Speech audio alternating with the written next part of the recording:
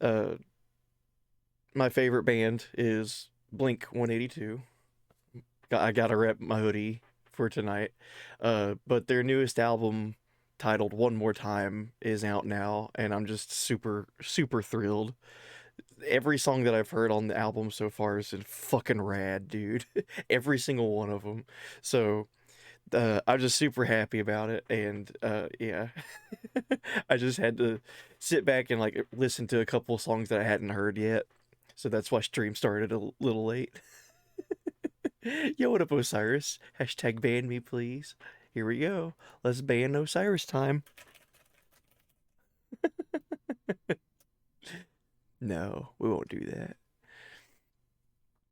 But yeah, Blink 182, absolute favorite band of all time. I grew up with them. The first album of theirs that I heard was Dude Ranch, which was their album before Enema of the State, which was the one that had like all the small things and What's My Age Again, like their big like radio album that I call like their first like massive hit of an album. I heard Dude Ranch before that, so I didn't hear the whole album because this was like back in the late '90s. I only heard "Damn It" and "Josie," which were like two of their big songs off of Dude Ranch. And with this new album, One More Time, it feels like that era, like that late '90s, early 2000s era of Blink, but with a more like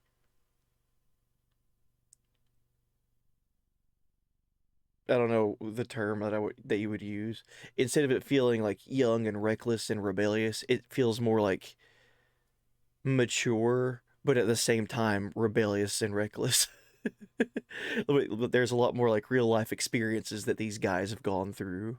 So it's it's still pop punk. It's still like in your face and flipping off the camera. You know, it's still that. But these guys have gone through some shit now, and you could tell. Like you could definitely pick up on the urgency of like we want to do more of this because we might not have that opportunity much longer. So it's really good. It so far every song, like I said, I haven't listened to the whole album yet. It just came out like 40 minutes ago, but dude, it's so rad. The first song on the album is Anthem Part 3. So if you listen to Enema of the State, there was a song on there called Anthem Part 1. And then Take Off Your Pants and Jacket, their album after Enema of the State, had Anthem Part 2. So now we have Anthem Part 3. So there's like a trilogy of Anthem songs now, which is awesome. Ah, yes, the rebellion is strong, but now it's organized. Sorta. It's still like it feels like a mature Blink 182 instead of them trying to like experiment and do like new kind of, you know, like a new genre almost. It very much feels like they've honed in on what they already were masters at, like what they were already like front runners of, which was like the pop punk wave. It feels like they definitely just embraced that and was just like all in on it. And I'm so happy that Tom is back, dude. Ugh. I remember a year ago. Hold on, let me play some music. I remember a year ago, whenever they announced that Tom was back, I was just like glued to my phone, like for like 3 days straight, just be like, "What is happening?" Like that Tom is looking to the side on the album cover, almost like he wants out already. I guess they were just taking pictures for that. I liked their I like the other one that they had too. Like that was like their not album cover. It was just bold letters. It just said this is not our album cover. I thought that was going to be the cover of the album, to be honest. So here, let's play some music.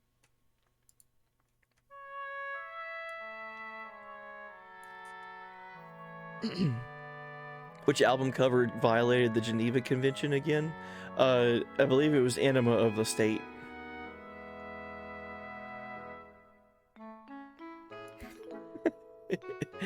So funny too. Instead of enemy of the state, enema of the state. So dumb. That's why I love it. So funny. Mitsuda 182. Dude, I wish we could listen to like Blink on stream. Anyway, I'm going to bed, buddy. Hope you enjoy the stream. Heck yeah, Stanky. Thank you for popping in and for getting Soldier second class. Hell yeah, dude. Get you some sleep when you wake up. Enjoy listening to the new Blink album.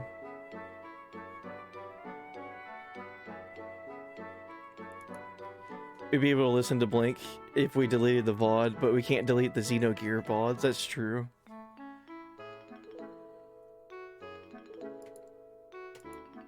You're downloading it as we speak to listen at work. I ordered the album, but I was late to ordering it, so it didn't come in. It's not even close to coming in the mail. But we live in the digital era. Digital wave, so I'm gonna be listening to all of it on like Spotify or YouTube or whatever, and then the album will come in and I'll have it too. That's the only band that I have like every album and every EP of. It's my favorite band, so I feel like I have to. This will happen to you with the newest Olivia Rodrigo album. Oh, like you ordered it kind of late. But it came in later. Just listen to Anthem Part 3, amazing. Hell yeah, dude. It's super good. It's so good. Dance With Me. So they released a couple of songs before today, before the album came out today. The first one was like a year ago, called Edging, which was a fun song. It was just fun. That was their announcement that they were back, you know. So Edging was a song that came out a year ago. It's very like pop punky, like tap your foot along to type of song. And then like 2 months ago, they came out with like 2 songs. One was the title track called One More Time, and that one's like a sadder song. It's like a slower, almost acoustic song that's like talking about their history of as a band and like their friendship as people. And it definitely was a song that was like pulling on heartstrings, because like a little history about the band. Mark and Tom, the guitarist and the bassist, they were friends from teenage years. They didn't know each other as kids, but they were friends in late high school. Like they met each other in like late high school. I think the story was Mark had just graduated and he was getting ready to go to like college. But before he went to college, he was hanging out with his sister, and his sister was younger than him. And she was like, "Come hang out. There's a new kid in school, and you guys are so much alike. I think you guys would be good friends." And that was Tom. And anyway, throughout the years after they like got together and made music and all that, their drummer at the time was a guy named Scott Rayner. He got to where he wasn't as devoted to the band as Mark and Tom were. And while they were on tour, there was a drummer for a band that they were on tour with. The band was called the Aquabats, which they're still a band. You should definitely check out the Aquabats. I love that band. But they're like a ska band, super fun energy. And the drummer at the time for the Aquabats was Travis Barker. So while they were on tour with Blink-182, Scott Rayner couldn't play a couple of shows because he got sick or like had to leave the tour like temporarily, but they still had shows to play, so they had Travis Barker play in his place. And like after the first show with Travis, they were like, okay, this guy needs to be our drummer. Like, this is insane talent. Like, we need him. And then after Travis joined their band, their first album they made was Enema of the State, which like skyrocketed them into like what they are now. But anyway, the title track "One More Time" is a song about their history together.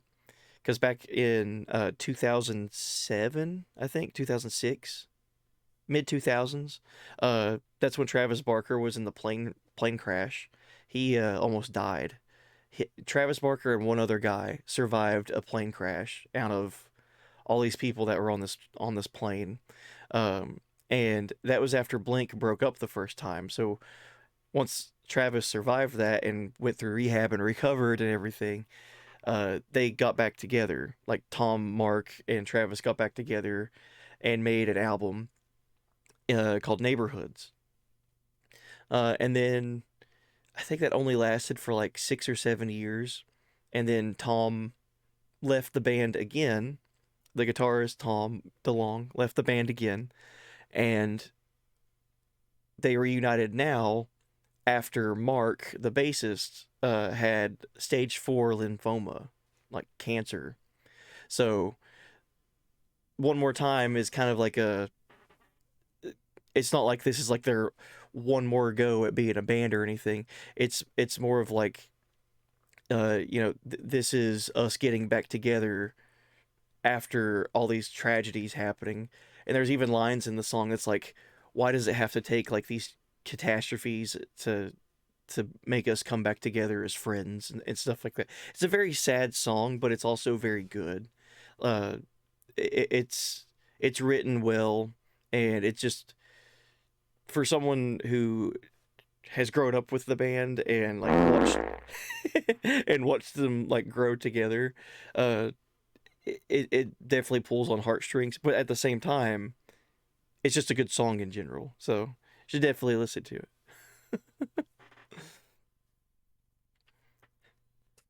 But yeah, all the other songs too, like they're super in your face, super good punk songs. Yo, what up, Odin's? What's the name of the song? The sad one that I was talking about? One More Time. It's the name of the album as well.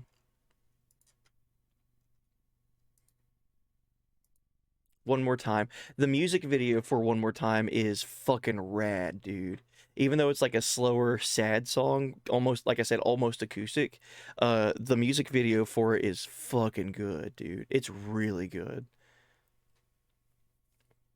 It plays on a lot of nostalgia.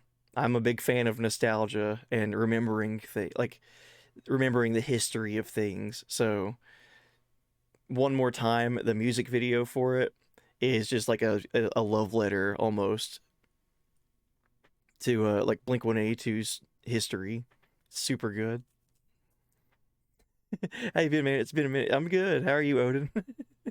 Hope all is well. We've been playing through Xenogears for the first time. That's what we're going to be doing here in a couple minutes. But yeah, stream started late today because I had to listen to some of the new Blink 182 album. Blink is my favorite band of all time, so yeah, it's not every day that a new Blink album comes out, especially with the lineup that is Mark, Tom, and Travis. So we haven't had so this is insane. We haven't had an album from Blink 182 that has that lineup of Mark, Tom, and Travis since 2010. It's been 13 years since we've had like a full album with those three guys on it. Because after Neighborhoods came out, uh, Tom left the band and they had Matt Skiba from Alkaline Trio uh, for the last two albums before this one. So it's been a while, and you've been good just dealing with life's punches. I feel that. Same. Gotta enjoy these days off of work. I almost slept in, but then I had an alarm set because the Blink album dropped at midnight, and then I was like, all right, after listening to this album for like 20 minutes, I gotta go start stream.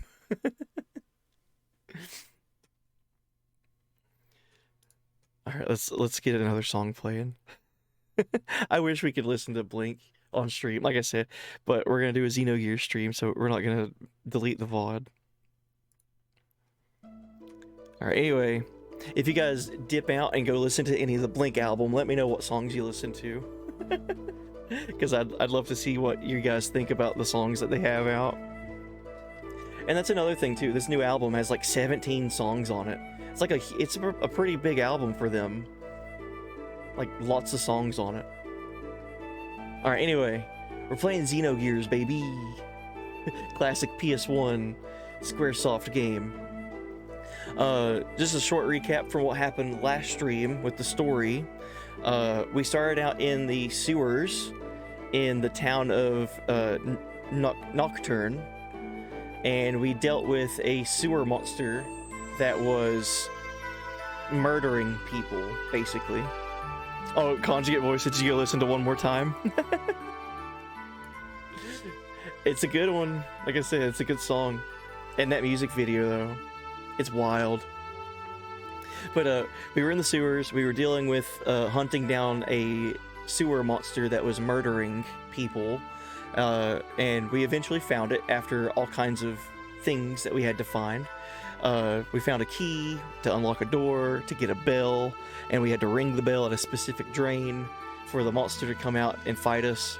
And it was not what I was expecting. I was expecting like kind of like a sewer, like a tropey sewer monster, like an alligator or something like that.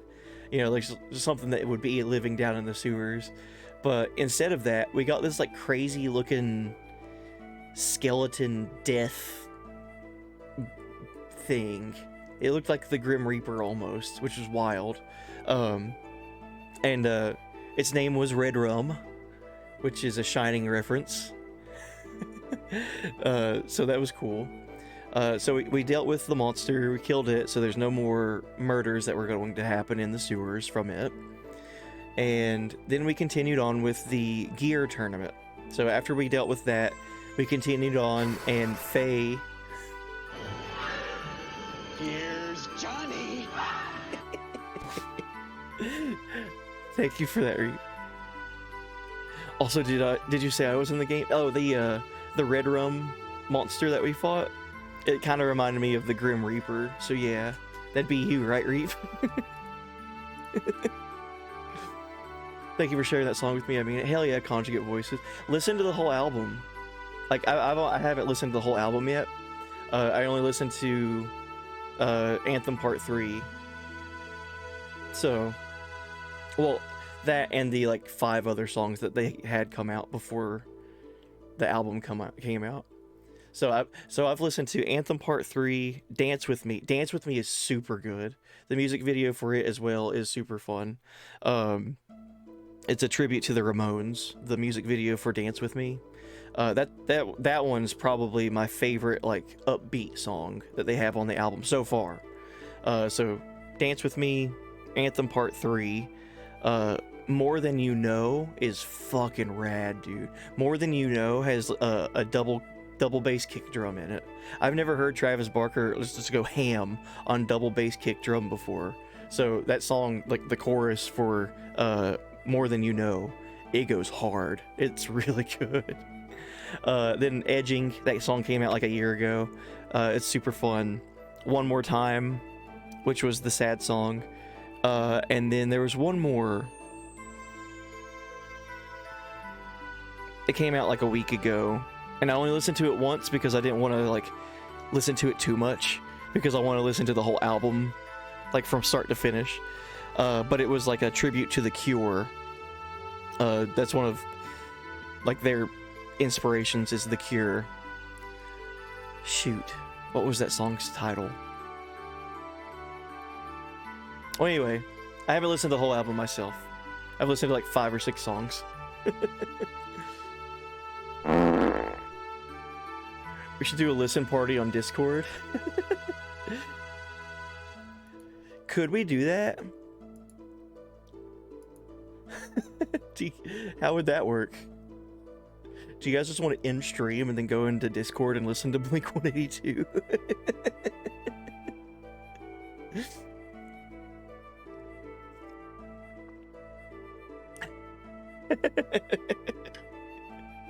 There's a Discord?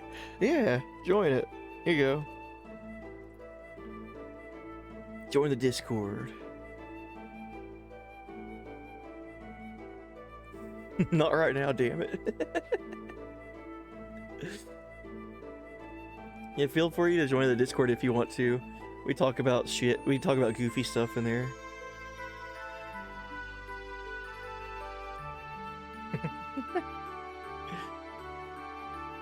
We'll schedule it. Dude, man, if we're gonna do that, that means I would have to go a while without listening to the Blink album, but I would want to like listen to it for the first time with y'all. I think that would be super fun. Could we schedule that? Hold on. My next day off of work is Monday. I think I've waited a year. I've waited 13 years to listen to the new Blink album that has Mark, Tom, and Travis. I think I could wait until Monday. You could do it tomorrow, but I work tomorrow. Oh no.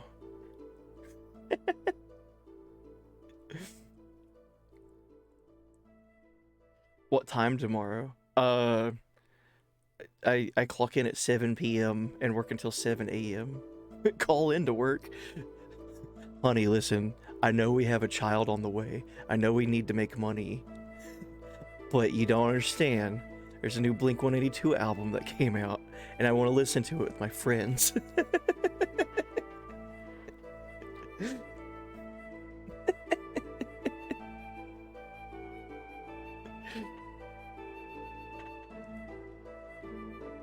More accurately, when do you wake up for work tomorrow? I usually wake up at like 5:30, and that's enough time to shower and eat and get dressed and then drive to work. But anyway, I was doing a recap with Xenogears from yesterday. That was a bulk of the stream, which was the sewers and the tournament. So after we left the sewers, we went and continued the tournament in Xenogears, and we made our way to the championship round, and we beat Rico, aka Ricardo, and Faye is now the champion of the battling gear tournament arena stuff.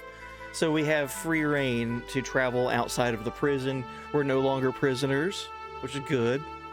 The explosive collar that they had on Faye, they took that off because we're not prisoners anymore. So we travel outside of D block and we head to A block in Nocturne. And A block is like the civilian, like town part of Kislev. So we go and talk to just like regular folks, like they're just living life, and we explore around there. We meet the doctor that was originally in the prison block of D block, and she was like upset that Satan was with us because Satan is the noob doctor for the prison, and he left. She's like, don't you have any responsibility? You're the doctor. What if someone gets hurt? Which was funny. So now that we're like exploring more Kislev, we actually zoom out, and the story tells us, the game tells us a little story about what's happening outside of Kislev.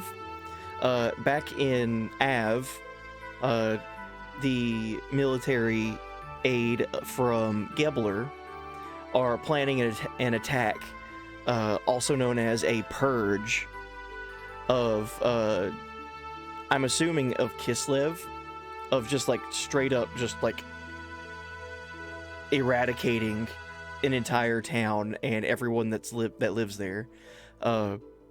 Their plan is to drop 8 of these massive basic just like atom bombs on the town that we're at Nocturne. So we see this story happening from Ellie's perspective. Ellie, which is the lieutenant for Gebler, and her 5 like underlings that are kind of not like paying attention to her that well. They kind of remind me of Team Rocket a little bit, to be honest with you. Not Ellie, but like her subordinates, because they're just like super like, they're not jobbers, but at the same time they're not like a threat, right? I don't know. It reminds me of Team Rocket a little bit from the show. But anyway, we met a new character from Ellie's perspective named Dominia. I hope I'm pronouncing that right. Dominia. Um, that's the person that's in charge of the attack of the Purge. So it seems like they were gearing up and like loading up multiple ships to leave Gebler, to leave Av, to head towards Kislev and like continue with this objective of theirs of purging this entire town. So that's kind of an oncoming threat that we have a little bit of information about. We don't have all the information from it, but there's something major that's about to happen in this game. So now the story, after that little information gets dropped to us, the game goes back to Faye and Satan. We leave the civilian block in Nocturne, and we head towards like the central command center for Nocturne, where the Kaiser, like their president or their leader, resides. So we head there, and we're asked by the Kaiser, like their main leader, to join his cause of, you know, join forces with him, because he knows that we're super powerful. He knows that Faye is very strong and pilots the gear well tall, and he needs that on his side because he doesn't want that on the opponent's side, basically. And Faye doesn't outright agree to anything. Faye is kind of like, I need to think about something like that. And as we're talking to the Kaiser, there's something so funny that happened. Rico, the big green Blanca guy, Ricardo Banderas, he was sneaking in, following Faye into like where the Kaiser is, and he falls through the air vents because he was like sneaking through the building. He falls through the air vents and kind of exposes that he was like eavesdropping to the whole situation. And as soon as he falls and lands, like security is on it and trying to catch him and everything.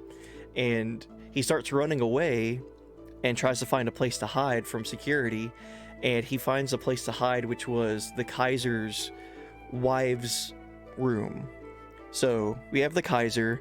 He's like the president or the leader of Kislev. His wife, I think the story is that his wife has passed away. They didn't say outright that she's dead. They said that she was lost. So I don't know if that's a translation thing, but they keep saying that like the Kaiser lost his wife. So I'm taking it as like the wife passed away. So as Rico is running away from security, he comes to this room that is for the Kaiser's wife, and they say that the door only opens if it reads the DNA of the Kaiser or the wife. And no one's been in the room because the door stays shut. But once Rico gets close to the door, it scans his DNA and it opens. So Rico's this big green Blanca looking dude. Why would this door open for him if it scans the DNA of only the Kaiser and only the Kaiser's wife? So it seems pretty lucky, if you ask me. So Rico's running away. He gets in this room that no one else can get into, and he kind of starts having like a flashback. He gets in there and he's hiding, and he's like recognizing things, and we get a little backstory about Rico.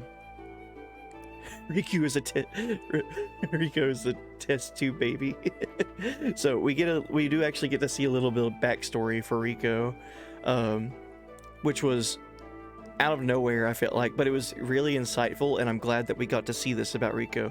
Up to this point, Rico has always just been like he's been the champ. Like he for the past 3 years, he's been like the toughest guy in the prison. Like he is the champ, basically, you know. Everyone has like major respect for him, and now that Faye has showed up, he loses that title of the champ. So he doesn't have like the support of all the people around him anymore. So he's not like out for revenge against Faye or anything like that. He accepts that he was defeated by Faye, but now he has his own like agenda of things that he wants to do on his own, which I'm assuming was follow Faye and see what he's going to do. But anyway, this backstory with Rico that we got to see in that Kaiser's wives' room was Rico starts remembering bits and pieces of his childhood, and it was super sad. The vibe that I got from it was extremely like a tragedy almost.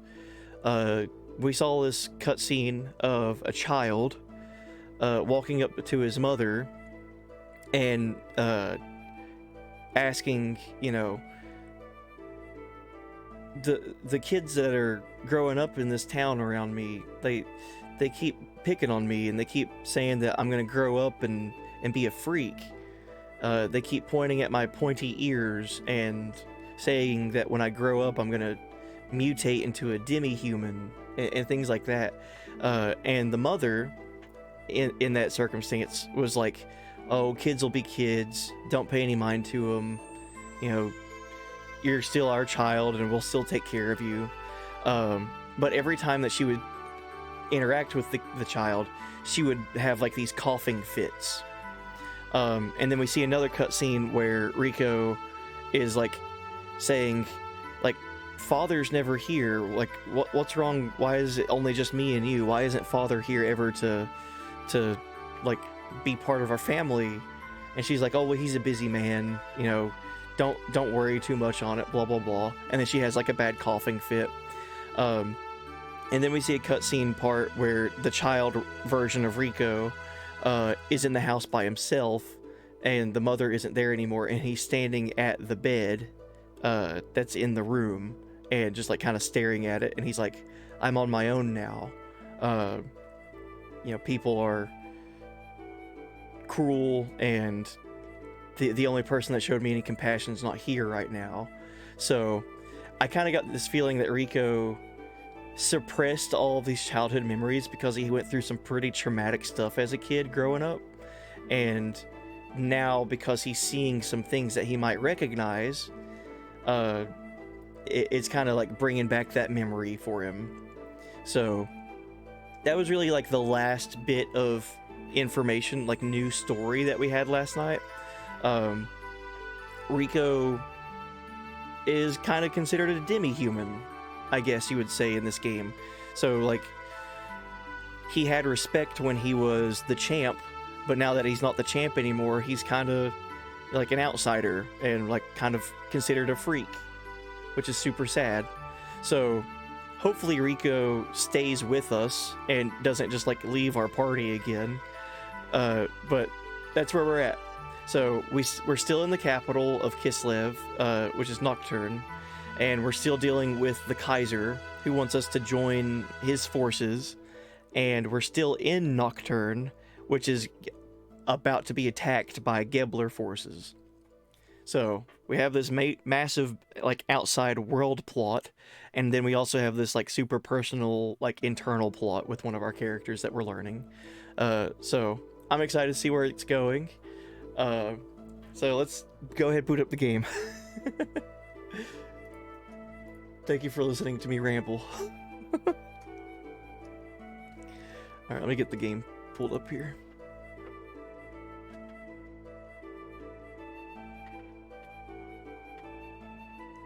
Here's that PS2 startup sound.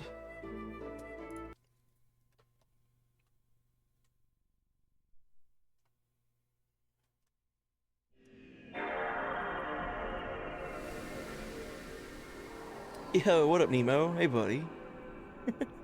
Hello, Mr. Sir, and everyone. Hey, buddy.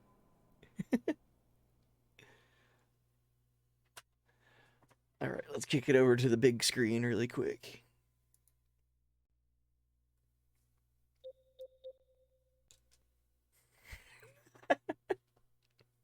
Dude, I just remembered last night, near the end of stream, there was a new follower, and God, that username kills me. Up there at the top of the screen. New follower, Excel Spread Cheeks.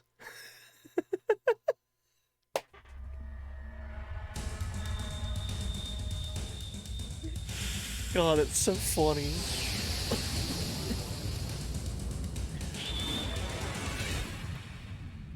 All right, we're in Xenogears.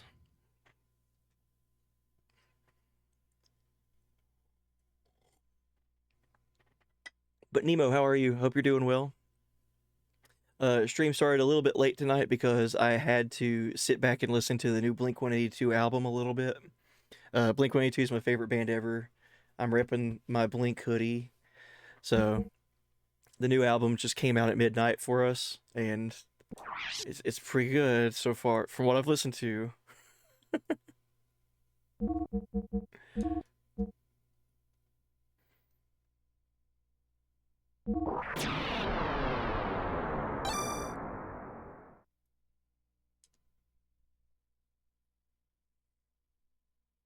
Blink album, good dude. Heck yeah. Still recovering from the cold. I feel that, Nemo. Hopefully it's a quick recovery for you.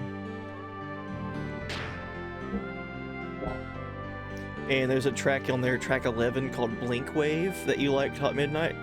Heck yeah. I can't wait to listen to it. I've only listened to, off the album, from the album release, Anthem Part 3. That's the only one, like the new song for me that I've listened to. I've listened to like 5 or 6 other songs that they've released since that, like before then. But I can't wait. I'm super hype. Alright, so we're back in Nocturne. We're going to the Kislev's Central District, where the Kaiser resides. I believe we need to go and talk to the Kaiser now.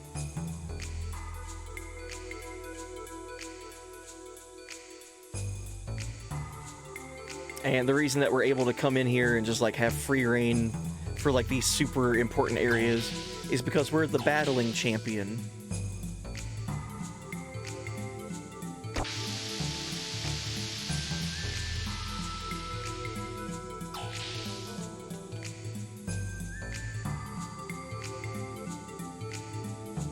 Okay, I think, yeah, we need to ride this elevator.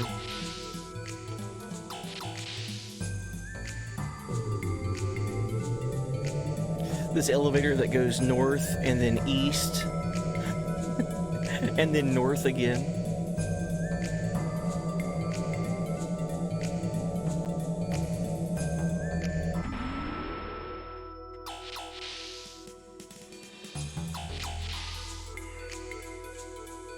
Alright. I think we also did all the exploration here. There was a couple little items to find, but I think we found all of them.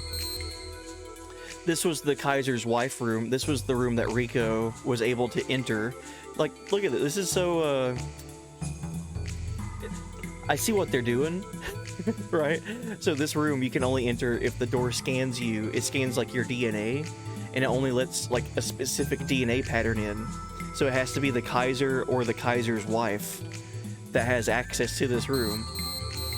So if we try to go into it, it says DNA error, and we're not allowed in. But Rico was able to go in there. So, wink, wink, nod, nudge.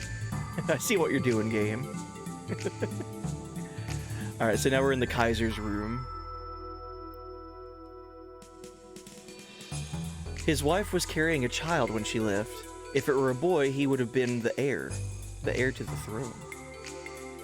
Yes, so Ricardo Banderas is the wife. Oh, we got night mail.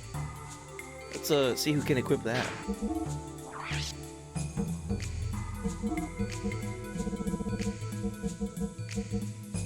+6 to defense for Faye.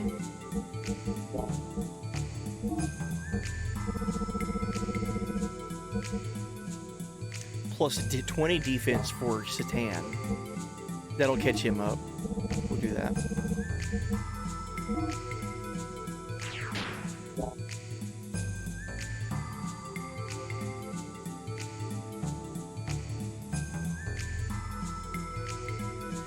Sigmund, so that's the Kaiser's name, Sigmund. Sigmund made it this far on his own, even after the loss of his wife. but not a day goes by that he doesn't think of her. It is so sad. Sob, sob. Okay. So maybe, this is just me thinking out loud here, maybe either the Kaiser or the wife, either Sigmund or the wife, had like demi-human traits, like in their DNA, and then maybe it was like more prevalent in their son whenever their son was born, and that would have been Rico. That's just me thinking out loud. If I'm completely wrong on that, I wouldn't be surprised, but that's kind of what I feel like the game is hinting at, you know. I am unsure of where they need me to go.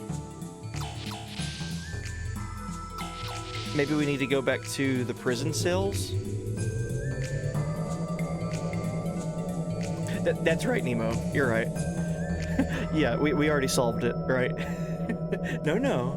Rico is the wife.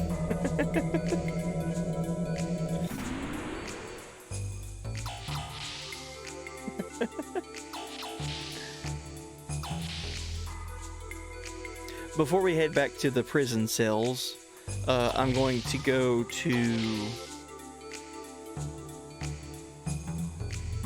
I think they said that there might be something going on with Welthall, actually. So let's see if we can do anything with our gear.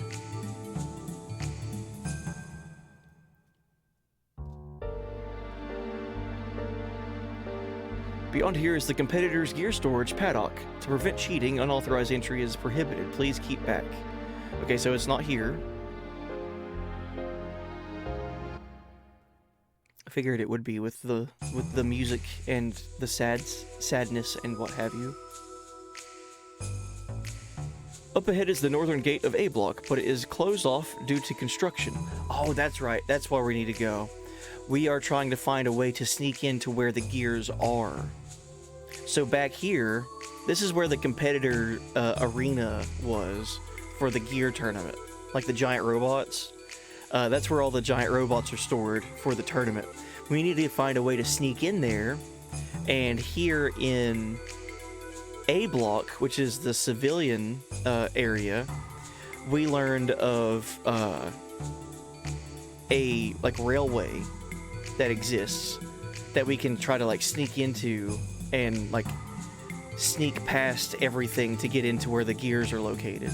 So we need to find a way to like hitchhike basically on this train that might actually be in the prison cell actually. Yeah, it's in D block. Okay, I'm glad I'm remembering these things. It only took me like 20 minutes. Alright, so we do go back to the prison.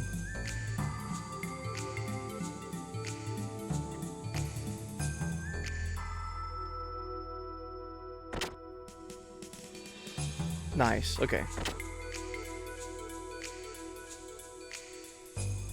Who are you? Don't be so cruel. We've been waiting for you. Waiting? For us? Please, come with us. This isn't gonna be another stupid baptism ceremony, is it? Hey, wait a minute. We're not trying to pick a fight. Keep talking like that and there's bound to be a misunderstanding. Leave this to me. Right, sorry. Well, I assume you are not hostile. Not here. Let's go somewhere else. Come, follow me. It seems we have no choice.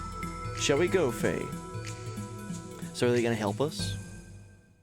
Yo, what up, Christian Cool? Hey, buddy. Thank you for the lurk. Hope you're doing well. So, what do you want with us? The champ. No, I mean, Rico. Rico needs your help. Help the champion? Hang on. What do you mean? You know what just happened? The special broadcast on the dorms vid by the committee. Yeah, you know, the broadcast said something like this. This evening, the former champion was found guilty of attempting to assassinate the Kaiser, as well as breaking Imperial Code Section B. Thus, a public execution will be held at the arena. Yes, I know he got caught and was arrested. But what's this about an attempted assassination of the Kaiser? Yeah, that's not true. Uh-oh. So the Kaiser was very unhappy that Rico showed up to, like, the capital area. So he's saying that Rico was there to try to assassinate him? That's not good. What's this about an attempted assassination of the Kaiser? Those committee members. The champ probably got in their way somehow. The battling committee? The battling committee is made up mostly of people from the ethos. They used to have a lot of pull in the government. But the current Kaiser, Sigmund, ousted almost all of the ethos influence from the government. On top of that, these past few years, in order to strengthen the military or something, the Kaiser has started to interfere with the battling operated by the ethos. Yeah, he didn't. How did Rico try to kill the Kaiser? He didn't. He's being framed. The only thing that happened with Rico in the in the Kaiser's vicinity was he fell through the air ducts into, like, the Kaiser's room while Faye was having a meeting with the Kaiser. And as soon as that happened, Sigmund, like, told security to stop him and capture him. And as Rico was running away, that's when he, like, hid in Sigmund's wife's room. So whenever he did get caught, I remember that now, he did get, because there was no exit from that room, he was just hiding in there. So he did get caught, and now he's in custody, but they're saying that the only reason he was there was to attempt an assassination on the Kaiser, which is not true. Rico had no intentions of doing anything like that. So the Kaiser is kind of like fabricating something to try to get rid of Rico, which is not cool. Not cool, bro.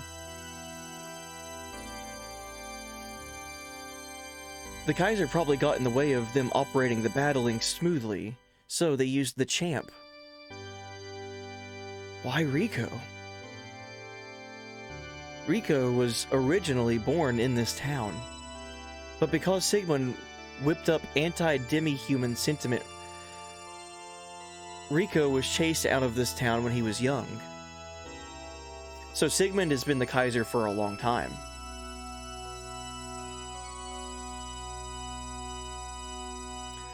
So Sigmund whipped up an anti-demi-human sentiment, which chased Rico out of this town when he was young, okay? So, Rico hated the Kaiser, the capital Nortun, and the whole Kislev Empire. And that's why they went after Rico. In the past, the champ has had many chances to kill the Kaiser. That the earlier crash into the box seat was disguised as an accident. Oh, okay. I didn't know that. This is new info. But that failed too. The committee, fearing being exposed, used Rico. The champ is being manipulated by the committee. Please, Faye, help the champ. Now, you are the battling champ, but our champ is... Bro! Hammer, the supply train times, dates, and destination. Oh, what? Hey, bro, what are you doing talking with them? Hold on a minute. Hammer, tell me about those supply trains. So yeah, we are using those supply trains to get access to the gears. Huh? Is it alright with these outsiders here? It is alright. They are our friends. Oh, really? Well, okay. The next supply train's operating date is tonight. But if that's too soon. The next one is... Hammer, did you just say that the supply train will pass through here tonight? What? Tonight? Well, there are trains passing through, but, bro, we need a thorough plan. Tonight would be impossible. The situation has changed, and so have our plans. We move tonight. We move tonight? What the... Are you serious? Did you hear any interesting tidbits of information outside? Well, the Dorbs are in an uproar over that Master Rico thing. Hammer. You don't like Hammer, Kylor? Worst character in the game? Hammer's awesome. I like Hammer. Might be because he's just super, like, goofy. Do you know any details? Rico is to be executed at the arena tonight, right? Master Rico is going to be executed? Is this true? Didn't you say there was one more route? Huh? Oh yeah, you mean via the arena. Right. Bro, you're not thinking. Yes, I am thinking exactly that. He says bro, not buddy, no bueno. Yes, that is exactly what I'm thinking.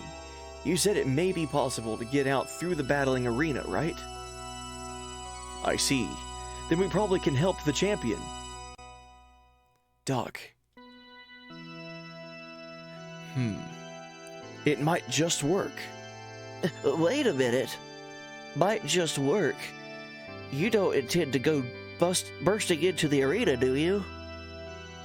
Either way, we were going to escape via the arena, so it's on our way, right? Then that means... No problem. It's just one more thing we gotta do on the way to getting my gear back. Leave it to us, and I would like you all to go to the arena tonight.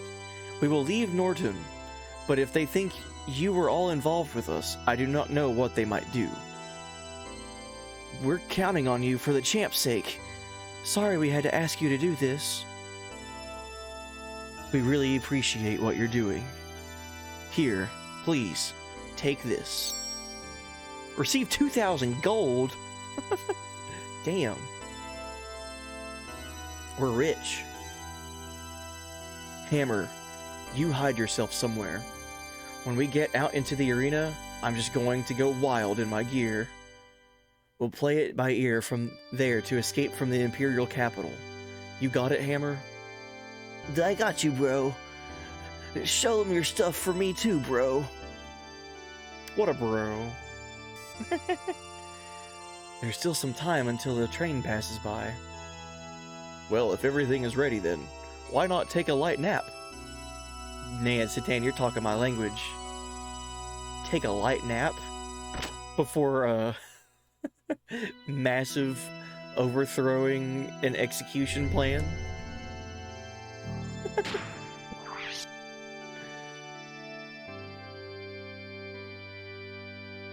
Thanks, bro.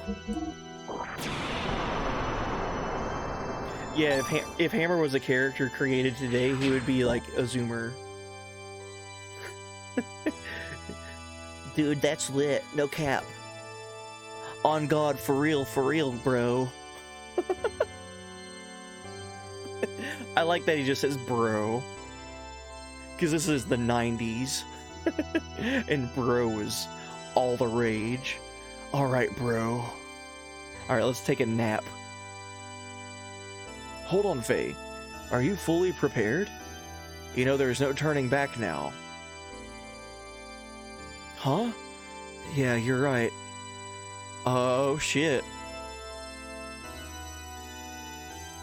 Uh-oh. Let's look at our gear really quick. Let's look at our info. Good. Shall we go? There's not much time. Okay.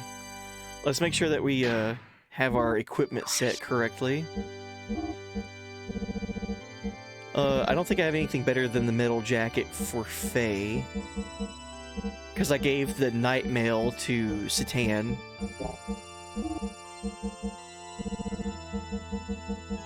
I'm gonna keep the metal helmet for Faye. Poison Guard. We might be able to take Poison Guard off. Powering S. That might be good.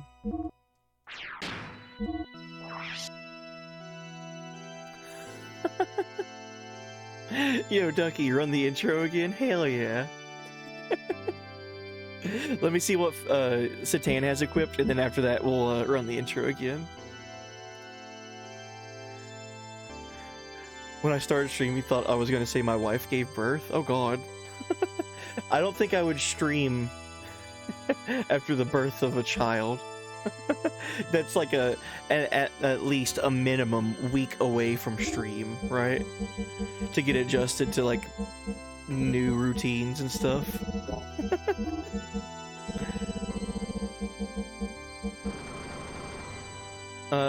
Powering for leather hat, maybe?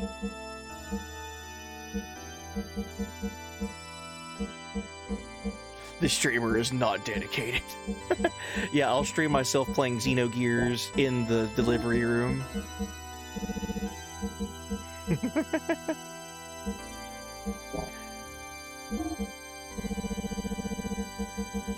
Yeah, we'll do this. +6 to defense with a leather hat. Alright. Alright, let's run the intro again. Alright, thank you for running the intro, Ducky. See you guys in 90 seconds.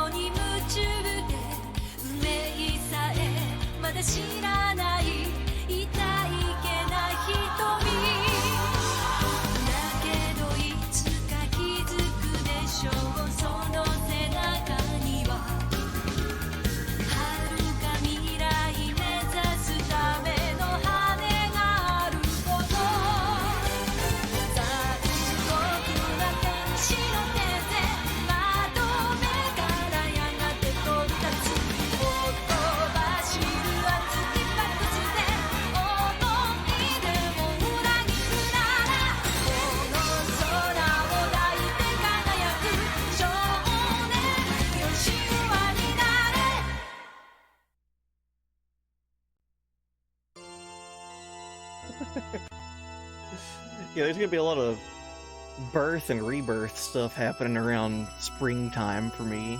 Like, there's FF7 Rebirth, but then there's also the birth of my child. So, maybe we'll be playing Rebirth on stream in the delivery room. Don't hold me to it. Alright, we're good. I think we're good with our gear. Got a Rebirth shirt on the way. Hell yeah. Name my kid Genova. Oh man. I was kind of leaning towards, like, you know, Tifa. Definitely not Aerith. I wouldn't name my kid Aerith. Tifa's a good name though. There's oh, Elena. That would be a cool name. The Turk. Elena. I like Genova. You could call her Ginny for short. Dude, imagine growing up being named Genova. I still need chat to, like, come up with names for me. Some of the names that y'all came up with that I really liked were, well, obviously Genova. Genova's a good one. Thank you for that recommendation. There is one from Final Fantasy 12 that absolutely killed me. Hold on. Let me find it. I'm gonna make a document on my computer right now. Hold on. New text document.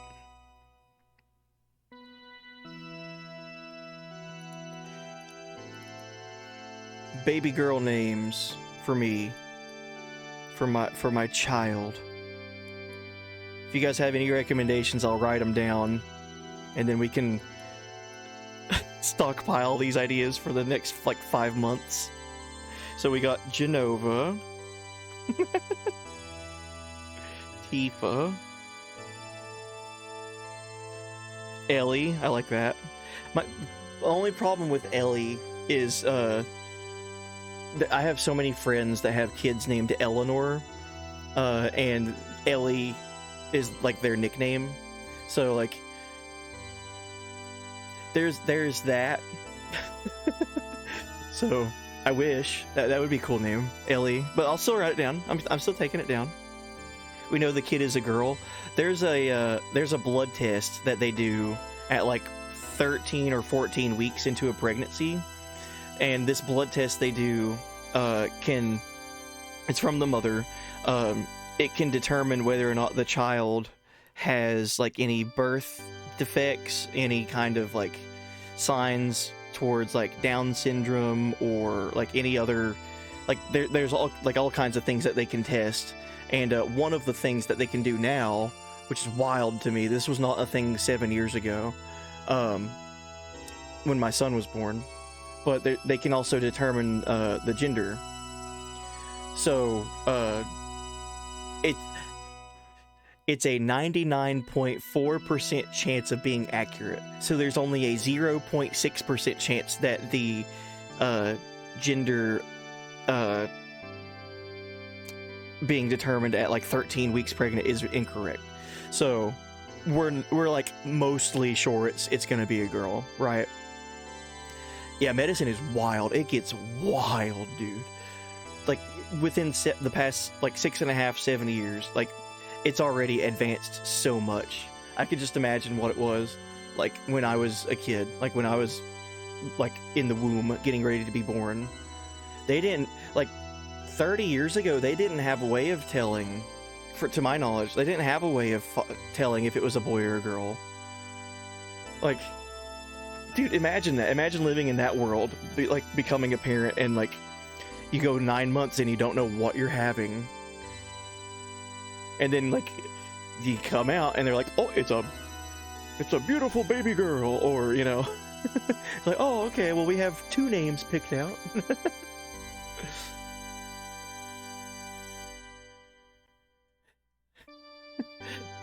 So we got Freya. Dude, if it was a boy, Bobby Corwin was gonna absolutely be the kid's name. Crystal, Rachel.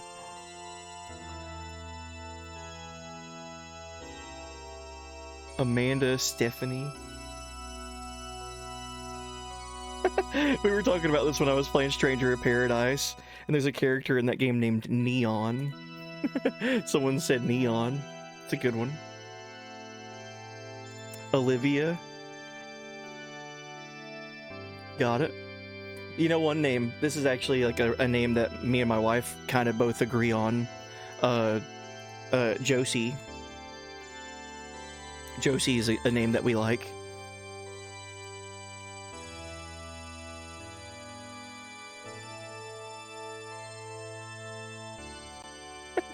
Queen Braun. Dude, I could totally name my child after my Final Fantasy waifu. Queen Braun. Hold on. I gotta post my Brutals emote. Here it is. Okay, let's go. Let's see what's going on in Xenogears.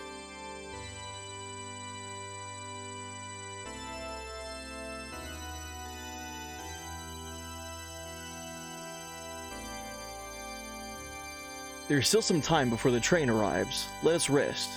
Let us rest here for a while.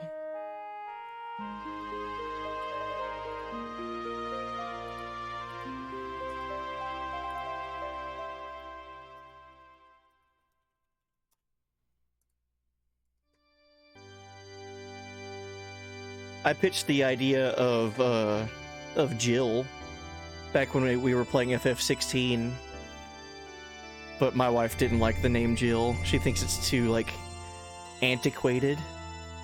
I'm like, it's a good name, though. Like, it's a classic name. But she don't like it.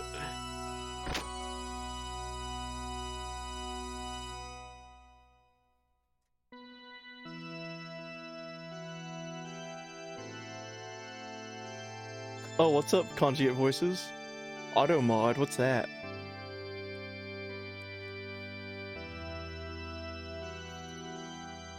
The kid would get bullied with a name like Neon, I agree. Well, not bullied, it would just be like, oh, your name's Neon? Like, really?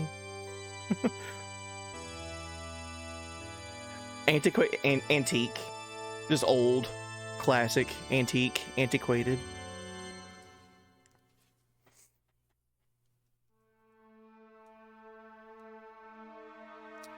Oh man, it's weird seeing this place at nighttime.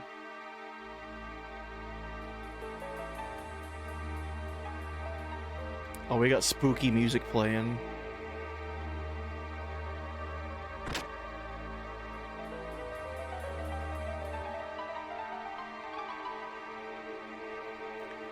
The tower we want is over there. Hurry, Faye.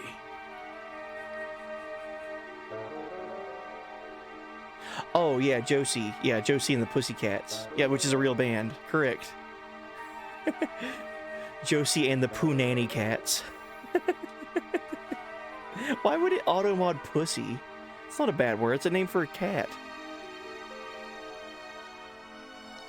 So, buddy, you don't like pineapple at all, or just on pizza? Just not on pizza. Pineapple is fine. Hold on, will auto-mod let you do this?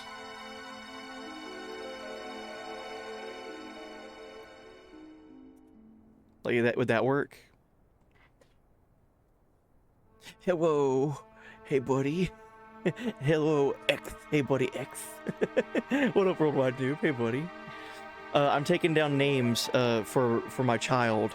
So if chat has any recommendations for baby girl names, I do have a document open, and I'm taking down the names that you guys recommend. So far, some of the ones that are sticking out are Genova, Freya, Tifa, Ellie. I like those. Queen Braun.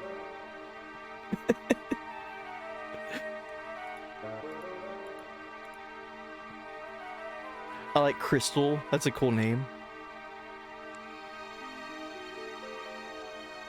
The new Mario has a forced completion thing that the new Kirby's have. I don't understand why Nintendo keeps doing that with their games.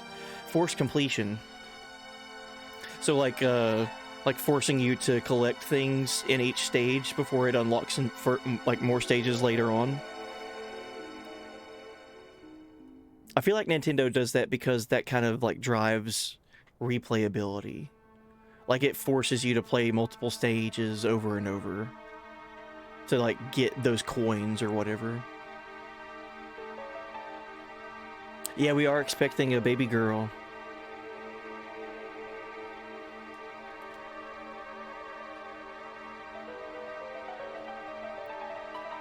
You're about to make a sandwich with the Hawaiian ham and provolone. You're gonna grill up some pineapple slices. Oh, that sounds good. Yeah, pineapple and ham is good. Like, that's a good combo. But pineapple and cheese and tomato sauce, I don't know. Marinara and pineapple. Don't know about it. Yeah, Nintendo's done that ever since, like, the new Super Mario Bros. On the Wii. Like, there was, like, the 3 coins that were in each stage that you had to collect. And, you needed to collect, like, so many coins or whatever before you could unlock the new world or whatever. That's just Nintendo's formula of, like, replayability, I guess. 1, congrats on the pregnancy. Thank you, Worldwide Noob. 2, 3 names come to mind immediately. Skylar, Leora, that's pretty, and Claire, cool. I like those. Let me write those down.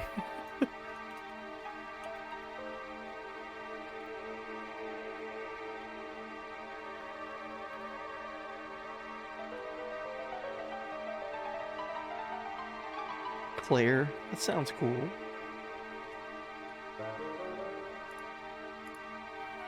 But there was one recommendation from Final Fantasy XII that someone made. Hold on. Let me find it really quick.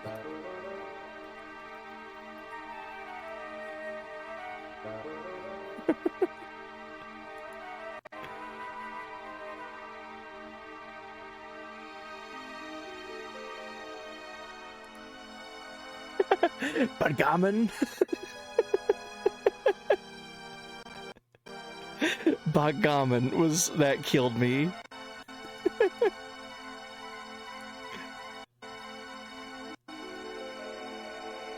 That's how you would spell it. Was it the character voiced by shoot, no, that wasn't Waka's voice actor. Who was voiced by Waka?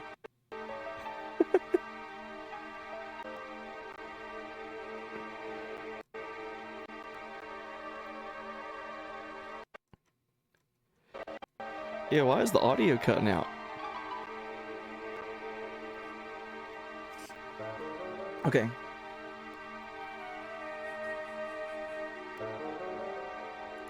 Have I ever played Klonoa? No, but I've been aware of them. I never got to play those when I was younger, and then I know they did like a remake of them, right? Like, there's 2 of them that they remade.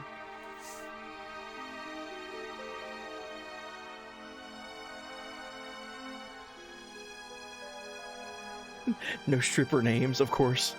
Well, Genova, that one, you guys said we could shorten that to Jenny. I like that. We'll name my child Genova. Alright, we need to climb to that tower over there. Sorry. Sorry, Satan.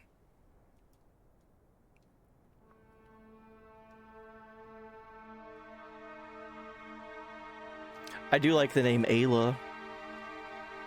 For no specific reason. I do think Ayla is a cool name.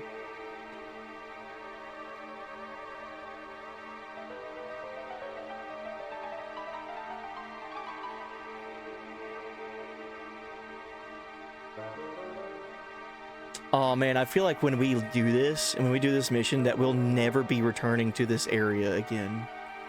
That's just the feeling that I'm getting, like leaving this town at nighttime, like sneaking out of here. I feel like I'm never going to visit this town again.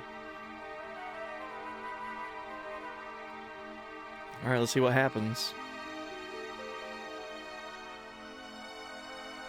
Sorry, I can't go in the arena. No matter what you say, I can't. Well, it's time. Tonight's train will be coming through here. I wish you success. Maybe we can meet again.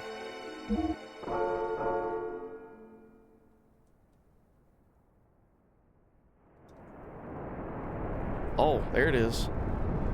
Do I need to jump on it? Well, that didn't happen. Oh no, did I fuck it up? It's gone. It is gone. Game over. Is that really what happens?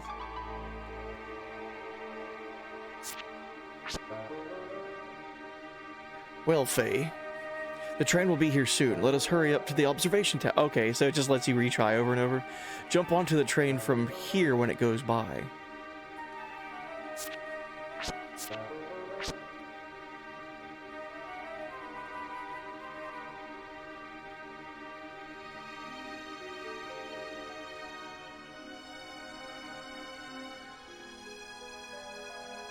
Estelle? Estelle's, that's a pretty name.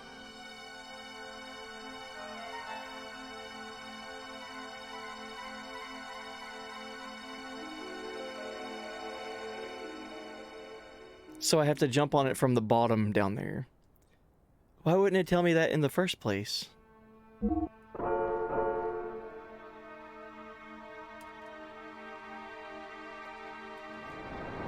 Oh god.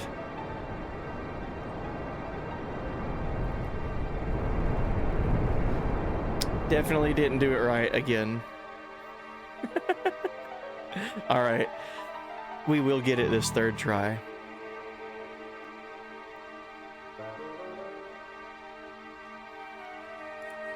Big Joe. Named my daughter Big Joe. I do like that. That would be named after her grandpa's name. Not my dad, but my wife's dad. His name's Joe. Big Joe Jr.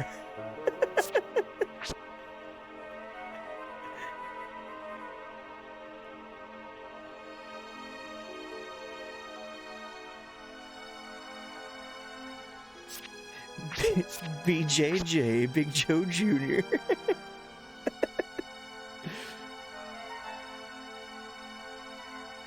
Brazilian Jiu-Jitsu.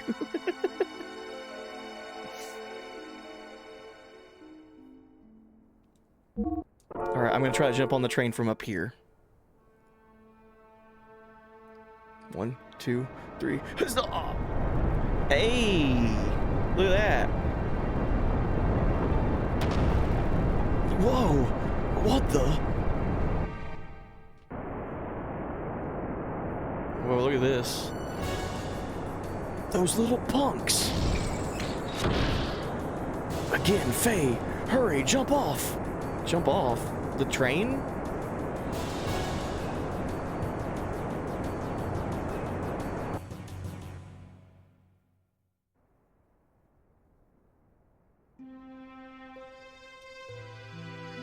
Oh no.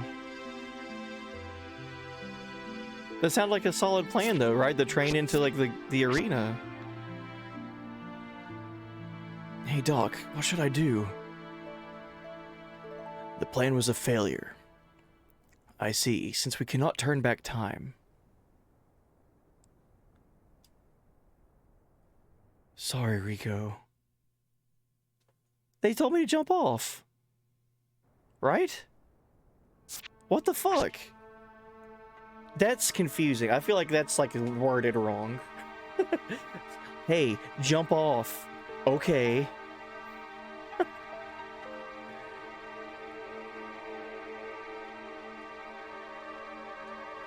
I feel like a lot of people go through this at the same time. Like, whoa.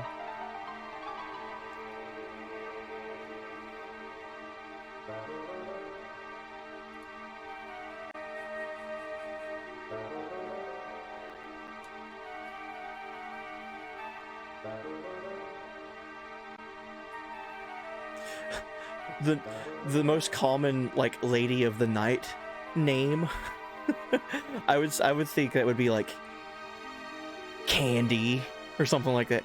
Candy or Sugar or something. Baby doll.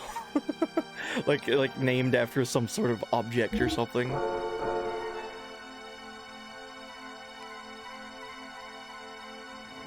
1, 2, 3.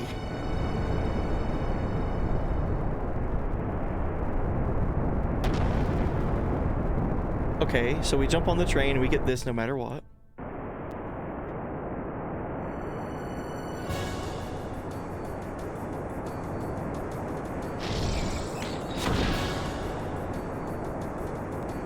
Hurry, jump off. No. This train is almost falling apart. That was another close one. Well, what if it derails before we get to the gear dock? This car is unstable too. Let us get to the front. Oh god. Okay, so that's what it needed to say in the first place. One disaster after another. Pretty unreliable train. As soon as you landed on the train, my brain immediately filled in FF set the music. That's what I was thinking too. Like, oh man, we're escaping the bombing mission and cloud jumping on the train at the beginning. Okay. The entrance to the ventilation shaft that leads to the gear dock should be coming up soon. Here we go. Yeah, that just needed to be worded a little differently. Like, don't jump off the train. Like, head to the front. And then I wouldn't have jumped off of it. Alright, success.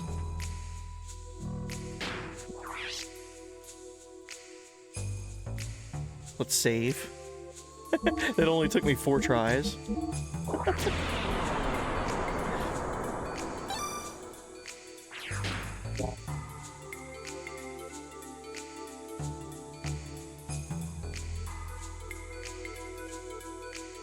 Oh, I don't know if this is the way I'm supposed to go or what. Let's see. Someone is approaching. We should hide. Okay. Every day, work, work, work. Doesn't anything fun ever happen around here? No doubt. That last champion looks like he's been matched with the beast. Now that's something. Let's get this work done so we can go check it out. Yeah, we need to do that. We've been working too much lately. Uh-oh, so they're like pitting Rico up against fighting some sort of beast? That's like ancient gladiator stuff. There seems to be people. Maybe the best not to go through here. This way's locked. Okay. So I'm guessing I climb back up here? Platformer style?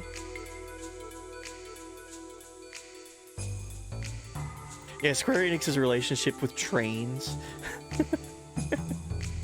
We go from suplexing them to using them for hideouts to sneaking into places on them in the span of like 3 years. Oh, we can get into fights here.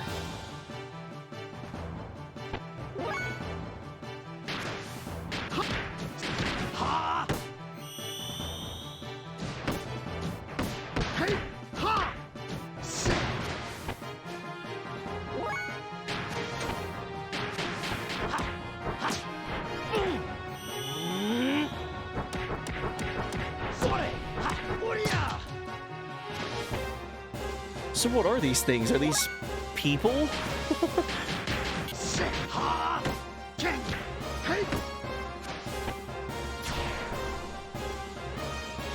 Yeah, this is a mechanic. Whoa. I need to see that attack one more time. Hold on.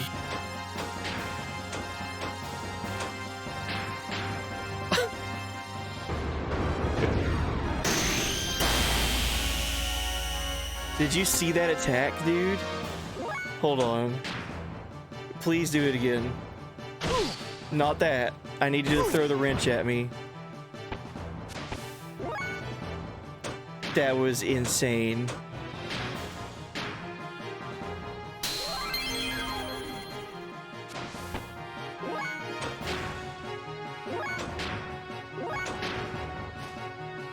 Oh, come on, man. Throw the wrench one more time.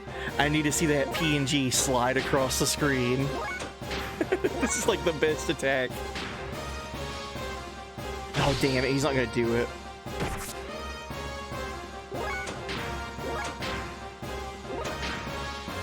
Come on, game. Shit. It was just like a static image of a wrench that went like sliding across the screen. It was awesome. Damn it. Okay, he's not gonna do it again. Let's kill him.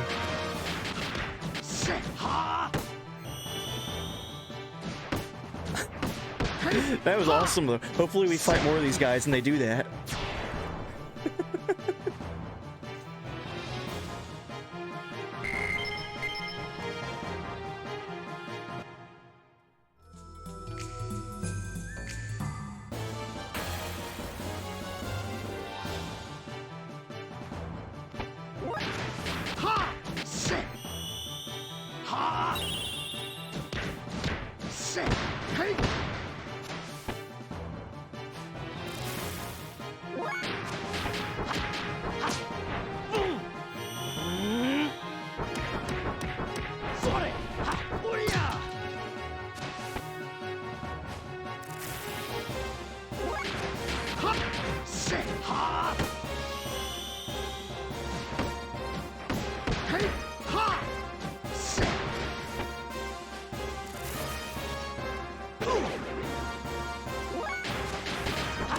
So this seems like it could be a pretty good place that we can grind.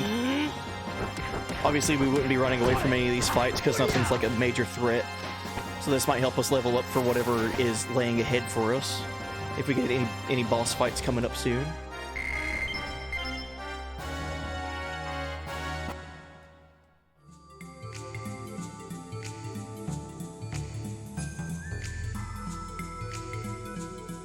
Okay, so we came from that direction.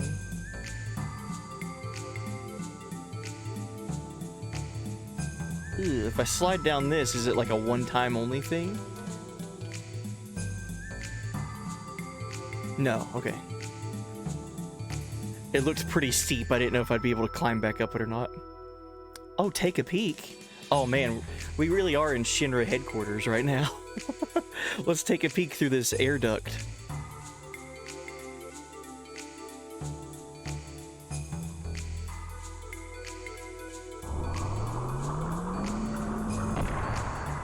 Dude, imagine if Shinra had giant robots that people piloted.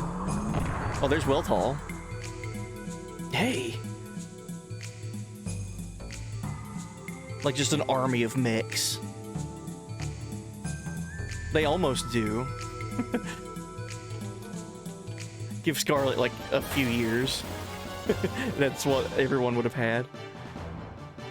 Please do the wrench attack. I need to show off this wrench attack one more time.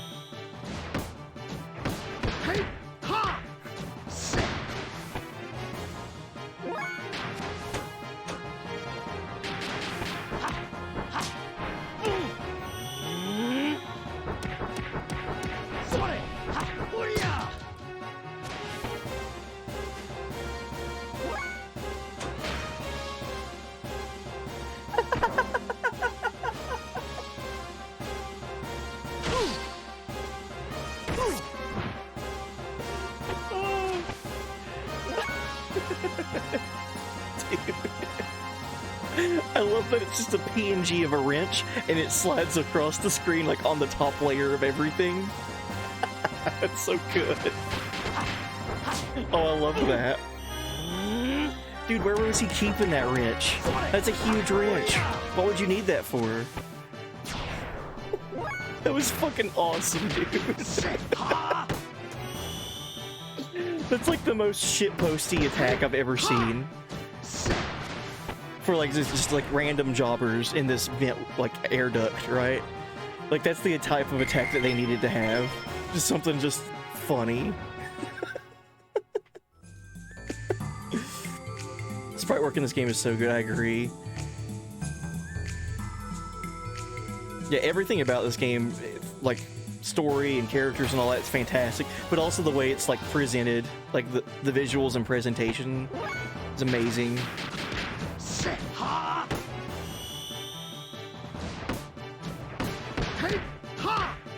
Oh wow, 7 Remake it made you lose like 4 hours of grinding? Really? It had a soft lock bug when the game first released. When you looked through the vent, you couldn't back out of it. Oh god. Luckily I never ran into that. That sucks though.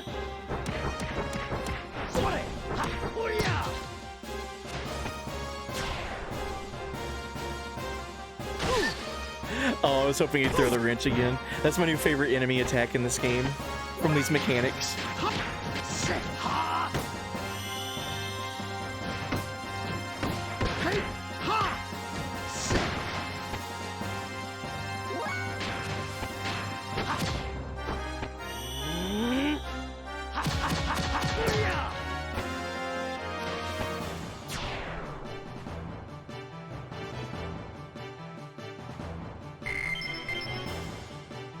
Alright, let's heal up. Yeah, the event right after the, like the battle arena in the slums, yeah. Oh, that would be horrible to lose all that grinding. 4 hours worth.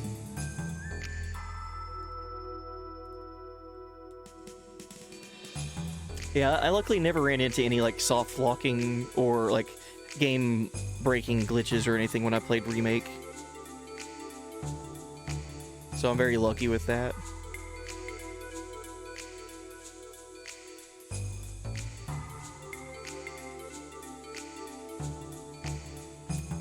So this is going back into the vents, more pathways to explore. I'm gonna try to see what's in this door down here.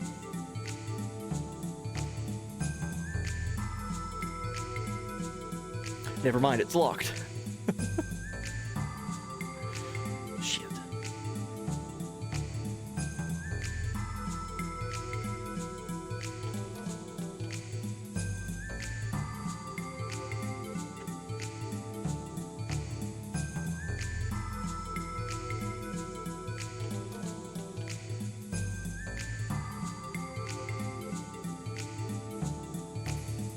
Uh-oh. Well, that was lucky that we didn't walk through the door yet. Hey, make sure you return the master key back to the shelf. Yes, sir. Guess I know what we're grabbing. This should do it.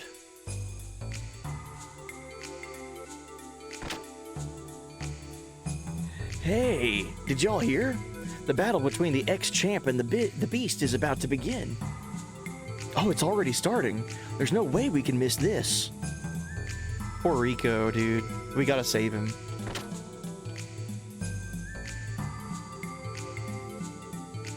I wonder if there's anything else I could take from these, like, lockers. Received master key.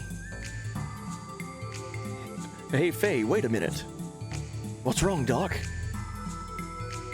This is a part that allows a gear to recover 30% of its HP. If you have this equipped, you can activate this during battle. It is a highly useful item, but the drawback is that you will use fuel, so you must use it with caution. That really doesn't matter unless we get back the gear, Doc. There's no one here, so let's hurry up and get out of here. Oh, yes, my usual habit. Well, we should take it anyway since we have the chance.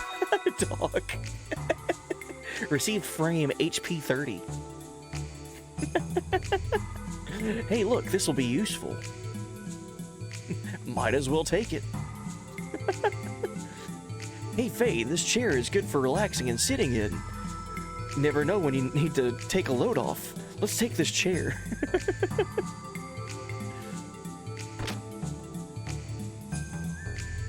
Oh, I didn't know I could go this way. I'm gonna go back, see if there's anything else in these vents for us to explore and find. Do some more fighting.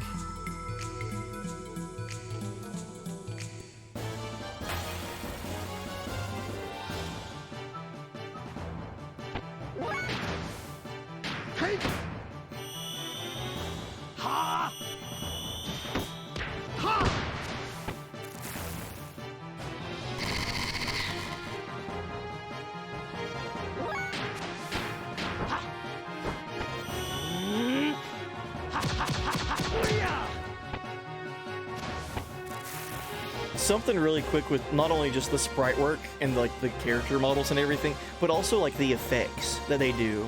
Like right there when Faye did his death blow, like each kick that he was landing was like doing a different color explosion and like dissipating and like evaporating around him. It looks so cool.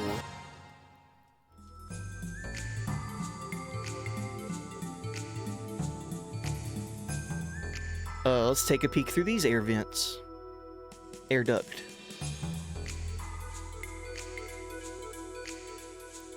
No one is here.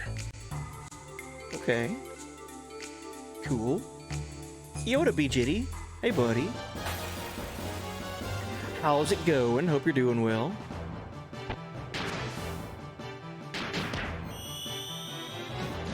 Ha! Hey! Ha! Sick!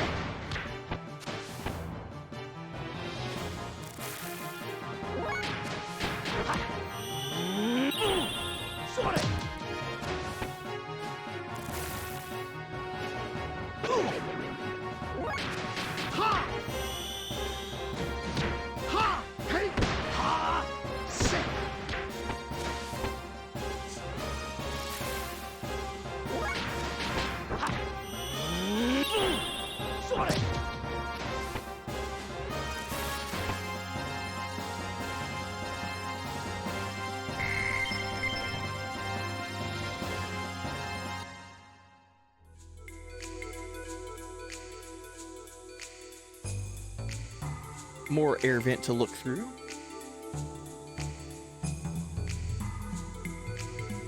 One of the opinions you've held about this game is that it's the best turn-based fighting game in RPG format.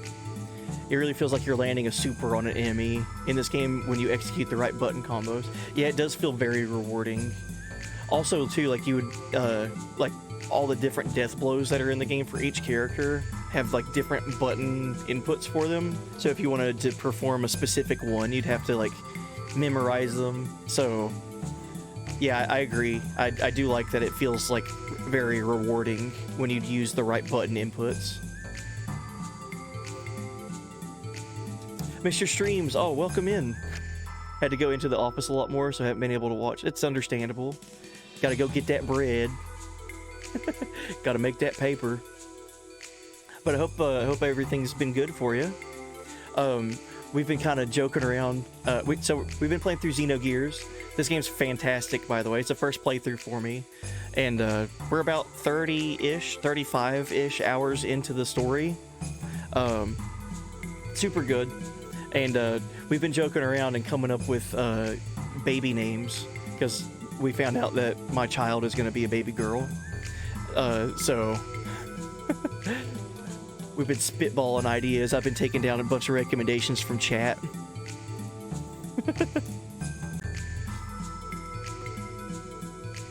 Alright, so no one is in this room either. And I'm fully expecting a bunch of meme names. The first one that chat recommended tonight was Genova, so I'm like, hell yeah. Genova, but we could call her Jenny. Lightning? We do have Claire.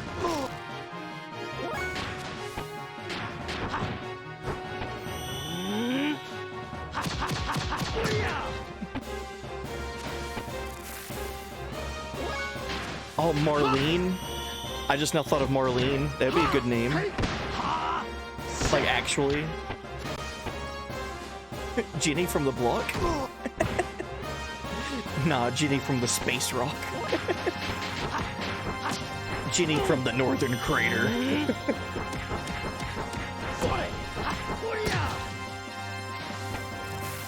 Now whenever we play FF7 from now on, I'm just gonna call Genova Jenny. Thanks, chat. Hey, look, it's Jenny.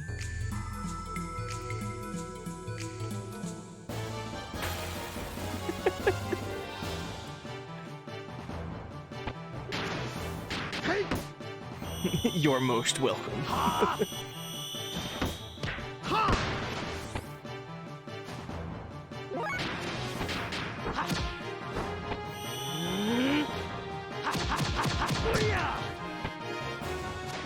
That's such a dope attack.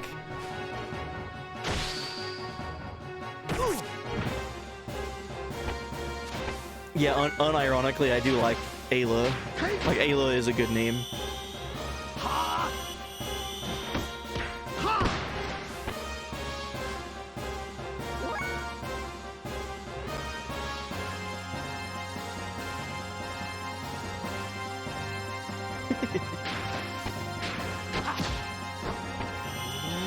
Tifa, yeah, we've got Tifa down.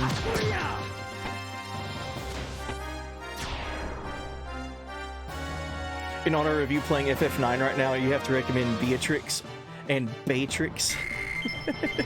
Beatrix.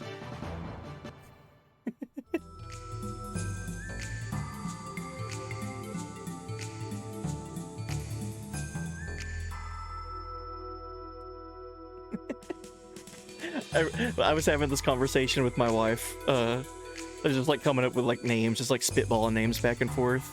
And I'll purposely say names that I know that she's not going to like. So no one take this personally, because it's just a name. But I recommended to my wife that we name our baby girl Roxanne. And she just looked at me like I was crazy. I was like, what? Roxanne. Roxanne sounds like the most, like, biker chick name. Like she's gonna grow up and smoke a pack of cigarettes each day. ROXN. Roxanne. Ultimecia. That one's going down on the list.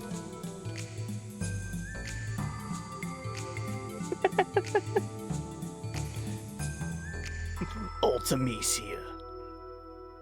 Roxy is sort of cute for a girl, right? It's just perspective. Whenever I think of any name, like any like Roxanne from like media, like from like movies or stories or whatever, Roxanne comes across as either a very strong feminine name, or like a very like tough person, like a biker chick. Roxanne. But also think of it this way: whenever I was spitballing names for my son, I was trying to think of names that would be good for the entire lifespan of a boy. So when I'm thinking like infant baby to toddler to grade school, middle school, high school, young adult, right? Like I'm thinking of names in my head of like, okay, is this a good fully grown man name? Is this a good baby name? Is this a good like middle schooler name, you know? So that when I was coming up with those names, like spitballing ideas, name, and again, this is just me, like just talking out loud, my own opinion, so no one get upset or anything. That's not the point of this. When I was thinking of names, like I have family members and cousins that named their kids things that I could not imagine being like a 40-year-old man named Caden or something like that, right? Just me and my perspective, I couldn't imagine being like a 50-year-old man, you know, going to work my like blue-collar job or whatever and be named Caden. Like, that's a good baby name, sure. It's a good little boy name, little kid name. But then once you turn like 35 and you're filing your taxes, I don't know if Caden would I don't know. I don't know if that comes across the way I'm trying to put it. It's just, I don't think it sounds the way that I would want to. If I was a kid growing up, I think Caden would be a good name. Like, it'd be fine. But like when I'm thinking visually in my head, like a 42-year-old man named Caden, I don't know how that, like, it just doesn't translate in my head well. You went to high school with a Caden? He's a doctor now? Well, good. A man named Sue? You know what up, Rubicant? Roxy reminds you of Always Sunny? Same. Roxy. Roxanne. But like, so like for a girl, like when I'm trying to think of names, like I'm also in that same mind frame of where I'm thinking of like infant baby girl going into like toddler and elementary school, all the way up to like a fully grown like adult. So like, I don't know, like this is my first time trying to come up with girl names.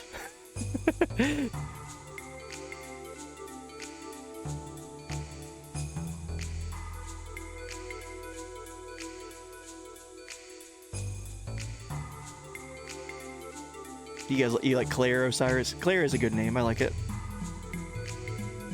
Queen Braun, though. First name Queen, middle name Braun. Hold on. Everyone's favorite Final Fantasy waifu. Well, okay. My favorite waifu. My number one girl, Queen Braun.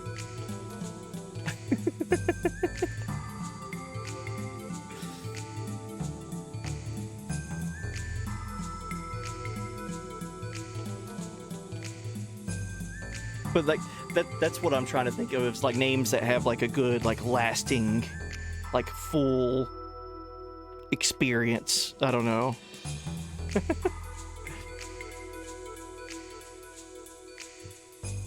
X Death. Writing that one down. That one's actually going to the top of the list. Above Genova. Alright, chat. I don't need any more name recommendations. We got it. Baby girl X Death.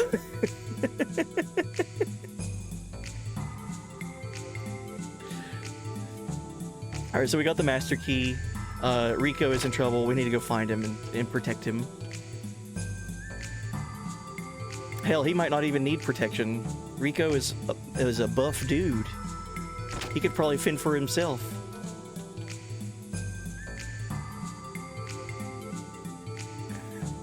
You named a stray dog, you found Douglas Stevens McGillicuddy III.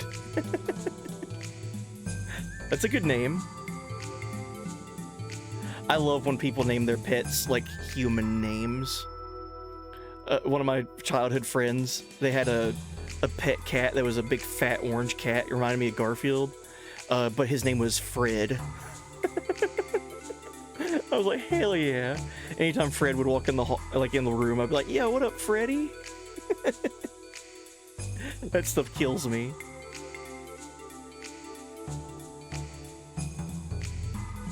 Like zoinks. So what is the purpose of this room? Received $100. Cool. I'm glad I pressed the X button over there. Okay.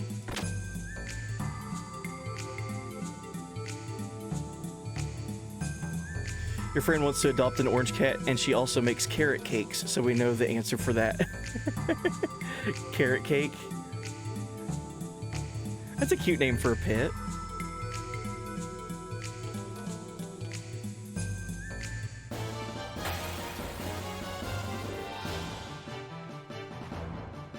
Ruh-roh. Ha! Say, hey! What about Welltall? You guys like Welltall? I think that's a good name for a baby girl. Name her after a giant robot.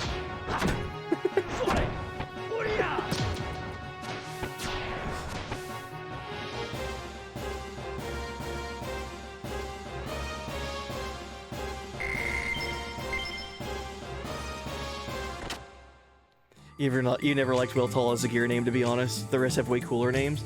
I noticed that the name very much feels like it's supposed to be different than the other ones, right? Because you have like Brigadier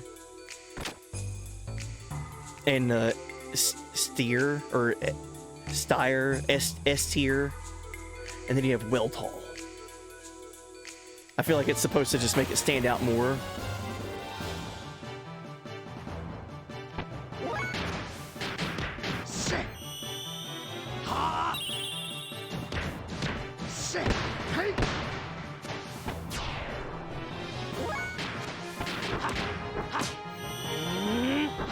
I will fight you.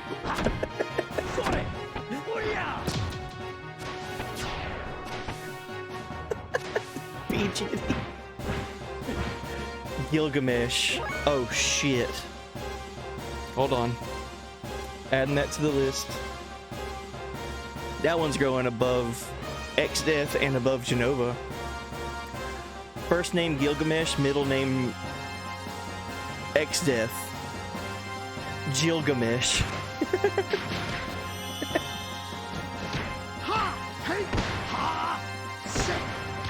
Yeah, that's a good one. First name Gilga, middle name Mesh. Oh, if it was a boy, we could name it Gilgamesh and just go like by the name Gil. Like, hey Gil.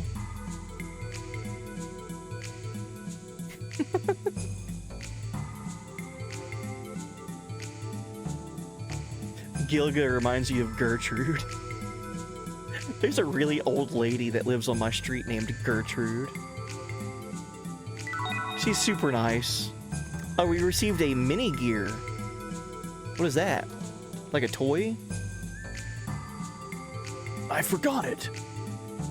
Uh-oh. Huh? You. My super ultra DX beautiful ultimately rare complete undefeated I was gonna glass case of my home priceless mini gear.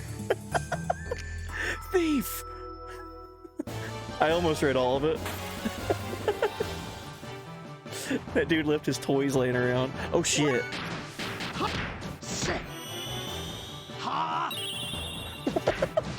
What did he call it? His super rare, ultra priceless, one of a kind, irreplaceable. I was gonna put that in a glass case in my home. Mini gear. Thief.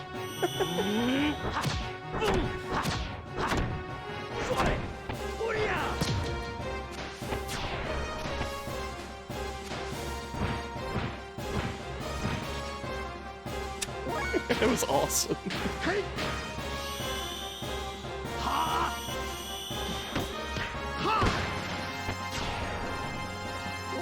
Have I seen the Gordon Ramsay as Sid from FF7 meme?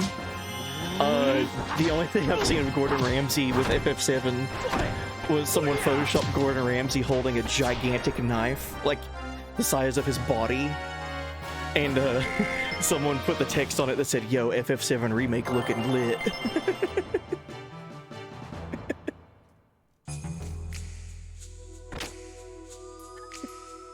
Like it was a gigantic knife. Him as Sid makes so much more sense. Dude, imagine if they got Gordon Ramsay to be the voice actor for Sid in 7 Rebirth. Sit down and drink your goddamn tea. Hold on.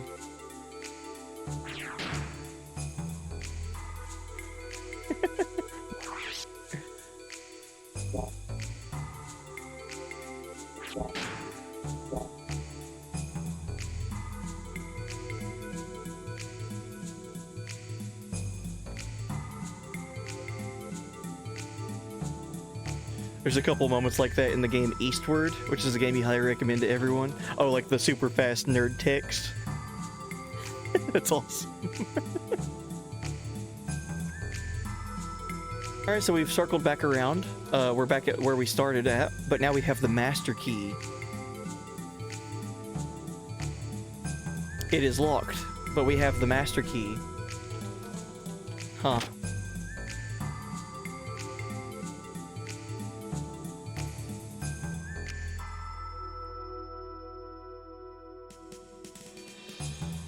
What a funny little interaction. We found a mini gear. So I wonder if that's actually an item, or if that was just for, like, the sake of getting in that fight.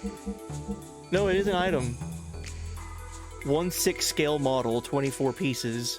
This dude had a, shit, a gunpla. Of a gear. Is that what they're called? Gunplas? Like the models that you build of Gundams.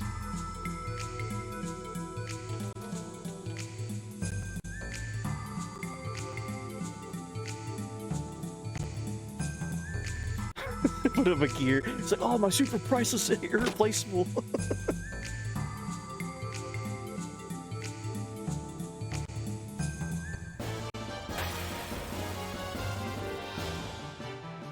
Eastward is extremely underrated. Please play it. It's getting DLC too. Hell yeah.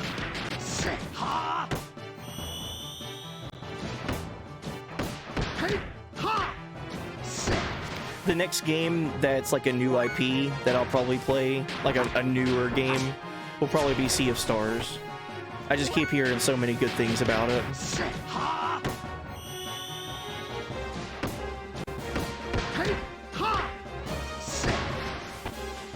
The only thing of Sea of Stars that I've seen or heard, I saw a little demo of it like a year and a half or 2 years ago, and I've listened to one of the songs from it, and that's it. Other than that, I have no idea, but I just keep hearing really good things about it. Makes me happy and makes me excited to play it.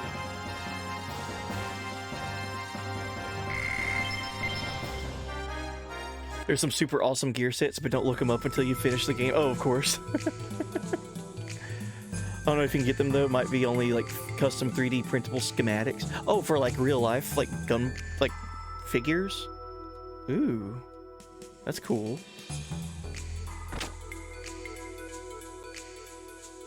Gunpla for the gears in this game. That's awesome. I'm aware that Square on the Square Enix store has like play arts of characters from this game. Like I looked at the Faye play arts before I even played this game. I'd seen the figure and I was like, oh, that's cool looking. But if they have anything else, I won't be looking into that until after I beat the game. Alright, so this room I haven't done anything in. I feel like there's something to this room.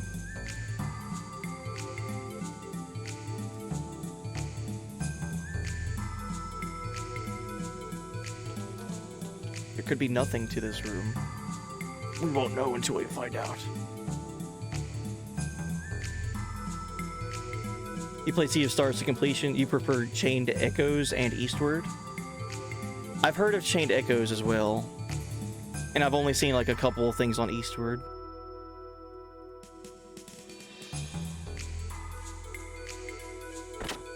I think the biggest selling point for Sea of Stars for me is the music.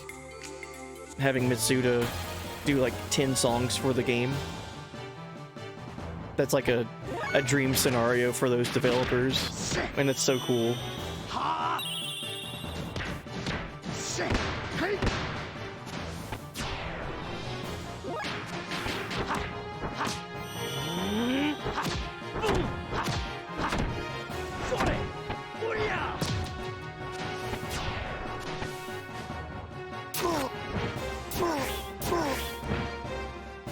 Man, that guy did a full death blow combo on me.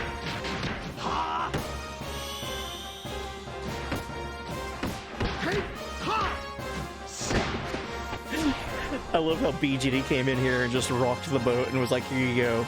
Here's your child's names recommendations. X-Death Gilgamesh. Hell yeah. I've never seen someone nail it so quickly.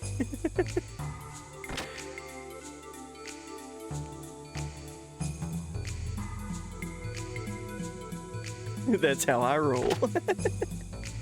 I've never seen someone nail it so perfectly so fast before.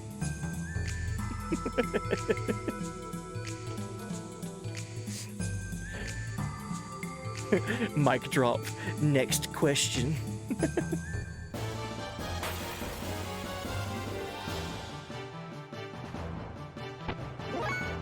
For the record, I should not have eaten the entire bag of Carolina Reaper jerky. Oh god. That's me, but if I eat just one piece of anything Carolina Reaper.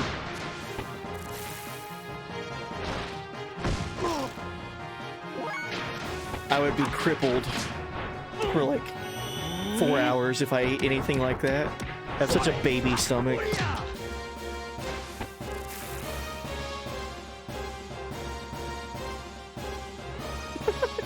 It was nice knowing you. I will attend your funeral if I'm invited. Do you get invited to funerals? Is that how that works? I thought you just showed up. Invited.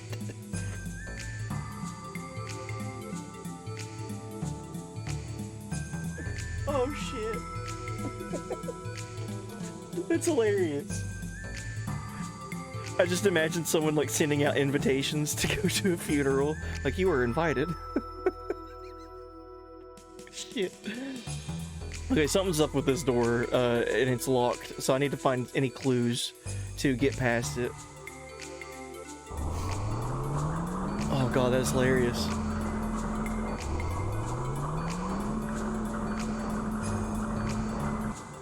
Yes, please RSVP to my funeral. Shit.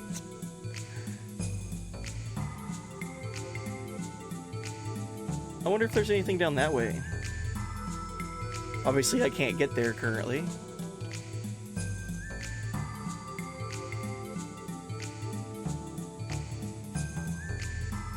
You watched the Pepper X video on Hot Ones, and that shit was insane. I've only watched a couple of the Hot Ones videos. They seem fun. I watched the one with Dave Grohl. So that was my first one that I watched. Dave Grohl from Foo Fighters. That dude like eats spicy food like every day, so he was unaffected by anything. So that might have been like a bad first impression of that show. Like he was just eating. He's just like, yeah, this is good. But then I guess like other guests would eat like the super hot food and they would like struggle to talk. But Dave Grohl was just like, yeah, this is normal. Can we get some hot food out here?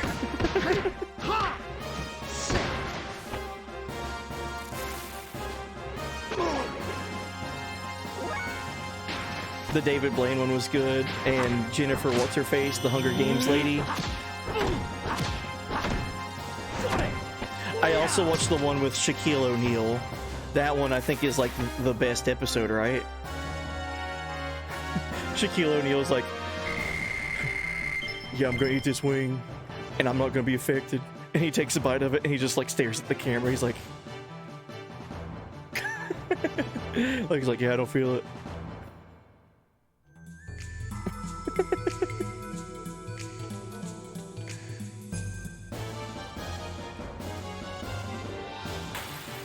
Gordon Ramsay was on there. Martin Garrix was on there. That's cool. Hey. Ha. Ha.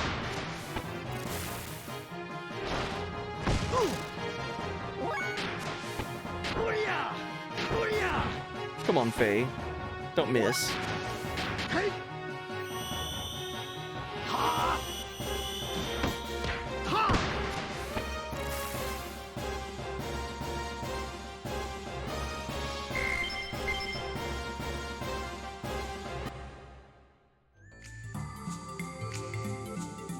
Okay. I need to find a way to find where Rico is.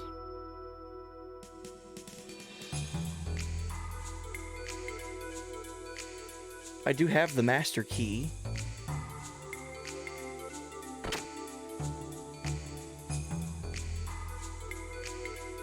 And I thought that, that's all I would need to get to where he was going, but the door was still locked when I tried to open it.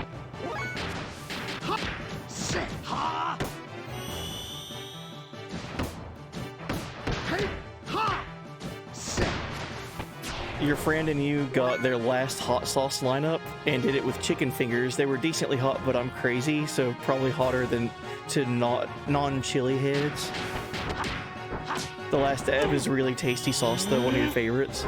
I thought about getting that, the last dab one from their website for my wife. She puts hot sauce on everything she eats. And, I don't know if she should eat that while she's pregnant, right? I thought about getting that for her for Christmas or something.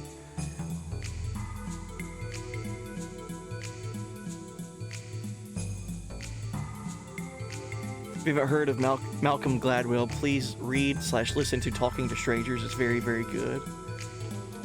Yeah, I've not heard of Talking to Strangers. Let me look that up. I am familiar with that name, though.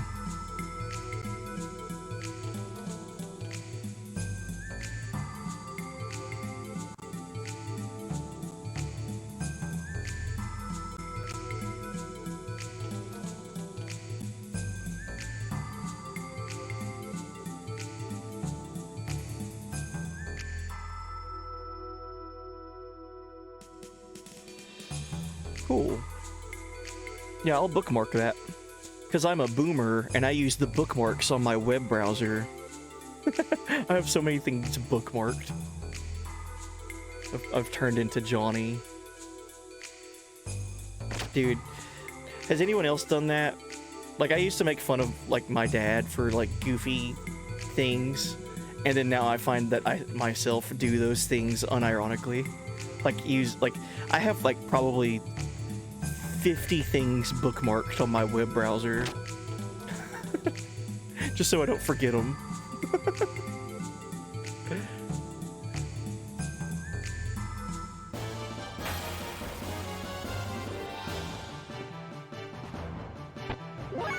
Spicy food is healthy. It is, right?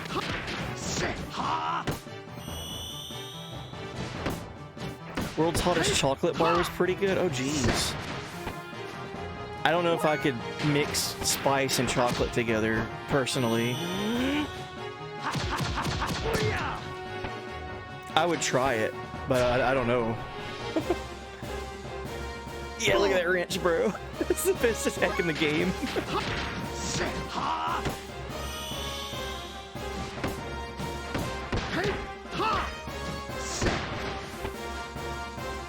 BJ, you do that as well. I just don't want to forget, like, certain things. If I haven't bookmarked, it's right there. It's convenient.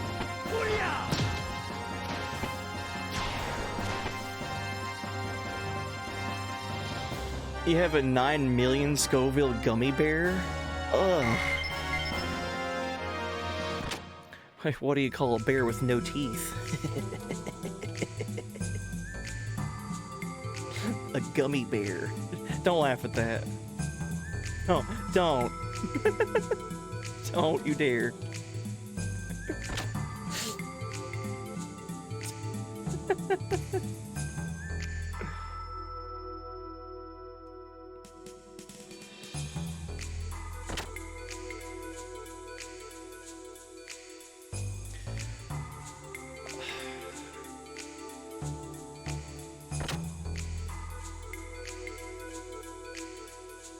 Yeah, so this is the save point, and this door is locked. I could have swore getting the master key would have opened it. God damn it. I just wasn't pressing the X button at the right place. There we go. We used the master key.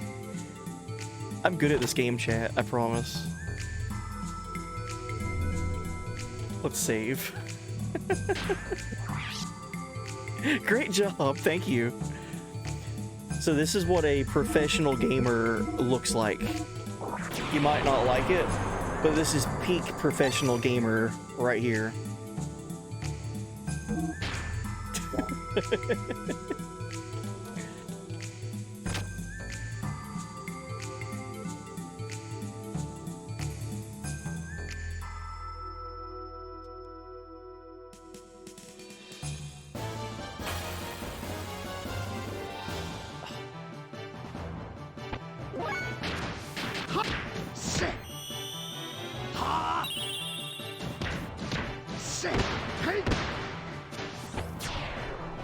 So isn't like the spiciest thing that's out there on the market to eat like something that's like crafted by scientists? Like it's something that doesn't occur in nature?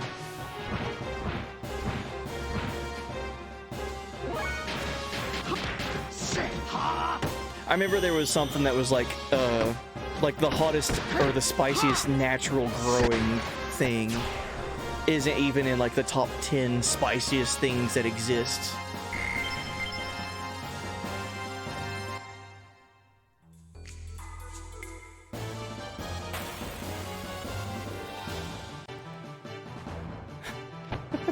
Just imagine like something out in the wild, like a bear or something like that coming across like a super spicy pepper, like out in the forest. Like it's not gonna be like if it's a natural growing thing in nature, the animal would probably like sniff it and then like get away from it. But if they were to eat it, they would probably like feel the effects of it. But then like these chemically created foods that are like meant to be like the spiciest thing on the planet. Just imagine if that was like growing out in the nature. Receive survival tent. Okay, good.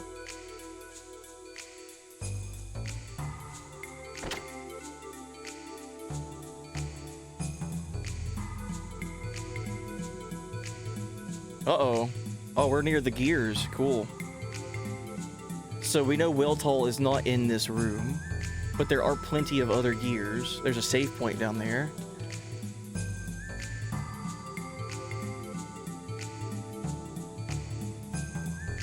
I like these rooms where they zoom out and have both like the human characters and then also the gears in one screen.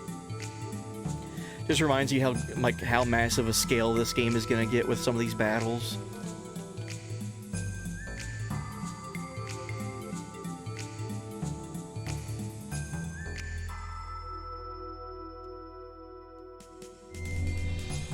This is a giant memory cube then. This is a huge save point.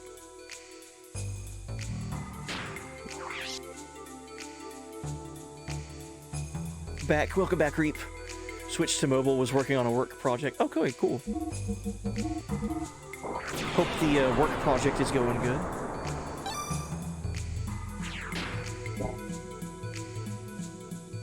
We're talking about spicy foods still. Spice and Scoville units in foods. Oh. There's Will Tall. Hey, buddy. So how do I... Okay, maybe we press another button.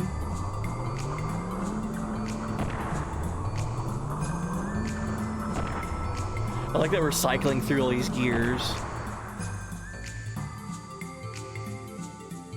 Maybe you have to press a button to make it, make Weltall, like, get out of there.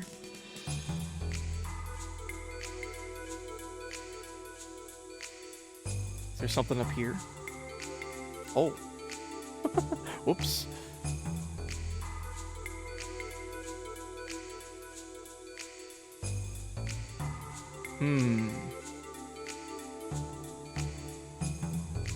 Also, where is Satan's gear?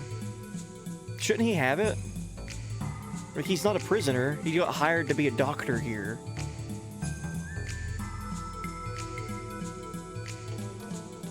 Oh, hey, there we are. Cool. Look at me. Yo, Casey. Hell yeah.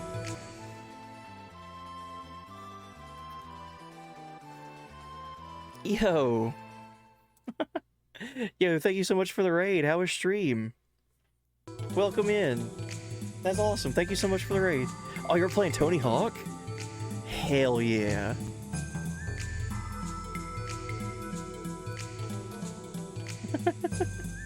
Fellow Trappies raid. Oh, you love to see it. Love to see it. Welcome in, Aki. And thank you for the follow. Stream was most excellent. And yeah, love me some Tony Hawk Pro Skater 2. Hell yeah. Well, is that your favorite one? I'm the most nostalgic for the first one, Tony Hawk Pro Skater 1, and Tony Hawk Underground 2. Those two were my go-tos. The Underground games were so fun.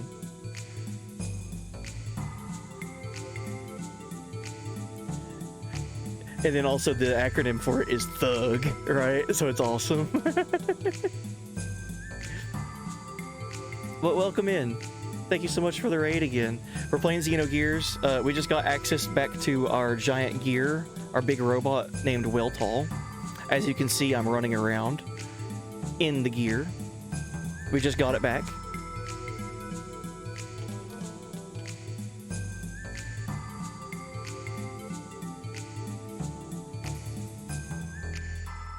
Don't step on the dock, please. I think Satan is okay. He's got fast enough reflexes.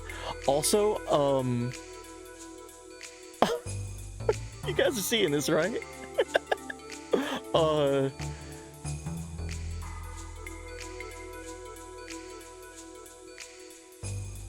So can he just jump over buildings now? Whenever we pilot the gear, Satan suddenly learns how to jump 60 feet in the air.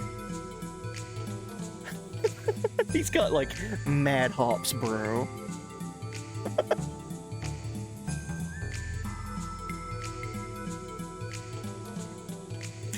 Dude. This shouldn't be as funny as it is, but hot damn. Look at how high up he goes. He makes it seem effortless. Dude, Satan would for sure be a captain on a basketball team. Look at this. Like, pass the ball to Satan. Every play. God, it's so good. Oh, shit.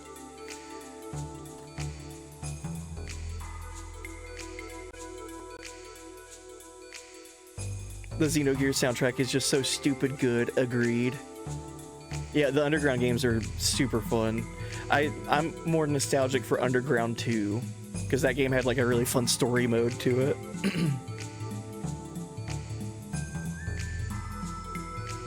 Yeah, Underground is technically one word, but if you were to break it up, it'd be thug. I like calling it thug. Am I enjoying this game? I sure am. Yeah, this game's awesome. The story is wild, and I can't wait to see what we're doing next in the story. So let's see if we can find where we need to go.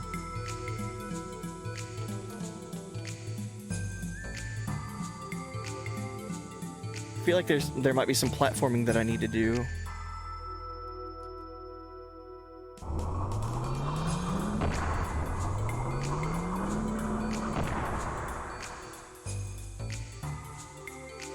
It looks like how the characters jump in Xenoblade Chronicles X. Should that game get a remake or like a remaster or a port?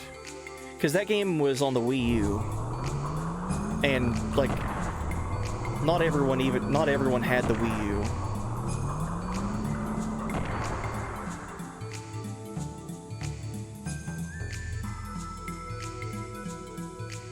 Yeah, all the other ones are on Switch as well.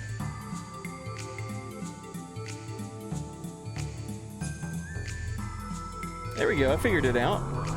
Cool. With no instructions, we got our gear back, and now we're heading towards the plot.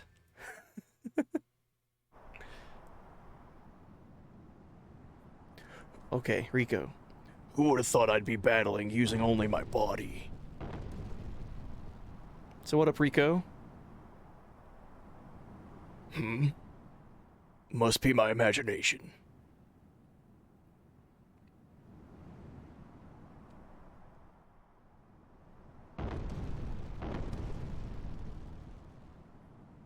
That's not my imagination. What's this vibration? Some would call it an earthquake, Rico. A gear doesn't vibrate like this. It can't be.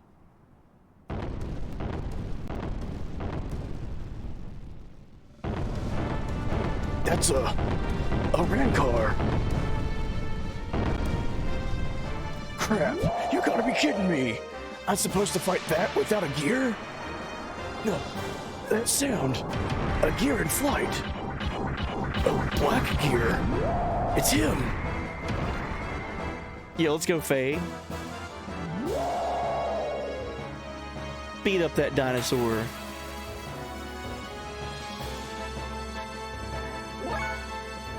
Oh man, it's been a while since we've done a gear fight like this.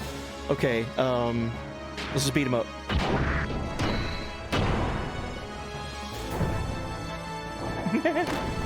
Sounds like Ric Flair. Was he saying woo?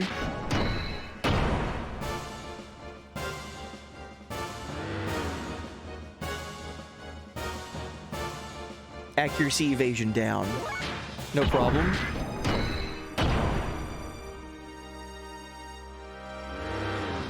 He just needs Ric Flair's hair. Just put the big poofy blonde hair on his head. Square devs once again being Star Wars fans, that's right. Easy fight. We're so buff.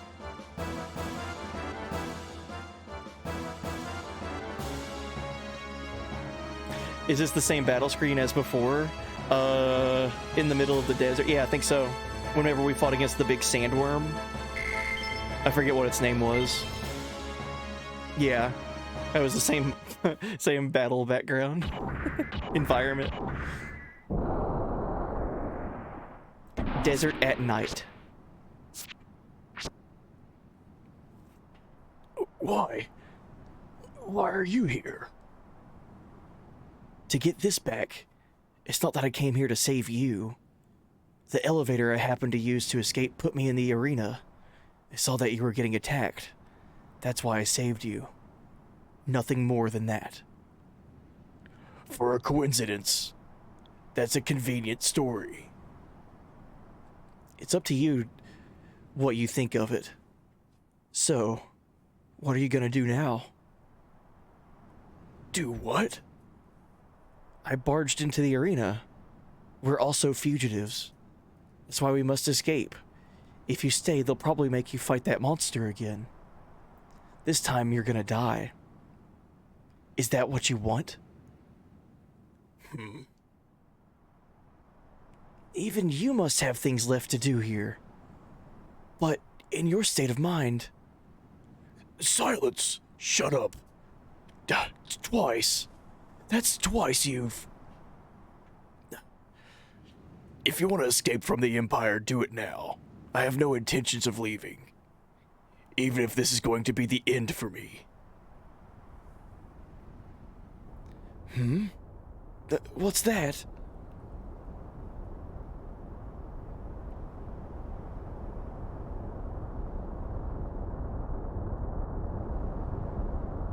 Oh no. Oh, rumbling. What's this vibration? This vibration, that's... No. It's not coming from the ground. Oh no. Are we about to see ships overhead? Is it the vibration in the atmosphere?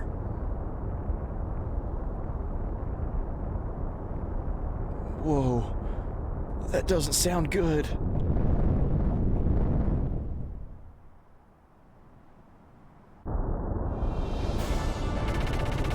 Oh shit. So Gebler is making its move. The military forces of Gebler are attacking Kislev.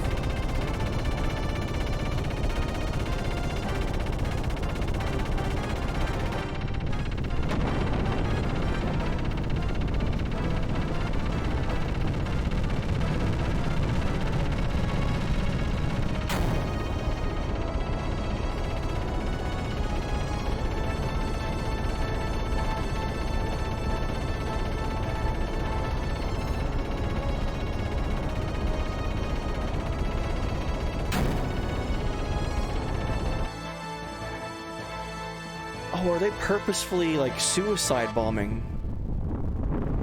These are supposed to be carrying, like, large bombs on them. So something else to mention really quick, too, with Kislev. This is the town of Norton, which we just escaped from. Gebler is attacking a reactor that is in that town that is from an ancient civilization. So if they attack this reactor and make it, like, explode, this entire town will get purged. Like, everyone is gonna be, like, eradicated from this town. You call it Nortune? Like fortune? Oh, okay. I was also joking around and calling it Nortune.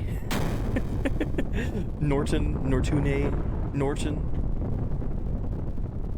First trains, then attacking reactors. Definitely a square game. That's right. They are remote drones, right? I know that they said they were purging this town at all costs, so I don't know. There is definitely people involved in these, so let's see what's happening. What is that?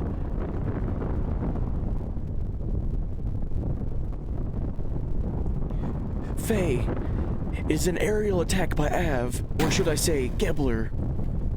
They really are intent on attacking the Imperial capital. What? What about the civilians? They plan on it directly attacking the Imperial capital, Norton. Oh my god!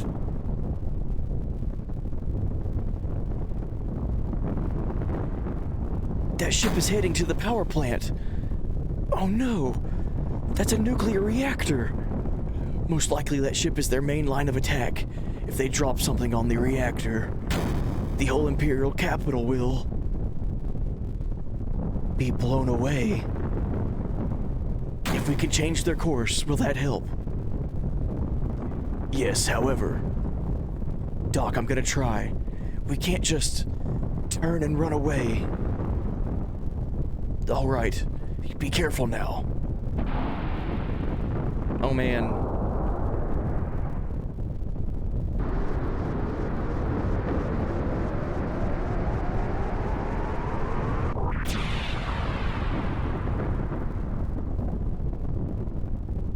those civilians do not hurry and get out.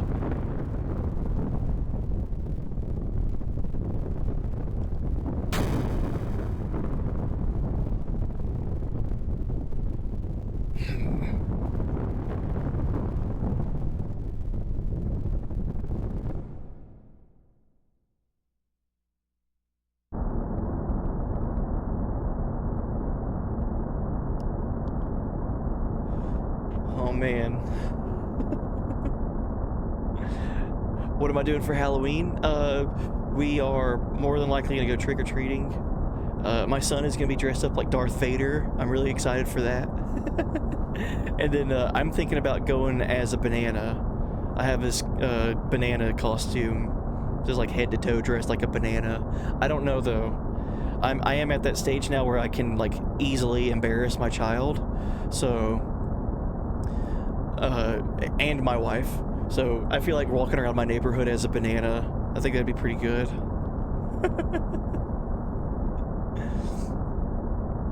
All right, gym time for me. See you, everyone. Good deal, Nemo. Hit that gym hard, bro. I told Murph yesterday, when you go into that gym, make that gym yours. When other people go in, be like, yo, this is my gym. Make the presence of Nemo be known. Alright, so yeah, Gebler forces are attacking Kislev, so that means Ellie and Dominia should be here. Home gym with rack and weights. Right, exactly. So make that gym your home. It is mine.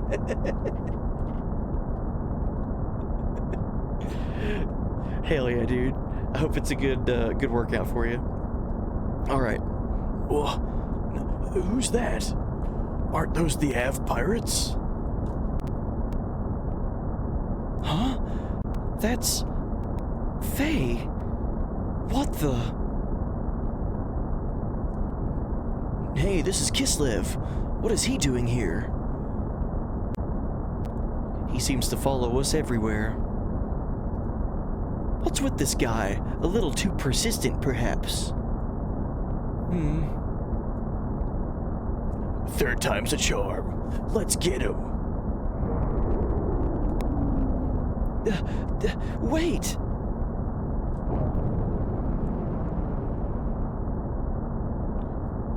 Rink! From our last incident, I can tell that you're friends with that Gears pilot. But there's no way we could stop. It doesn't matter that we're escorting the Hecht. Yeah, the Hecht is the name of the ship. I want to fight him, not as enemy soldiers, but as rival competitors. We're the Gebler Special Forces and we won't be beaten.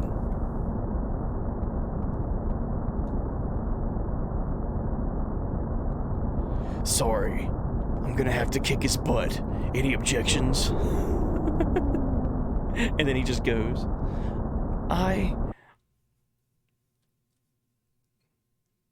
Alright, let's beat him up. I'm not going to stream any spooky games for Halloween.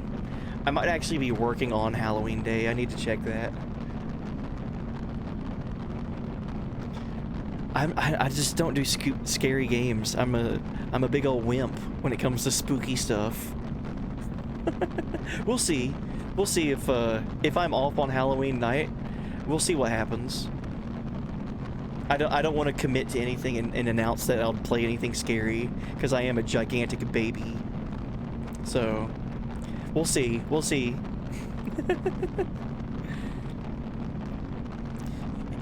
You're in the way. Move. We must change the rear ship's course, or... What? You again?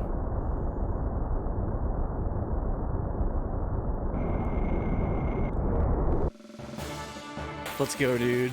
Come on, Faye. Oh, this is so dope. We're fighting on top of the ship. Oh, okay. Okay, attack.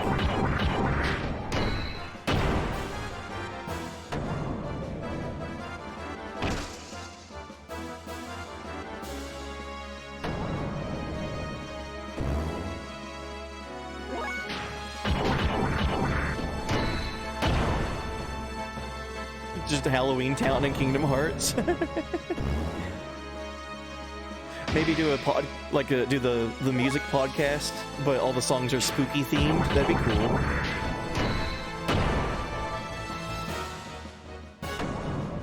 Jump scare channel points.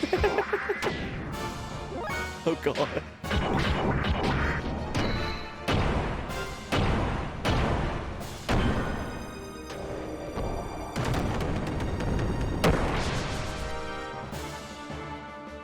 Jump scare channel points, you mean like this? I can't think of anything more jump scary than a surprise fart. Faye learned Ryujin. Cool. We got 1,000 gold as well.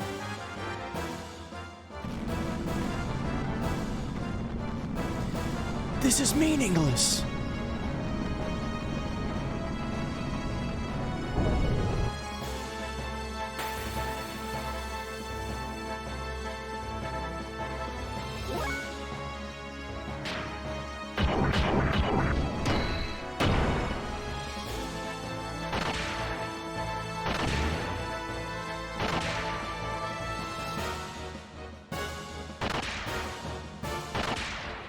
God, he's doing a lot of damage. This is not good.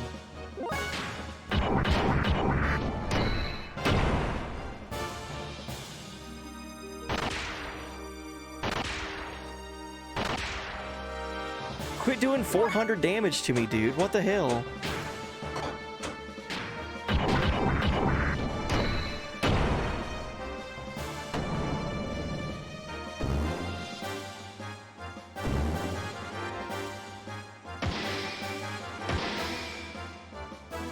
Dude, this guy is no joke. Okay. Hopefully this gets rid of him.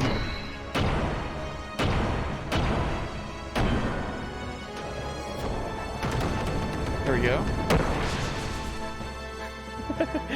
Magus Castle theme for the entire VGM and chill. Like the spooky song with like the laughter in the distance. Oh yeah, the Phantom Train, the Phantom Forest in FF6. That's a really good song. Everyone, over here, hurry! Master, there are people over there that can't get out. We're doomed. Don't give up, Hammer. Faye is fighting too. Faye no longer wants to watch innocent people lose their homes, their town, those that are important to them.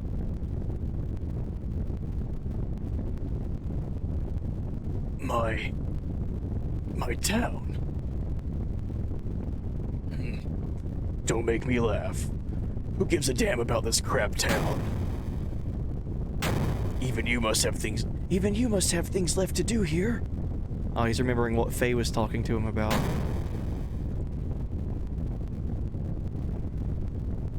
I'm crap too. Come on, Rico. You got this. Yeah, I've had it.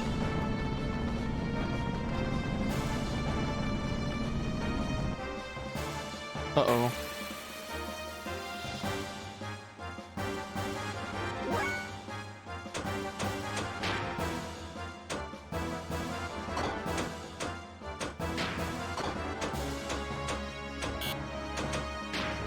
It's been a while since we've done gear fights like this. I'm kind of like relearning.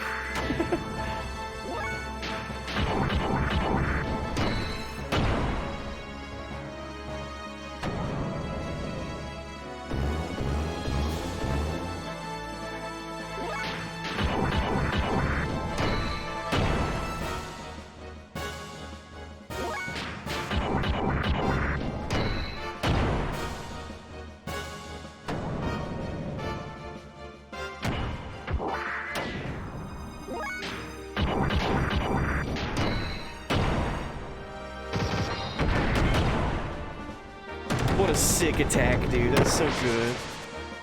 Riku getting mad at Faye for showing compassion twice is like the most relatable thing. I agree. I feel bad for Riku. I feel bad for both of them. Faye and Riku. Riku, shit. Ricardo Banderas. Only 2 enemies, huh? Yo, let's go, Rico. What a joke. Wasting time on a couple of guys like these. Whoa, dude, let's go, Rico. Hell yeah. Rico! I don't need a reason to beat the crap out of anyone who pisses me off. And of course that means you too. That's also one reason. Shut up, let's go. Let's go, dude.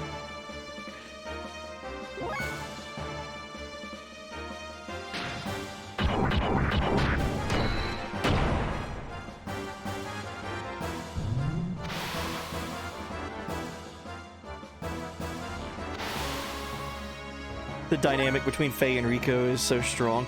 I feel like they have a lot of things in common, but also there's a lot of things about them that's extremely parallel, different. Like, it's a good dynamic between the two.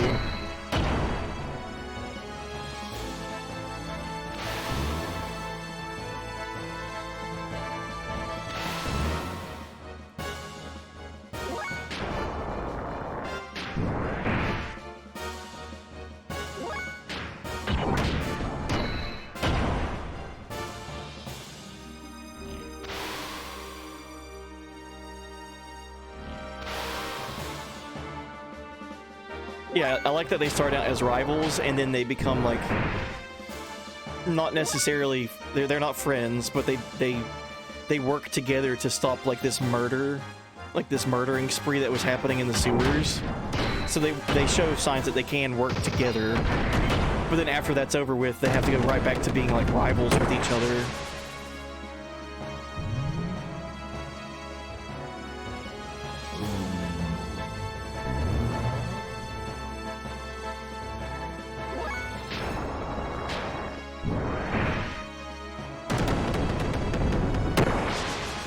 His gear has some crazy health, by the way. 5,700. Let's go, Rico. Ricardo Banderas.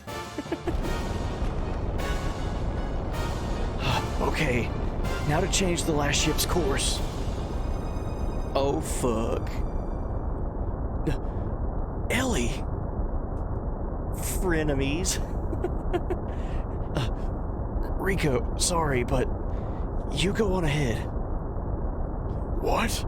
You've come this far and now you're scared. I'll catch up, I promise. Please. Well, even without you, I can make do by myself.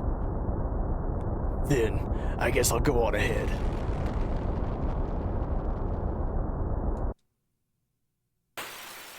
Oh no, Ellie.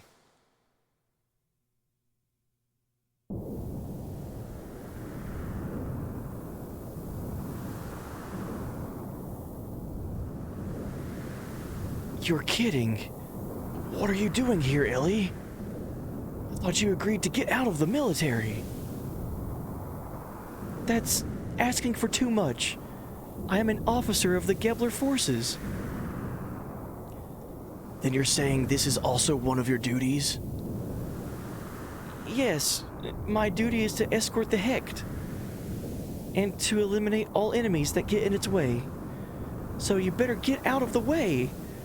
Because if you don't move, then I'll have no choice but to eliminate you.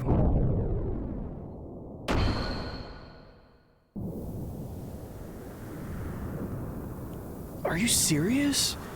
You don't know what you're doing, don't you? Or you do know what you're doing, don't you? How can you say that knowing where the ship is headed and what the outcome may be?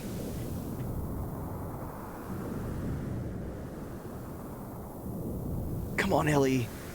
Say something. I know. I do understand what I'm doing. Damn.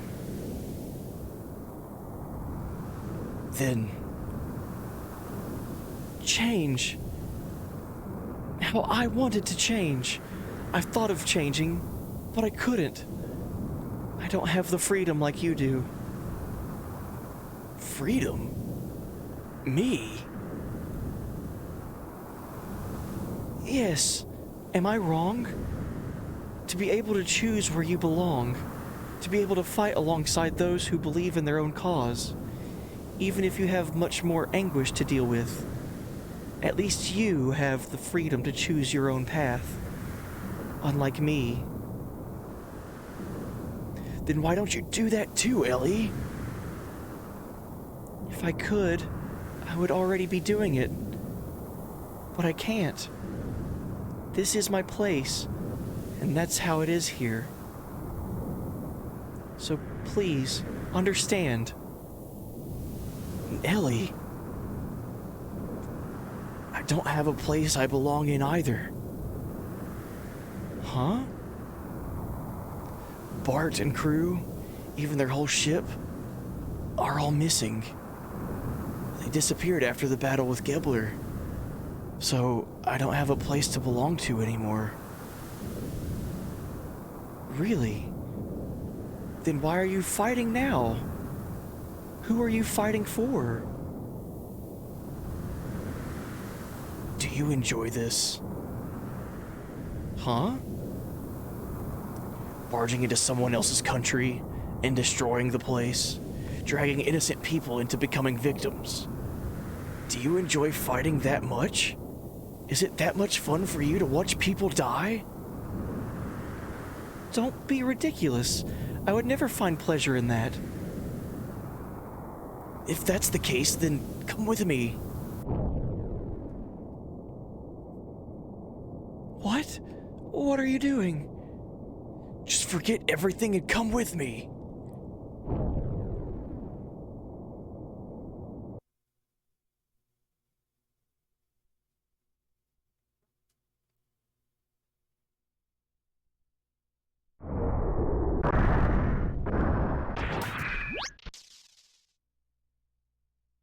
Oh, they really threw me a juke move whenever the screen did like the battle transition screen. I thought we were gonna fight. That was clever on their part. I thought whenever the screen did like this battle transition, I was like, oh man, I don't want to fight Ellie though. All right, let's go. Ouch, what? Just come. They could have got out of town, right? Look at this town. Take a good long look. This is what you've done? Does the word duty justify all this? Does it? Ellie! But that's all that was left. You're still saying that.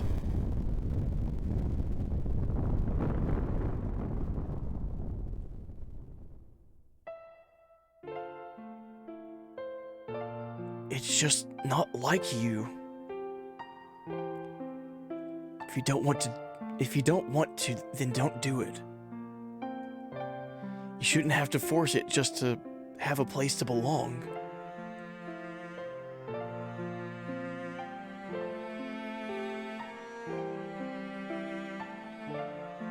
What was I fighting you for just now? You wanted to know? I don't really know.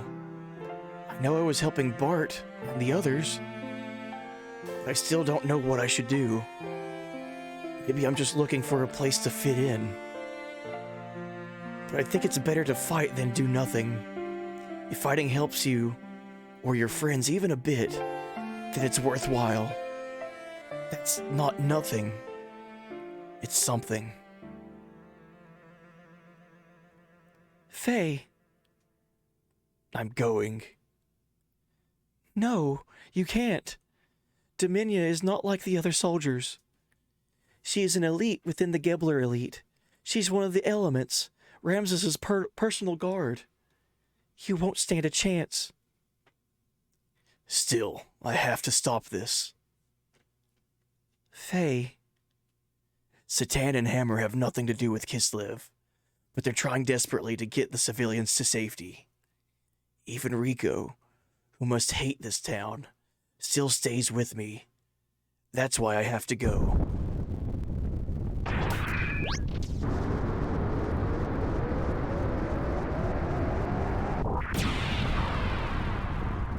Faye's a goddamn hero. Faye. Save your data. Oh, I don't like this. Battle music with a crazy shaking screen, and it's asking me, are you sure you want to save? Uh-oh. Yeah, let's save. And we're gonna save on a new file. When the game prompts you to save mid-cutscene, shit's about to get real. New save data.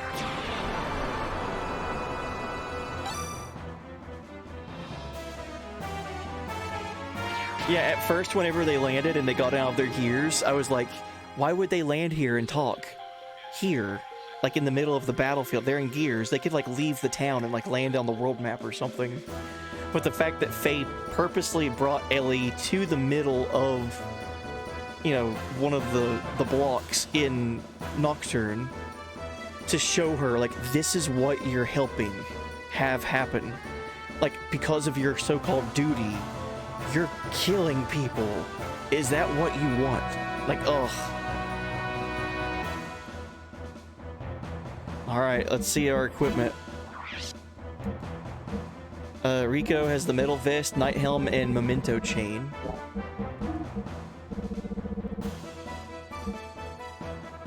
We also got the evasion ring.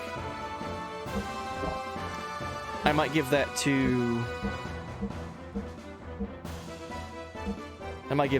Faye.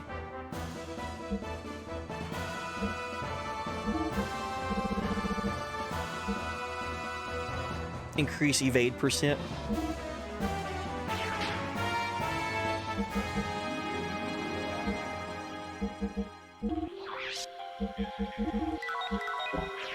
Okay.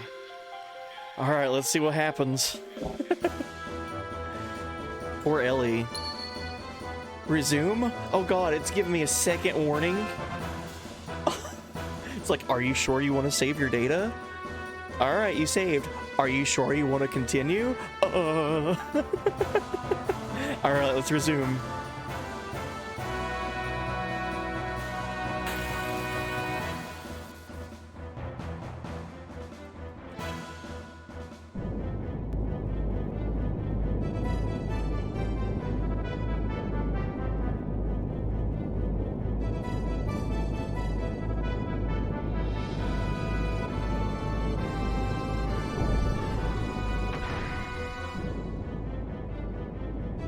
What a power duo. What the heck were you doing, Faye? Were you expecting me to do all the dirty work of clearing away these punks for you alone? Sorry about that. Oh, but I see you've made a girlfriend. If we can defeat her, we should be able to change the course of this ship. Let's go.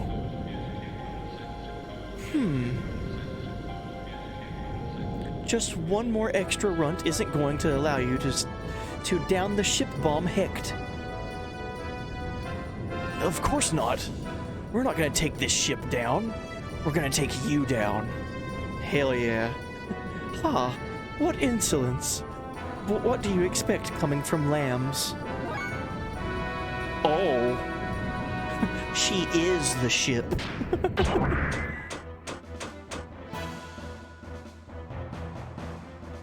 Okay, hold on.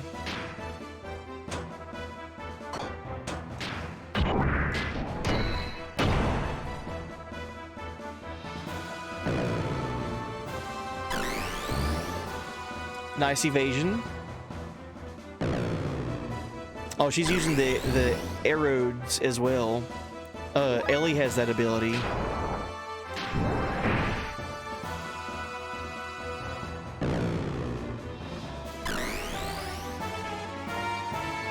There's a Chivo for doing this whole segment without upgrading gears at all, which means also playing the whole game up to here without upgrades. Damn.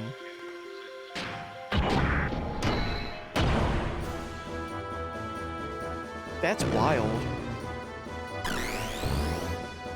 Well, Rico, we haven't really done anything to Rico, so he kind of starts out with this.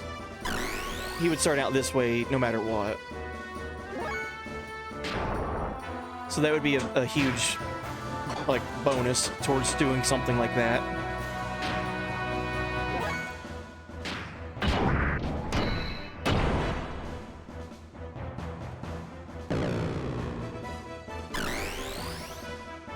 Dude, just look at this setting. We're on top of a warship fighting against a gear in our gears while we're floating above a city, and their objective is to try to purge all life, like explode the town and kill everyone. This is wild.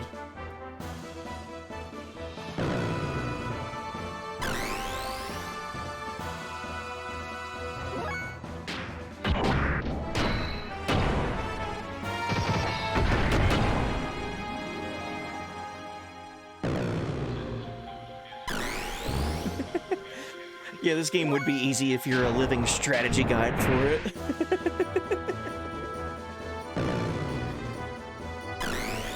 That makes me want to come up with like challenge mode things for like Chrono Trigger or something.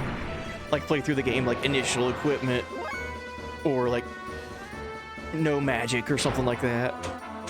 That would be difficult.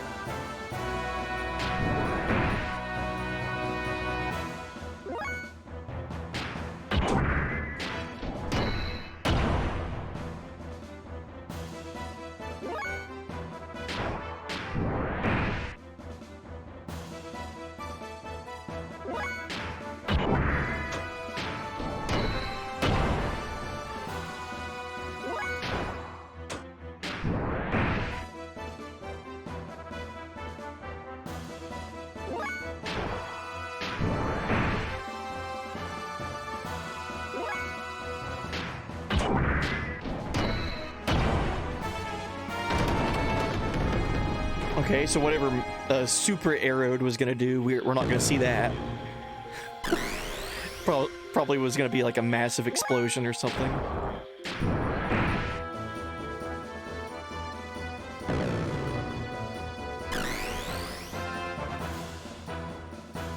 No techs, yeah, in Chrono Trigger, like do no techniques. That'd be wild.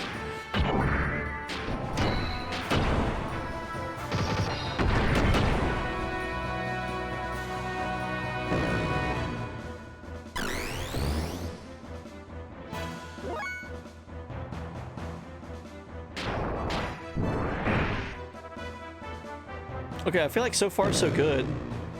We avoided the super arrowed attack, whatever she was gonna try to do.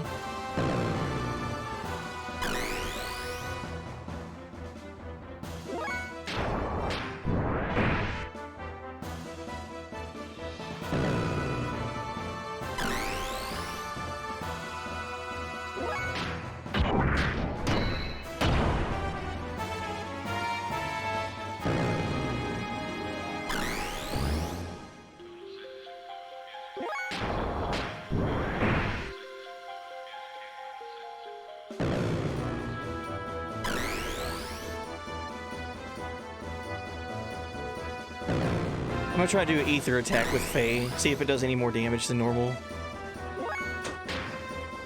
Guided shot. Kamehame.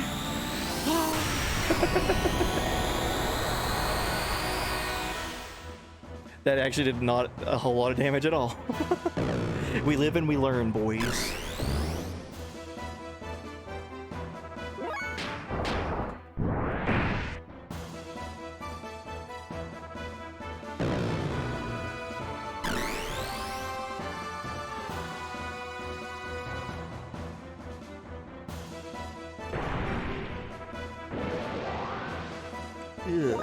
Alright, so we have another super arrowed to deal with.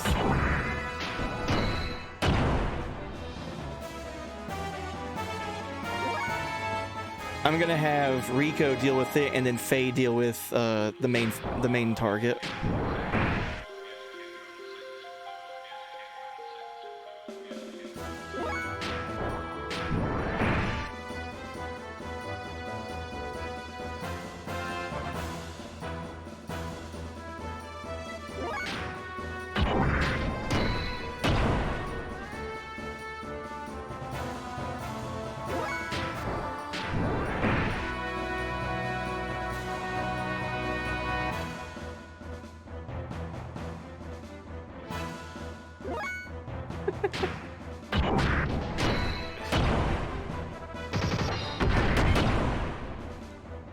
No, Kylor said they wanted to come up with a challenge run. Like an actual challenge.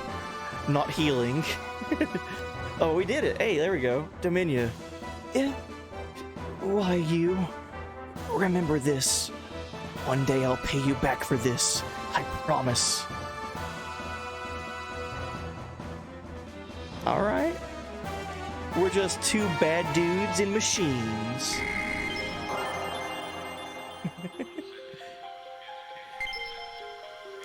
I'd have gained 1 HP drive and 20,000 gold. Damn.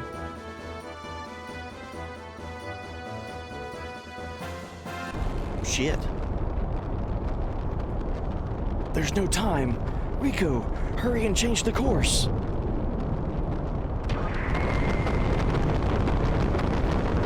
No! Whoa! Uh-oh. Were we too late? Oh, shit.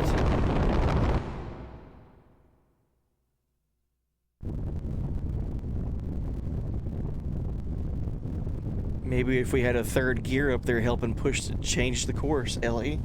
Come on.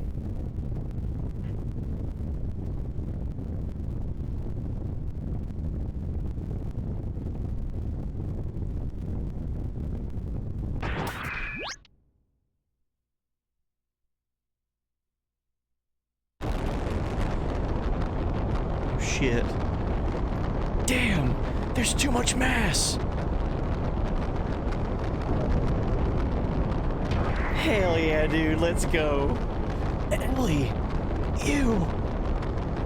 Hold on! We can avoid a direct hit on the reactor with 3 gears! Then, that's too much flowers. Let's go, Ellie.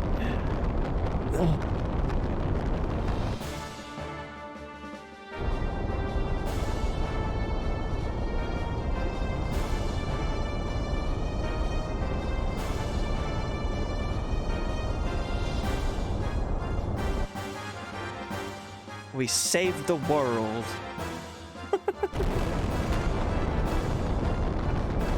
Okay, we've steered it away from the power station.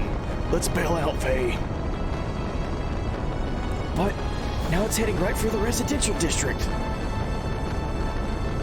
He's right. We need to bring it down somewhere it won't cause so much damage. Impossible. We can't change its course any more than we have. No, we've got to hold it up as long as we can. What are you, Diff?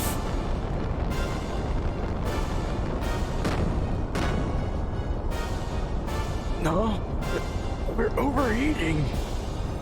Damn, not now. There's nothing more we could do. Hanging on anymore will just be suicide. But... That's it. I'm bailing out. Come on. Oh, man. Ellie! Stop! What are you doing? If you do that... Don't worry. My gear is from Solaris. It's still alright. Ellie, what are you doing? If you keep going, you'll... But what else can we do? At least it will reduce the damage. Sorry. It's better than doing nothing.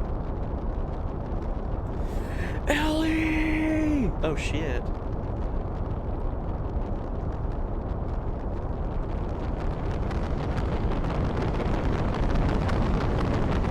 Just hold on a bit more. Please.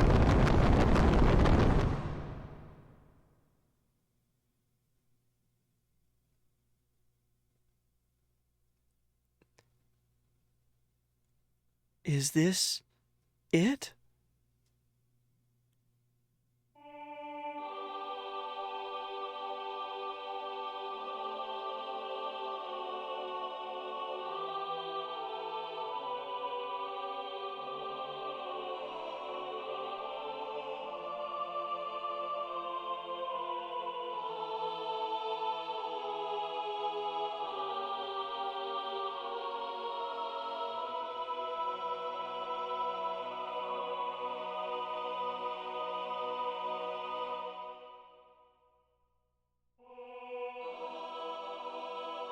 Oh, fuck.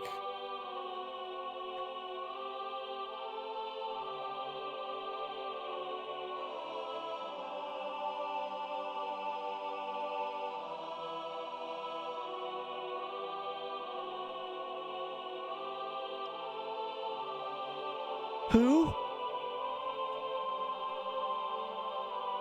Oh, shit.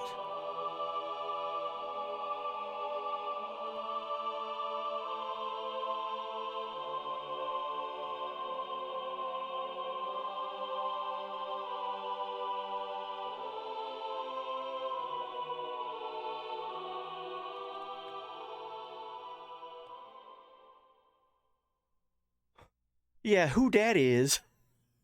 Who dat is? Oh, shit.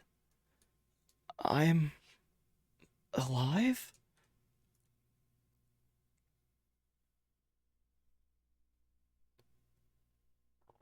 Who are you? Why me? I think I know who this is.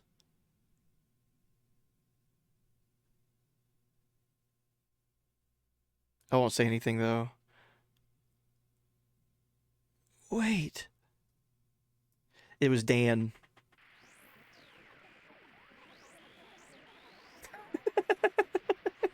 Dan the man. Fucking Dan, bro. God damn it. Ellie. Ellie.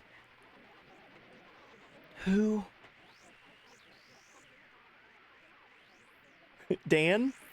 Big old forehead at the beginning of the game. The little brother. And we fought him in the martial arts tournament in Bledovik, in Av. That was totally Dan. He has a gear with like giant vampire wings. It looks sick. That's Dan's true identity. Yeah, we also didn't fight him. That's right. He punched us a bunch and hit us with a Kai blast, but we never fought back. Dude, Dan's gear looks awesome. Ellie. You're...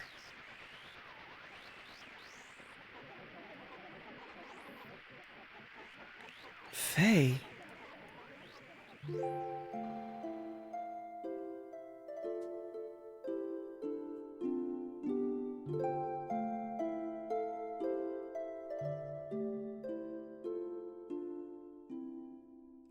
Faye. Stupid. Foolish.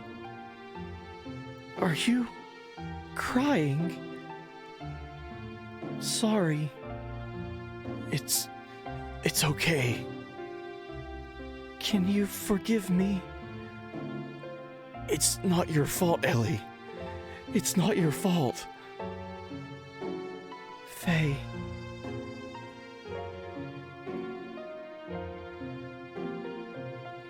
Ellie, let's go back.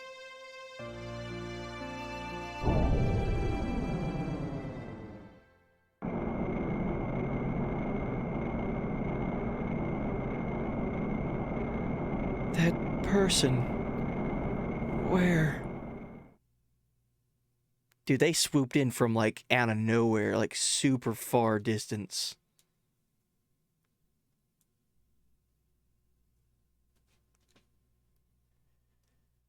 First we saved the Empire, now we're being chased by them. We cannot make a wrong move with security this tight. Hammer's our only hope. He's awfully late, though. That line, Hammer's our only hope. Looks like Hammer's here.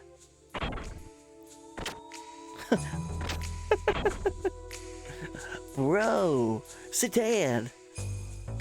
I got the key info that should help us get out of the capital. Just the really quick snap and we're back to it, baby. You wanted all that epic gear battling and saving their town and everything. Now we're back with Hammer. So, What's the info? The Empire's new super airship, Goliath. This is it, bro. The Empire's new creation, the super airship Goliath. Super airship?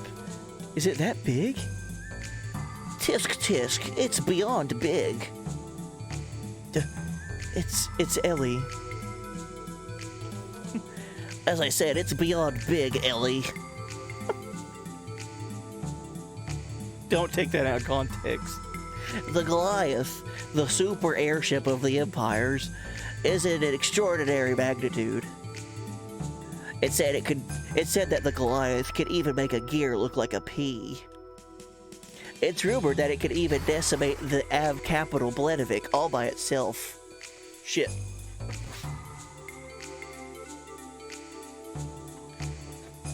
What up, Valkaton?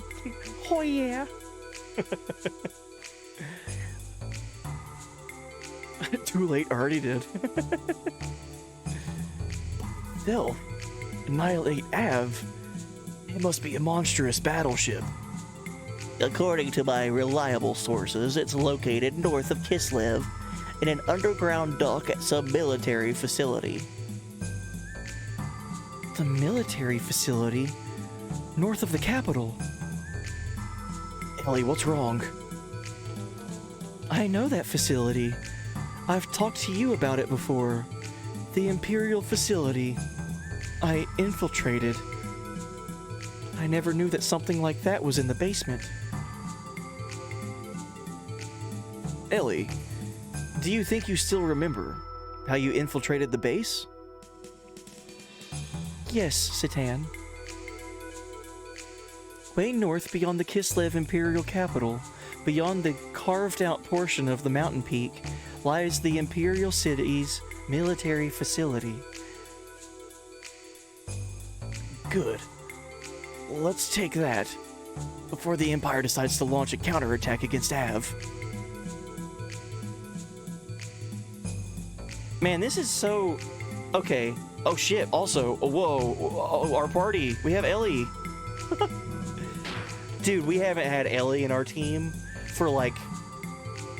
Jesus, for like 25 hours ago in this playthrough. It's been a long time since she's been in our party. Holy shit. And we actually have a character that uses weapons now too. So let's see what gear she had. A pilot uniform. Do we have anything better for her? Leather vest. Ellie's such an excellent character. I like her a lot. I'm happy that we finally have her now. Wedding dress, that's better than leather vest. Okay. Ether stone, ether value +2. And Valkaton sup owl. Is it tool time yet? Ether value. Let's see if we can do anything better for her for that. We could do +6 to defense and lose out on that ether bonus. Attack +5. I think we'll do the defense. Her defense is only 33, so 39. Ether defense value +2. Let's see what we can do for that.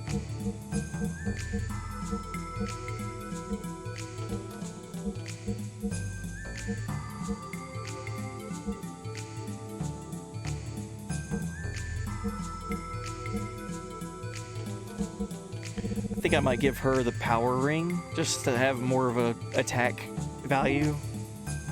She is with Faye and Satan, so she's like with the two like hardest hitting party members currently. Rico is pretty good with damage dealing as well, so I feel like this is okay with for her. What is her death blows even? I don't even remember. She doesn't have one yet, that's right. Death blow screamer. We don't even have it unlocked yet. Okay.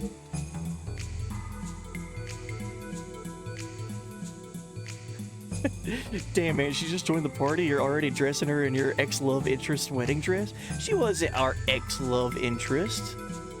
That was Timothy's bride-to-be. That was Timothy's love interest. Timothy and Alice were our bros and broettes. Sorry, I saw Hammer on screen. I felt like saying bro. You know, she's keeping that promise she made with you. She's in D Block, so don't forget to go see her once in a while. Oh yeah, the doctor. Cool.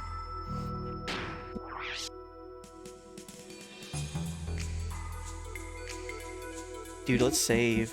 Holy shit. That was such a cool moment.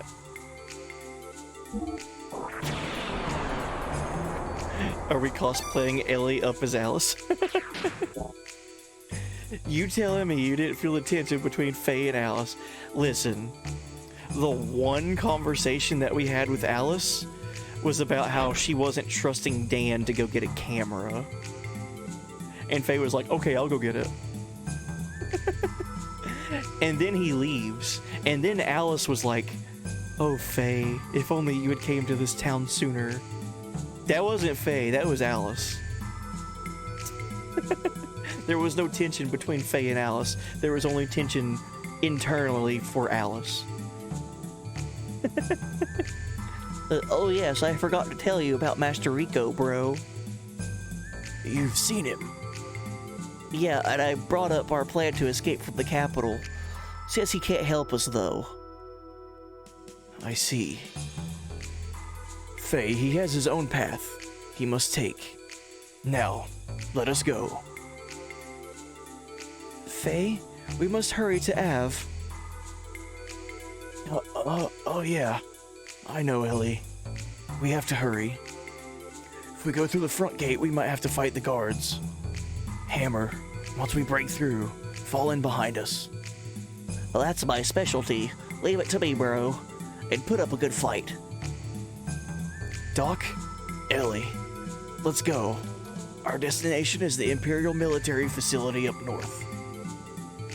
Just a minute. There's something I have to tell Ellie. Tell me? Yes, it'll be real quick.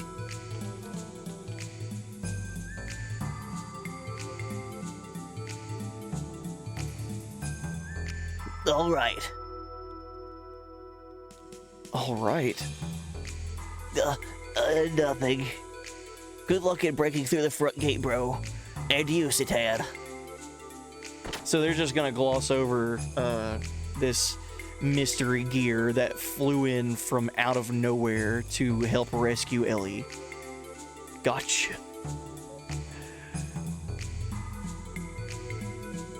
Using Av's raid on our Imperial capital as a pretext, they're going to start yet another massive war effort. When did all this start? We've been at war for so long that we've forgotten what we're fighting for. Fighting over. Will there ever be an end to all this fighting? The head cook told us off. I'd like to let you enter, but for a while the barracks are off limits. Can we go to D Block? I need to go see the doctor. Dude, this is so cool. We finally have Ellie in our team now. No one really saw it. Even Ellie was mostly KO'd for the event. That's a good point. That's a good call. I do, in my head, have a theory of who that could be. And I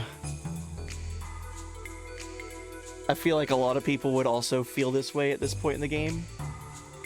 But there was one other character that we saw here in this area, in Norton, in Kislev, that we interacted with, and then they left, and they were like completely gone. But they did tell us like it was their job to like look after Faye, and look out for Faye for a long time. However, we don't know who that person is. Yeah, in my head, I'm thinking that might be the wise man. But we don't even know who that is. So it's still kind of a mystery. But that's in my head. That's not confirmed in the game, nothing. That's just me thinking, like, man, who would be keeping an eye on this situation from a distance? The wise man. But we don't know who that is. We just know, like, some brief history about them. Hey, isn't he the guy in the wanted poster? Perhaps. Yeah, they say that everyone has 2 or 3 people that look exactly like them in this world. Besides, even if he was that wanted guy, what chance would mere guards like us have against him? He's the ex-battling champ. Let sleeping dogs lie, huh? Exactly. So even if we were to see him here, then we'd just pretend that we haven't seen him, okay? Hey, that guy, he's the ex-champ who broke out of the arena with his gear, and is wanted now. Are you stupid? Damn, we're done for. Run away for now.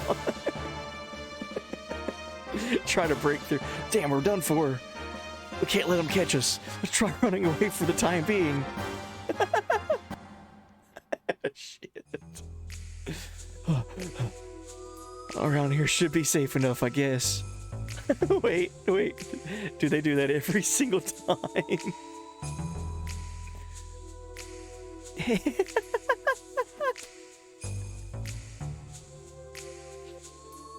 Hey, isn't he the guy at the wanted poster? Perhaps. Yeah, they say that everyone has 2 or 3 people that look exactly like them in this world. Besides, even if he was that wanted guy, what chance would we mere guards like us have against him? He's the ex-battling champ. Let sleeping dogs lie, huh? Exactly. So even if we were to see him here, then we'd just have to pretend that we haven't seen him, okay? Hey, that guy, he's the ex-champ who broke out of the arena with his gear and is now wanted. Are you stupid? Alright, let's try to break through. That's perfect, dude. Yeah, we all know that guy.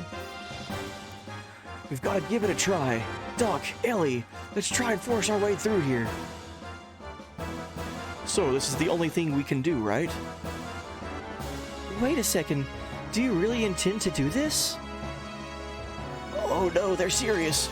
There's no way we can beat the champion.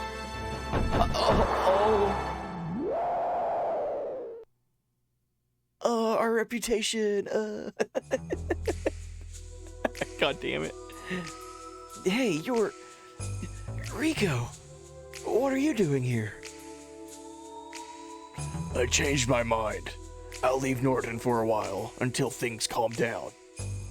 You plan on seizing the new mega battleship Goliath? Well, I'll give you a hand. Up to the city limits. I love the guy that says, egads. I like the one guy whose dying words was, our reputation.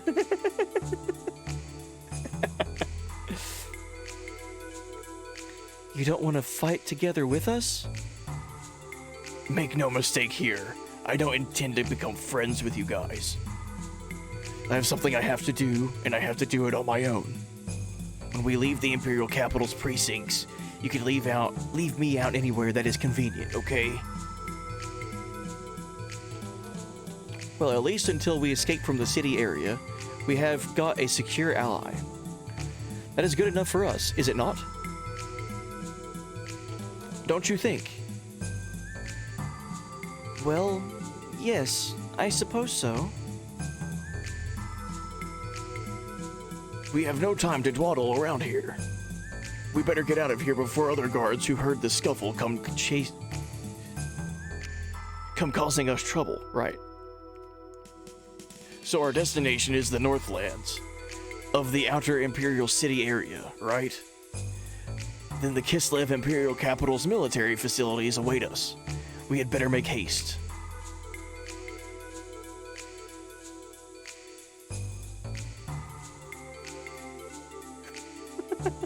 That was awesome.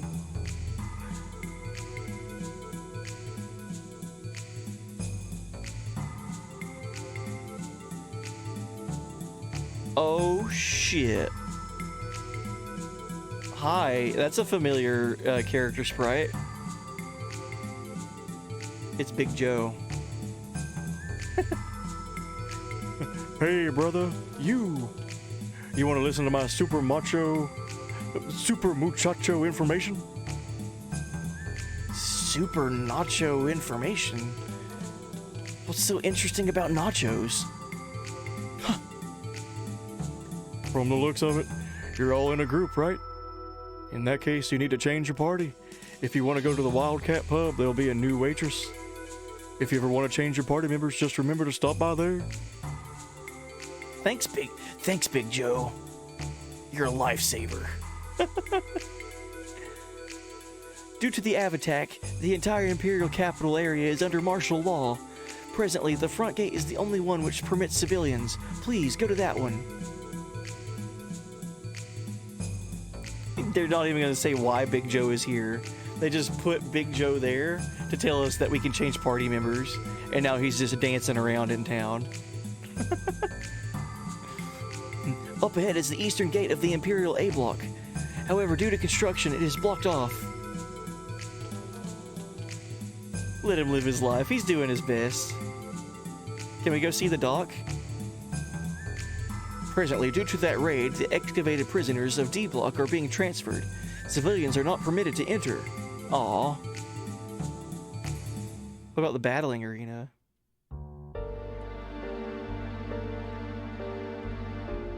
Okay, so it's the same story. Not allowed to enter. Big Joe is an Adonis, if you ever saw one. We decided to give him an Elvis voice, or my best interpretation of Elvis. Hey there, brother. You want to hear some super muchacho information?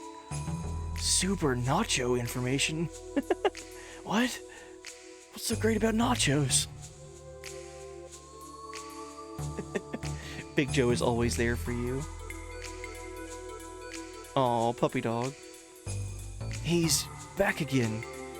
His owner died recently. He still doesn't know, so he always waits for his master's return. Aw. Puppy.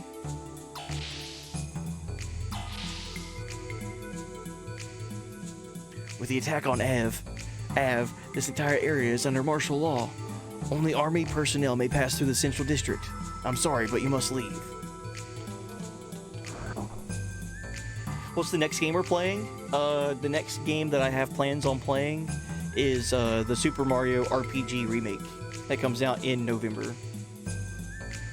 So if we beat this game before then, I don't know.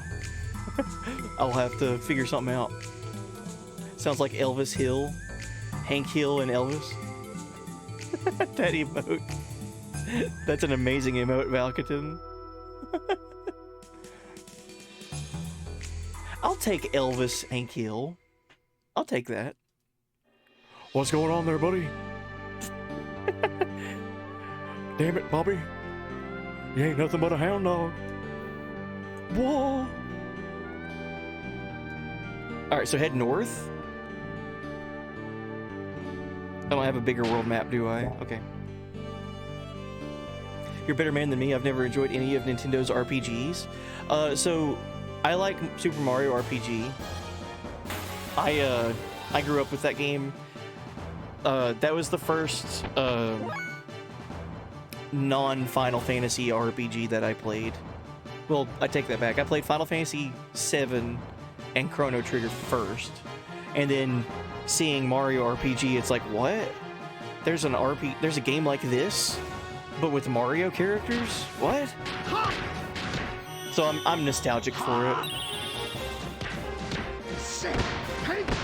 Also, the music. The music.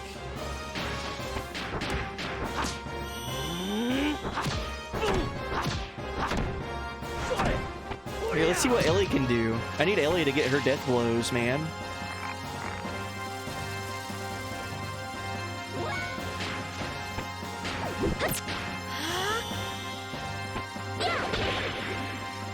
She just screams at the enemy. Okay. I'm down to watch you play it. Maybe you'll convert me. Super Mario RPG is like the least Mario game I've ever seen. Obviously, it's an RPG, but at the same time, it wasn't developed by Nintendo. It was published by Nintendo, developed by Squaresoft. So basically, think of a Final Fantasy game or just like a Squaresoft RPG, but with a Mario skin over it. That's how I always interpreted it when I was a kid.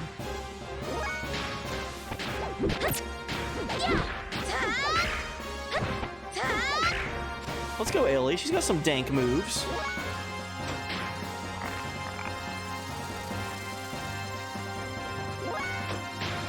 What other things does she have?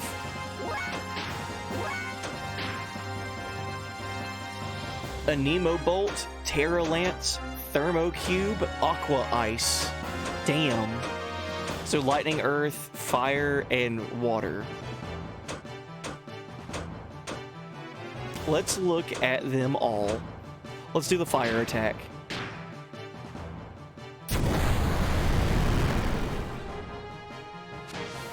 Okay, so that's what Ellie is meant to do.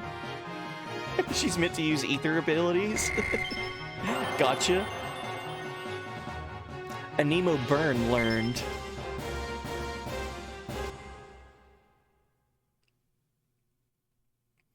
You wish Mario RPG was a little bit harder. Mario RPG was amazing. I have it right here. I have the cartridge for it. It's a childhood, another childhood RPG for me. I'm super nostalgic for. And the fact that it's not getting a port, it's like a remake. Like everything about it's completely new. That's very special for me. Like I can't wait to see all that.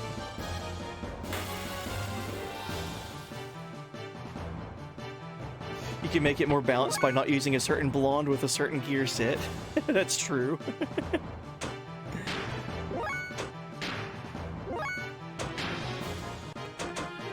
High voltage wind attack area. Oh. What does that mean, area? Like there might be certain enemies in a group in one side of the map. It would attack everything in that area, I'm assuming. Kind of like a like an AoE attack.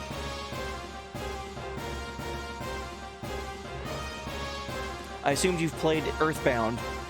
You would assume that, right? The only information I have on Earthbound is from Smash Brothers. I've never played an Earthbound. None of the other games, Earthbound, and I haven't tried any of them. I never had access to them. I know Earthbound is on the Switch as a the Nintendo Online thing, so that would be something fun to play. That'd be a fun first playthrough. I feel like that's what next year is gonna be for me. Next year with streaming is just gonna be like the first playthrough year. Like everything I do is gonna be first playthroughs, I feel like.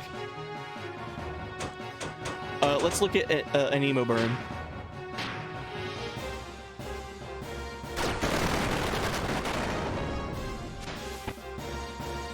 Sorry, I failed.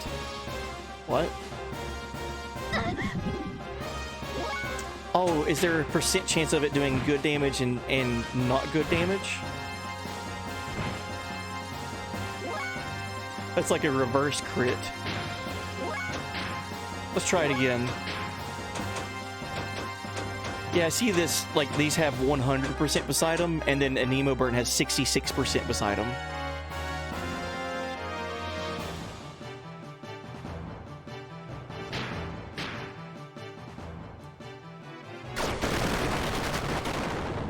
There we go. 140 damage to everything.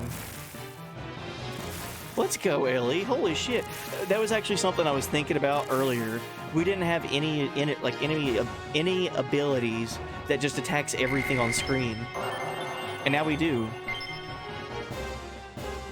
Hell yeah. Think I should try Legend of Heroes Trails from the Sky. There's the Legend of Hero games that I keep hearing good things about. There's the Tales of games that I keep hearing good things about. I really can't wait to play through Suikoden, all the Suikoden games.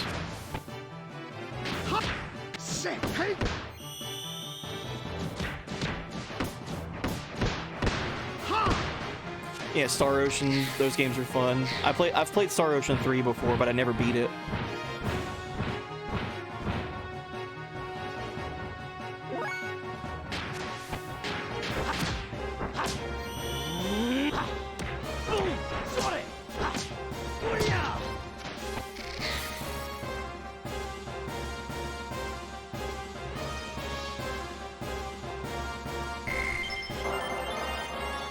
Man, Ellie is learning all kinds of stuff. Thermo Dragon.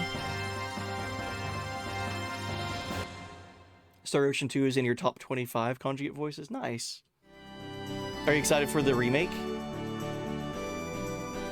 Or re-release or whatever it is?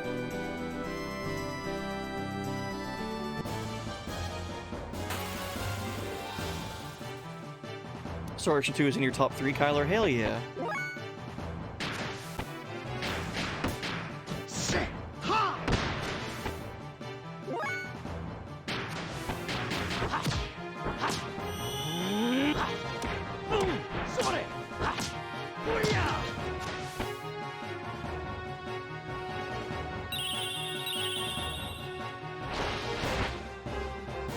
Nice evasion, Satan. Okay, so she's had all of these ether abilities that attack one thing, but now she's learning like the leveled up versions of them that hit enemies in an area. That's cool. So we've seen the Thermo Cube. Let's look at Aqua Ice.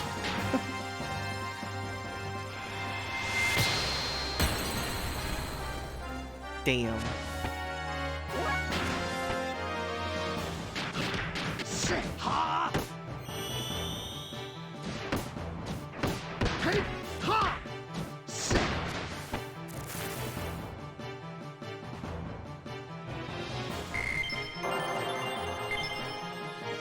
Okay, so we got all 4 of her, like, leveled up versions of those spells.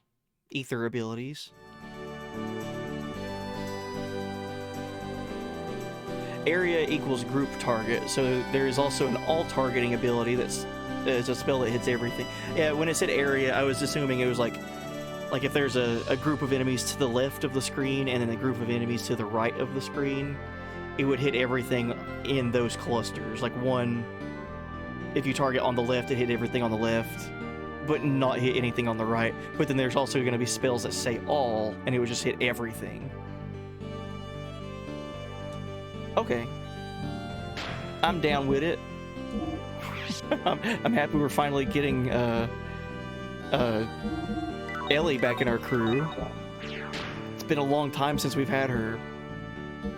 Wait a minute. Oh shit. Oh, I forgot we could do this. Hold on, chat. We're not done. We're gonna... Whoa, dude.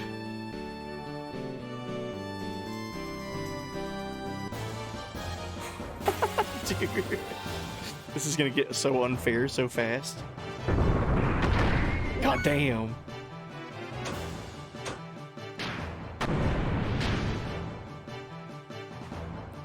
Good job, Ellie.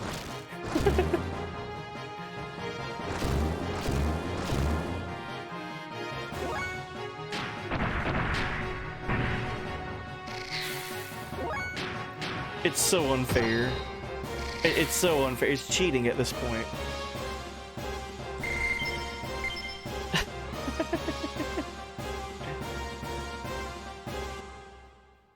Earthbound is an acid trip. It's unhinged lunacy. So, like I said, the only thing I know about Earthbound is, like, from context, is from Smash Brothers. However, I do know one other thing about Earthbound, and that's like a little gaming trivia thing for anti-piracy back in the day. If someone played a pirated copy of Earthbound, it's such a crazy, like, troll that the developers did. Yo, what up, Rory? I hope I said that right. Rory? 2 birds existing, suddenly 3 mechs appear and kick them out of existence. Hell yeah. But Earthbound, back in the day, there was an anti-piracy measure that they put into a lot of games that was, like, built into games. So if it was pirated, a lot of times you couldn't play it like all the way through. So an example for anti-piracy in gaming, for Chrono Trigger, for example, my favorite game of all time, in Chrono Trigger you travel through these different time gates, and you travel from one time era to another. And the very first time gate that you travel through is like maybe 10 minutes into the game, 15 minutes into the game.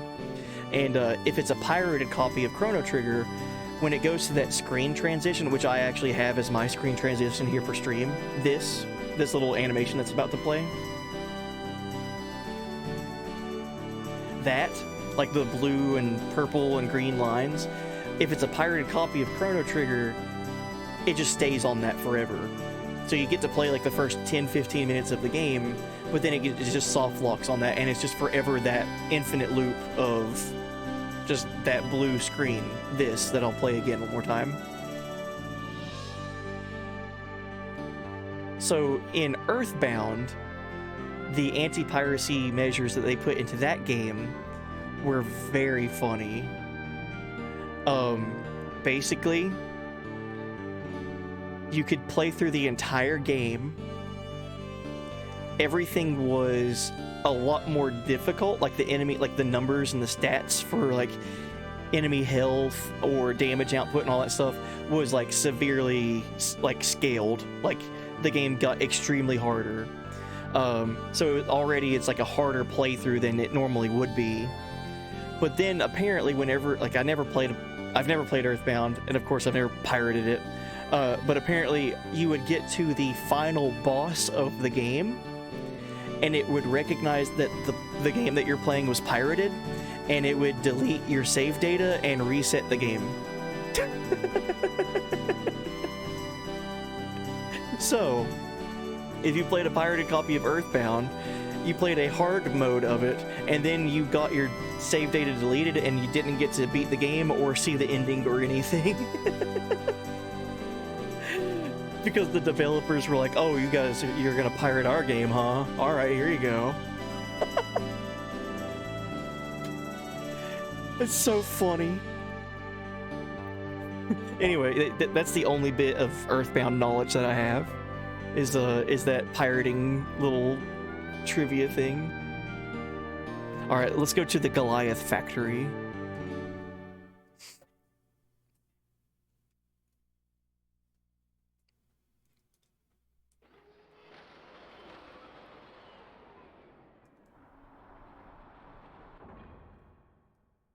Dude, I can't get over... Hold on. I gotta see Ellie jump like crazy really quick. I can't get over this whenever you're in your gears. If one person is in a gear, and the other people aren't in a gear, they get mad hops, bro. Look at Satan and Ellie jump like crazy, dude. It's so funny. Dude, they're jumping like 40 feet in the air. All right. I gotta remember now that I have my gears and I can just like travel around in the gears like super fast now. Oh. Excuse me, sir. Here, let's talk to him. Oh, it's Hammer. Hey, bro. I went ahead and opened up the locks for you. What? The gear? Nah, don't worry about the details. I'm the information man. There's nothing out of my reach. But hey, there aren't any enemies, though. Something suspicious. Oh yeah, you can change your party and even shop. Need anything? Yeah, let's see what you have to sell.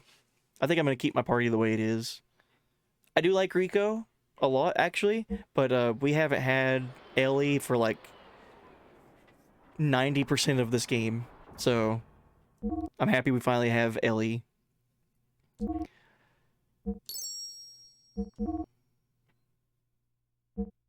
Her fuel output is currently the best it can be, right? The V15 is better than the V12 and the V10. Frame. Oh yeah, we need to upgrade that. So the Ver-01500 to do the 4000. Yeah, her health is going to be skyrocketing now.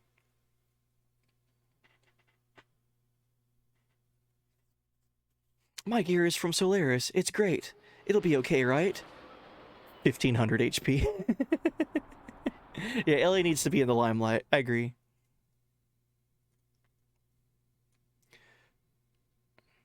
most big enemies will only target characters in a gear if you have some in a gear and some on foot. But in this dungeon, they will only hit on foot people. Okay, cool. I remember there was a Pokemon anti-piracy thing, and I think it was Pokemon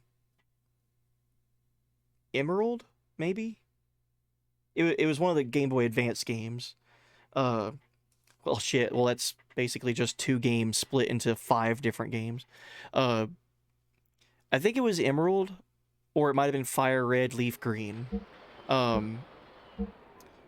Basically, they had islands in those games that you would travel to, and once you would travel to them, if it was a pirated copy of Pokemon, the ship that you would use to like leave the island and go back to the mainland would just be deleted.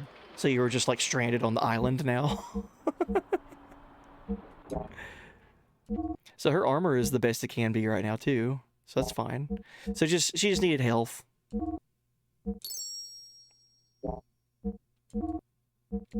Any weapons? Hot Rod G. She can use that.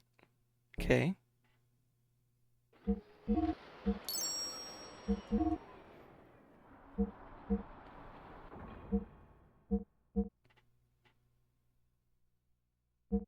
Defense circuit, frame HP 10%.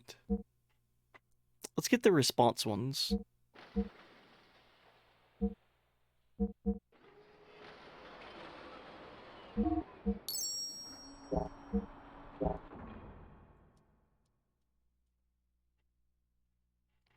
Go get him. I'll catch up with you later. Thanks, Hammer. What a bro. What an absolute legend.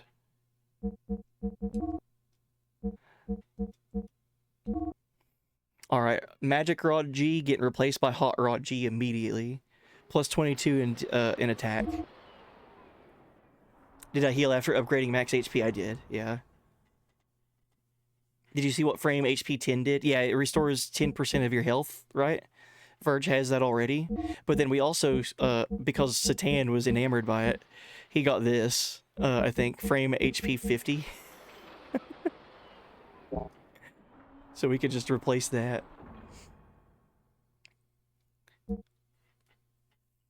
You were watching someone play FF3 Pixel Remaster and he had that kind of bug happen to him? Oh, geez. Like getting stranded on an island or something.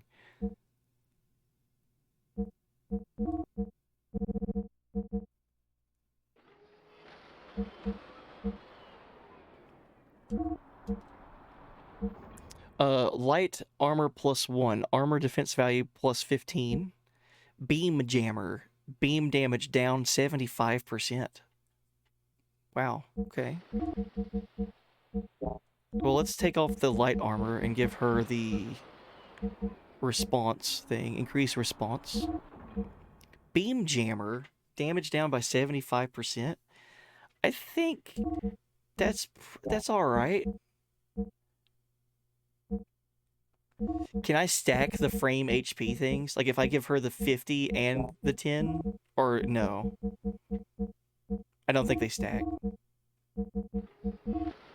Like, I have a frame HP 30 and a frame HP 50. Would that make it 80?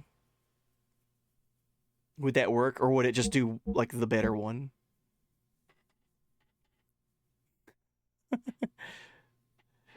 Would be a waste to have both. Okay.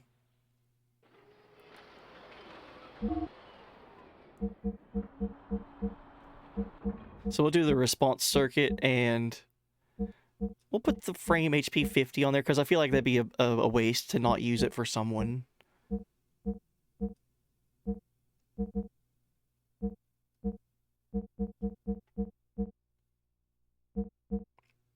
We'll just keep the beam jammer for right now. I need to see what it does.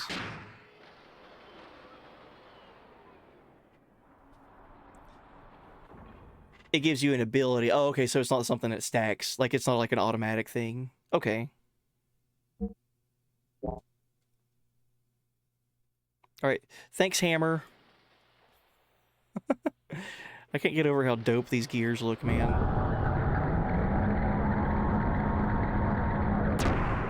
I miss Bart though. I hope Bart is okay. We haven't seen Bart in like 2 streams.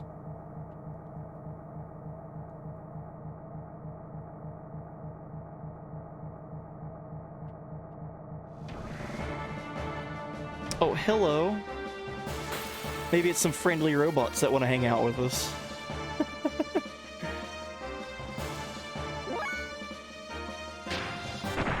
That red gear killed him, right? I don't know if he killed him or not. He definitely, got incapacitated.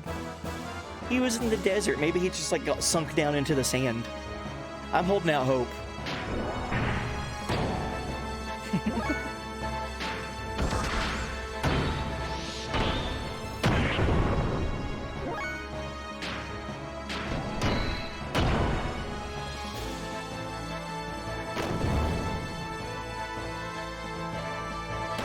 Yeah, he did get smacked for like 20,000 damage. I forgot about that too. Listen, I think Bart, I think he's okay.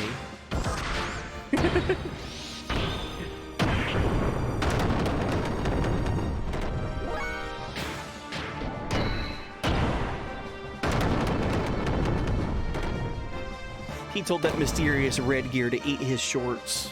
Because that's what people named Bart say.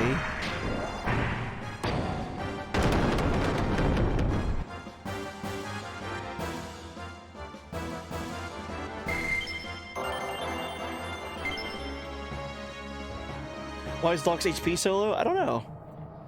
Maybe I should go back to Hammer and fix that. It's been a while since we've used his gear as well. Heimdall?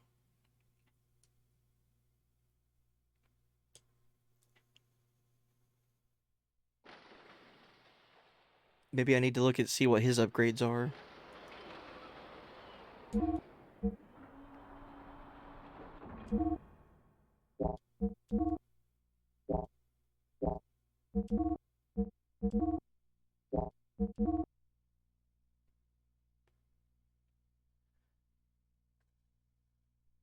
Does that work for him?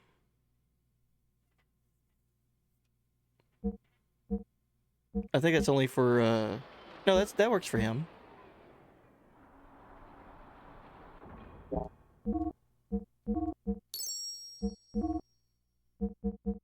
Jesus.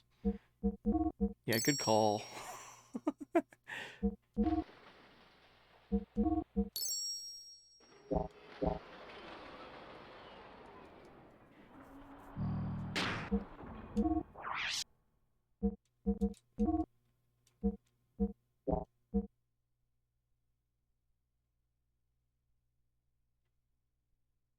Okay, so it just like automatically puts it on him. I'm remembering. It's been a while since we've played with the gears. Alright, I need to go eat a pillow. I have to be up tomorrow. Oh, good deal, Conjugate Voices. Get you some sleep. I hope you have an easy time waking up tomorrow. I know I will not. I always struggle with waking up.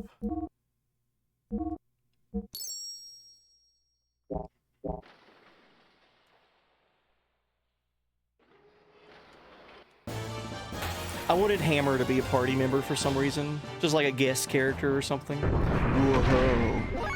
Looky here.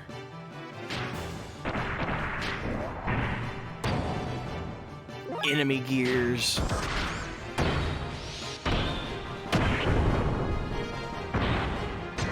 Hate hiccups. Oh god, they're the worst.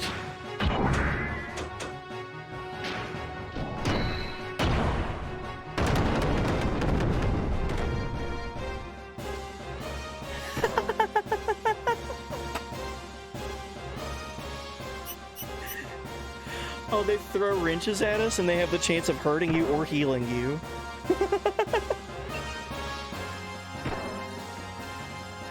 Oh, shit.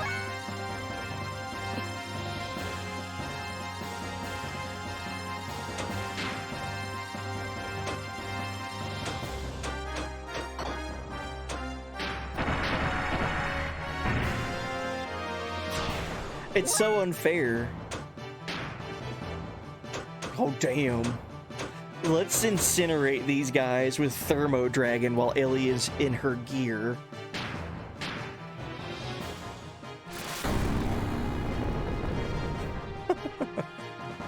Yeah, so that was like a miss. It still hit, but it didn't do like the normal damage it should do, right? Maybe for the small guys, we'll just run up and like just step on them. I think just stepping on them works for the best. That is such like that's such a good attack animation, dude. I love that. Just throwing the big old wrench at you.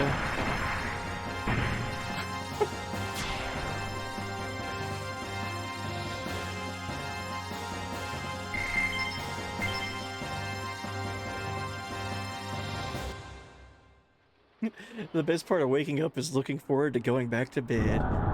Ain't that the truth? That's how I feel whenever I clock in at work. Like I wake up and then like, even though I'm awake, I don't fully like get 100% awake until like I'm like walking into my workplace. So as soon as I clock in and I get to my work area, I'm like, oh, I can't wait to go back to bed, man. Being awake is so stupid sometimes. Remember that thing that we got from moving the crane around? Yes, the power magic. We have that equipped on Rico. Ah. Hammer. Let me go talk to Hammer really quick. I want to change party members.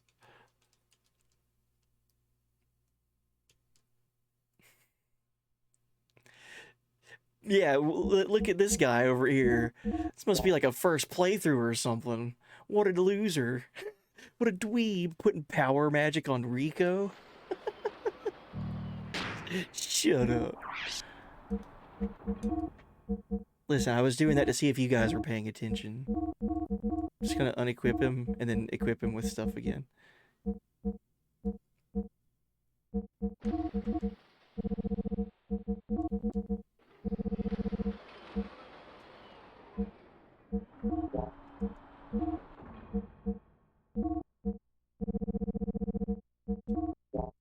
So I'm glad that you guys caught on to my clever ruse to see if you were paying attention. Alright, let's get Satan back.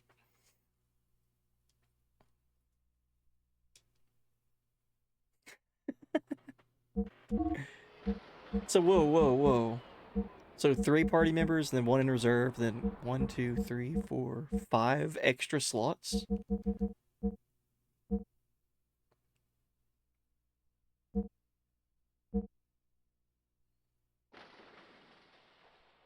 Okay.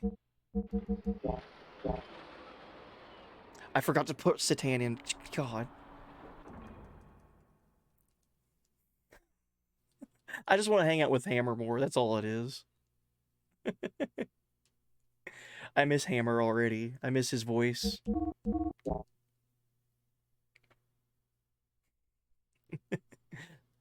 Take care, bro. Be careful.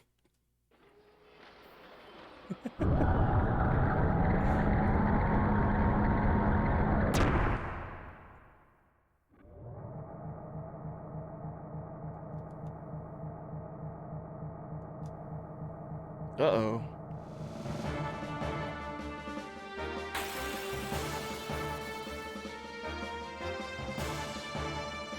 Reminds you of the mutants in Tank Girl? Oh, man.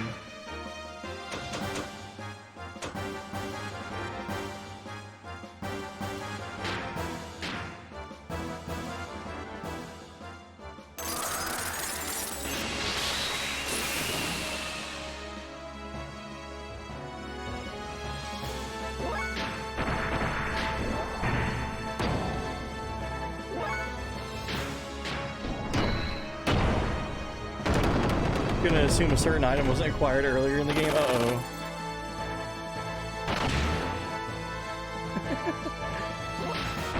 Maybe?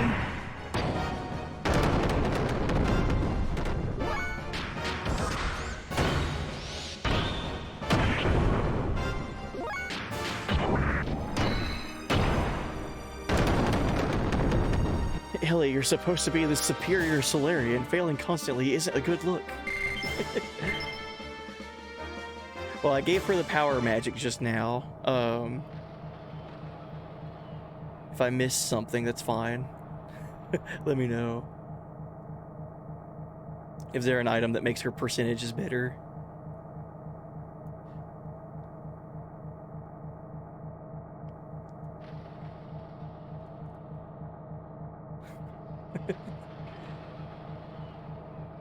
Sleepy Lyric, I'm exhausted, been passing out while watching. Good deal, Reet.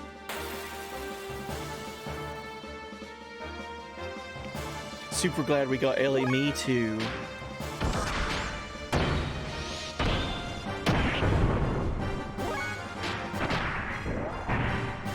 But yeah, get you some sleep, Reet. Next day off of work I have should be on Monday night at midnight.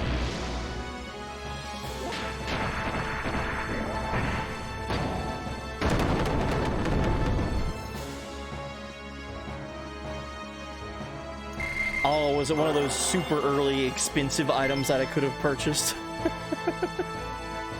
Yeah, things that I had like 900 gold for, but like items were like 20,000 gold or something. I do remember that. Yeah, 38,000. Jesus. No, I did not purchase that. You're right.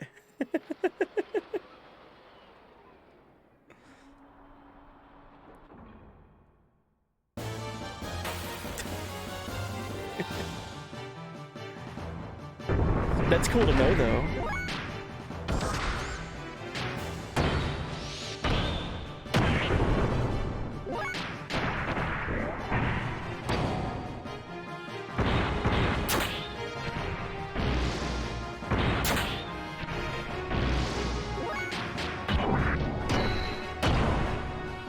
Dope. Monday is your Friday. You can watch the whole thing without worrying about work the next day. Hell yeah, dude.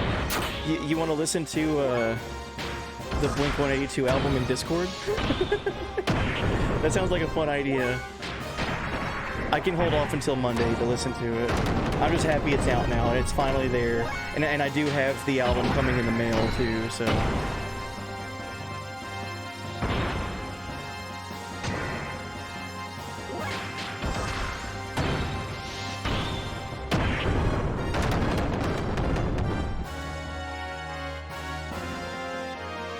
What was the item called? You can tell me that, because I have seen it before. I do remember it.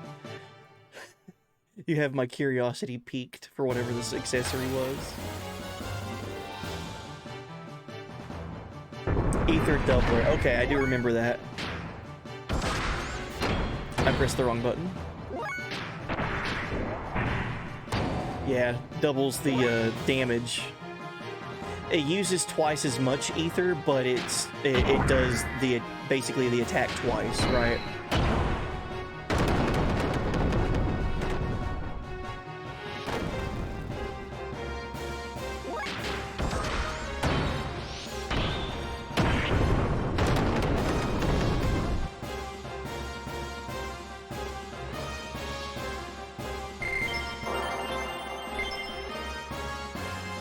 Time 2 multiplier in the damage formula. Okay.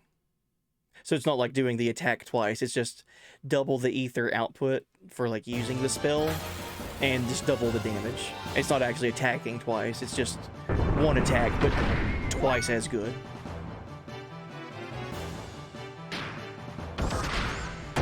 Yeah, that sounds ridiculously OP. Especially for Ellie.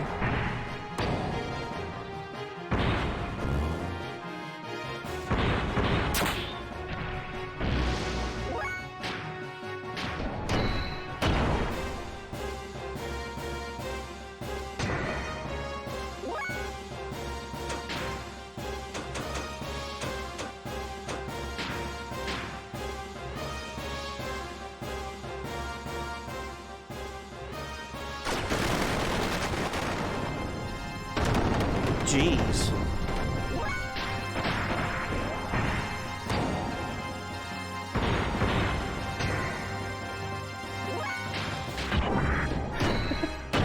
I'm trying to remember where that was sold at.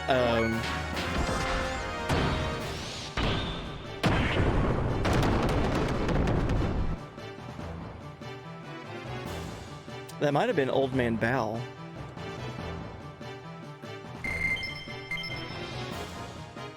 I could be wrong on that, but I think that might have been something that Balthazar had.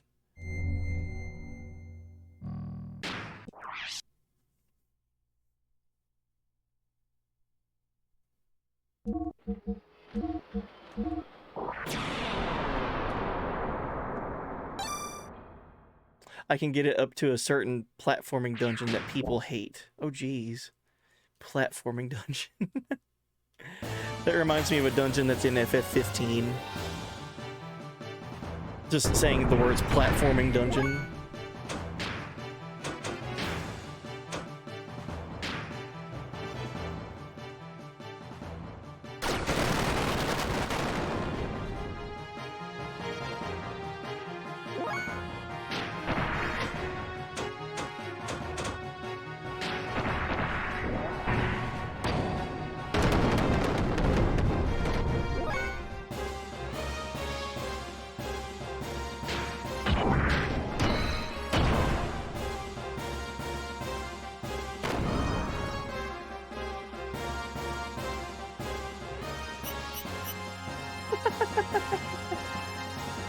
I love that animation so much. You guys don't understand. This is peak animation. That's so fucking good. Fucking PNG of the wrench.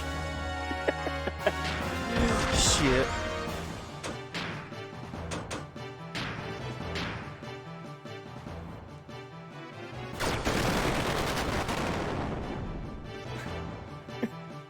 It's like the best attack in the game, dude.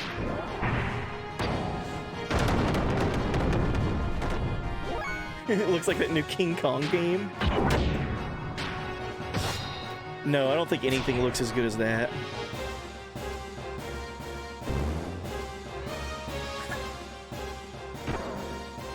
One damage.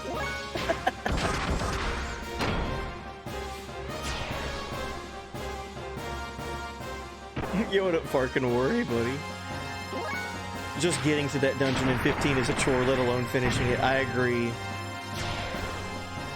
Yeah, there's a dungeon in Final Fantasy 15 that is like, there's no enemies, but just getting through it is just pure platforming, and it's chaotic. But you do get a really good reward for doing it.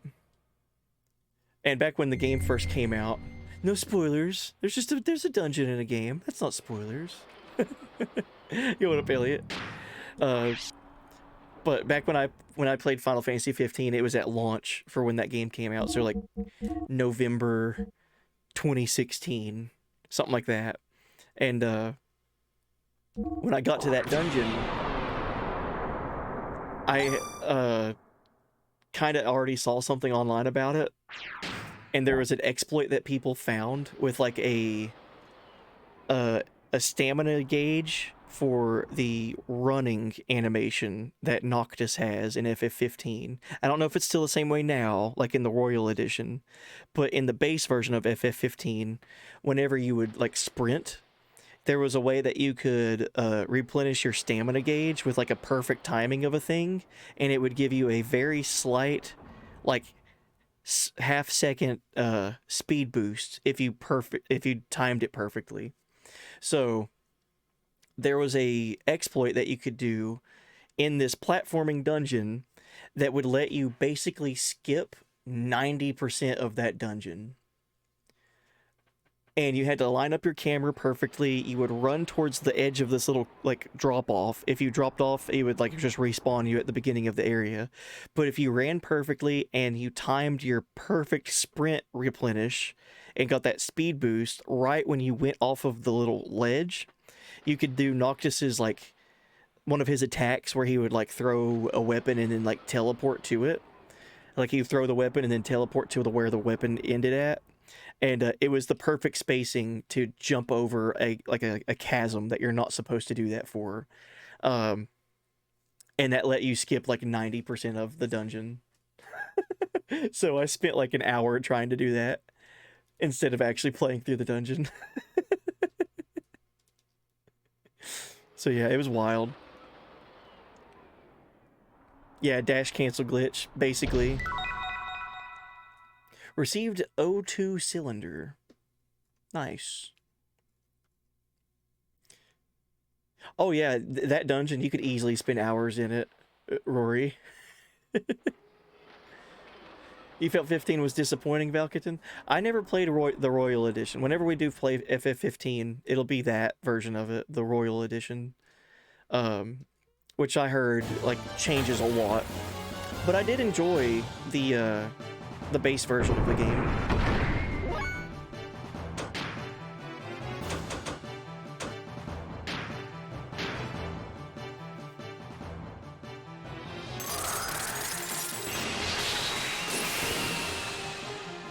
I feel like the biggest problem with FF15 for me was when I played it, I immediately realized, like, oh, I can become invincible in this game if I just have 99 Phoenix Downs and 99 potions.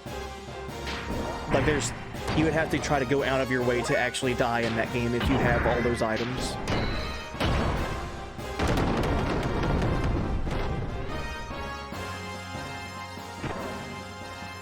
Like I said, I've not played Royal Edition, so I don't know if they changed anything with that, but in FF15, if your main character were to get KO'd, the game would actually slow down and ask you if you would like to use a Phoenix Down to prevent from dying.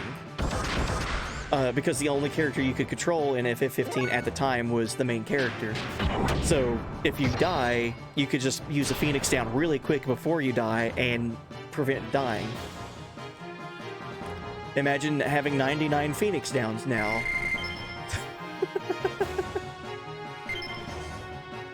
You can't die unless you die 99 times or 100 times in a fight. And at that point, then it's your fault, I feel like.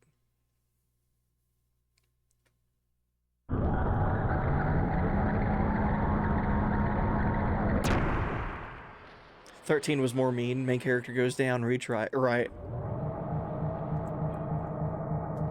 But at least with 13, it was like, okay, you can retry that fight. Like, and you're right there.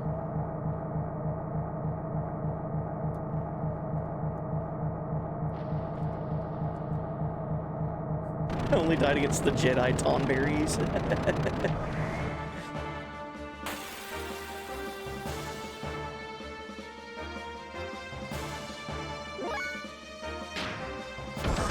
No, there was also a summon on easy mode that was Carbuncle, but that was in easy mode. But the Phoenix Down thing, that was just in the base game. That was like just how the game worked.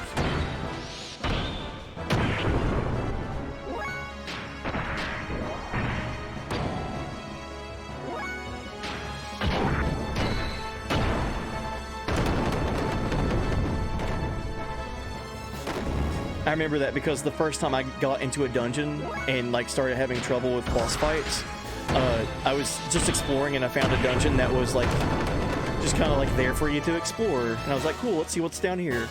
And I ended up fighting against two gigantic snakes that would petrify you, and we were fighting two of them at the same time, and I was like, oh, I shouldn't be here. I'm like level 38 and these two giant snakes are like level 50. I'm dying a bunch. And I remember I was just like, okay, I'm done with this. Let me just die and, like, come back to this dungeon later. But because I had, like, 30 Phoenix Downs, like, I couldn't actually forcibly die without going through all my Phoenix Downs. Like, I couldn't just give up.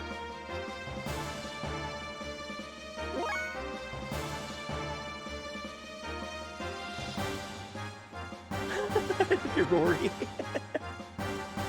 Yeah, 15's a fun story. I like 15 a lot.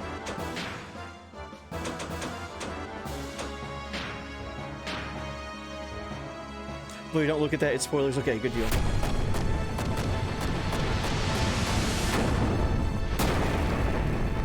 Damn, Ellie.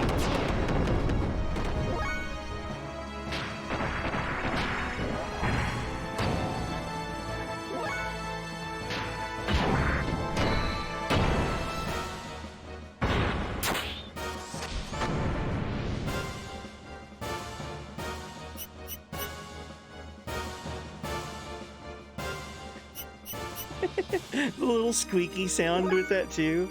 Just everything with that attack is perfect. Oh, I'm out of ether. Oh wow, that's the first time that's happened for me.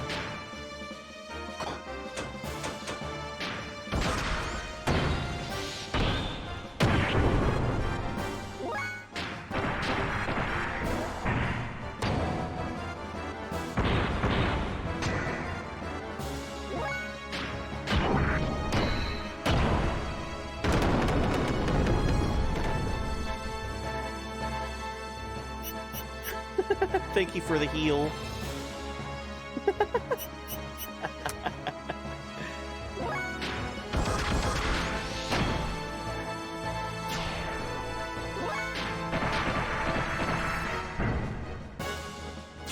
Stomp. That was rude of me. They healed me and then I just walked up and stepped on them. I shouldn't have done that.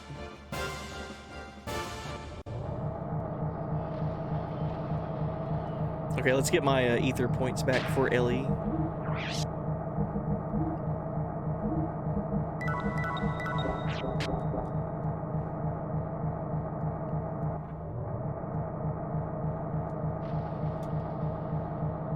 I don't think I'm running past anything.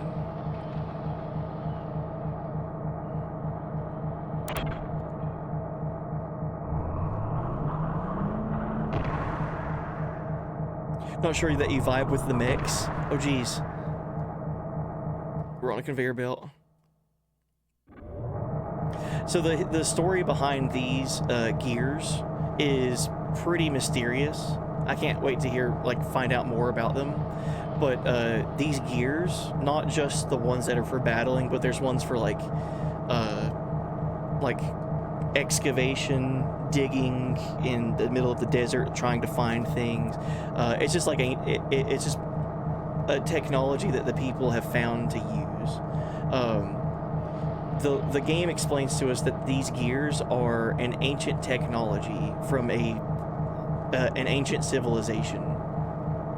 So like, there's a lot of mystery about them even existing here, but people are using them, and what consequences are going to happen from that, I don't know, right?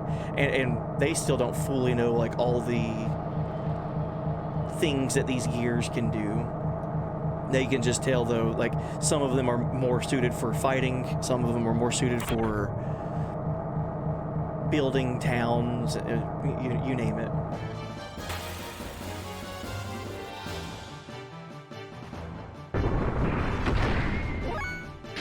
I do like seeing new gears. Like whenever a new gear shows up, it's like, whoa, who's that? Like who's piloting that?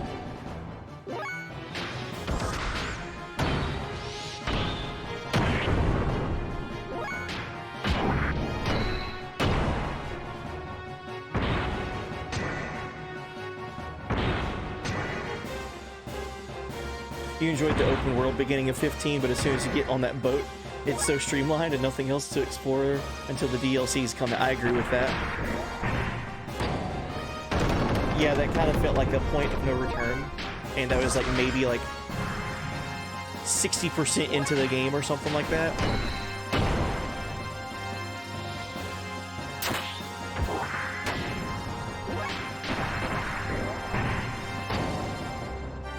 I will say this though, without trying, I'm not going to say any specifics or anything, but once you do get on that boat and the place that you go to has probably my favorite, one of my favorite moments in FF15.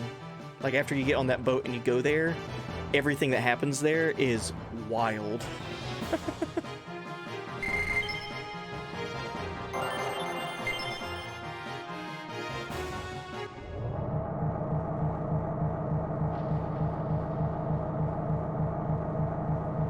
Oh, there's something back there. Right?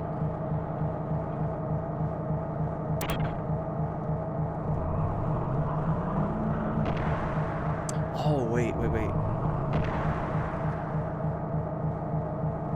Can I get back there? It looks like there's something here. Yeah, there's like an item. Or is that just decoration? No, that's an item. I need to get back there somehow.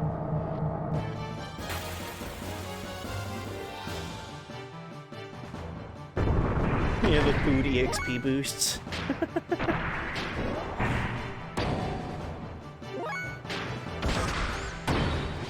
Ignis talking about finding new recipes while he's like out killing cactuars.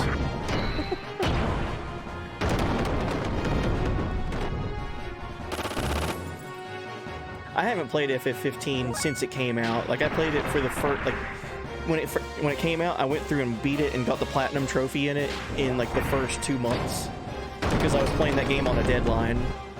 My son was about to be born.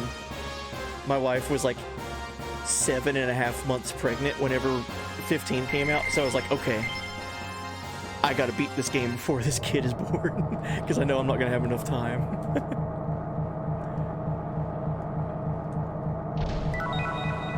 Received extra armor plus, really? Plus 3? I already have that. Shoot. Shoot darn.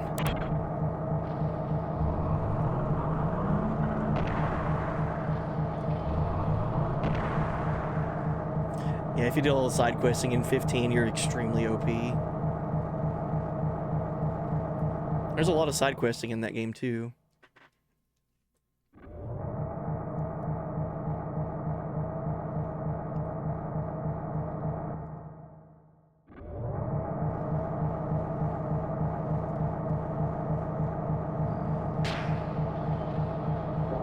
Okay, we're good on items and health and all that.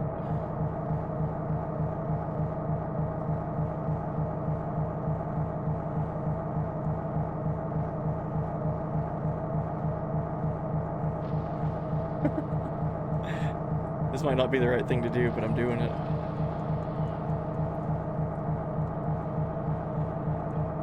Oh, it's shortening my jumps, so I can't. Okay.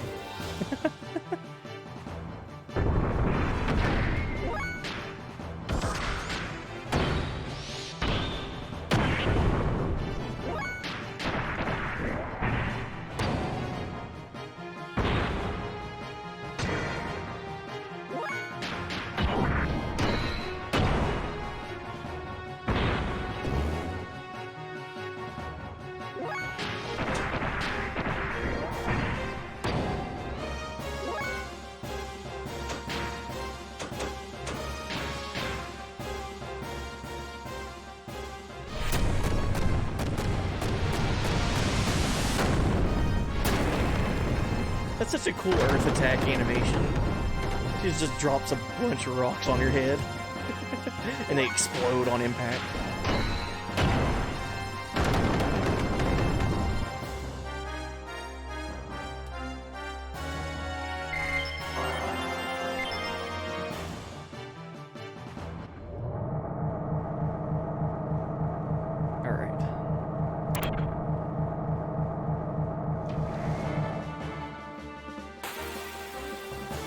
Man, this place is highly like, it's got a bunch of defenses everywhere, and we're just, like, cutting through them.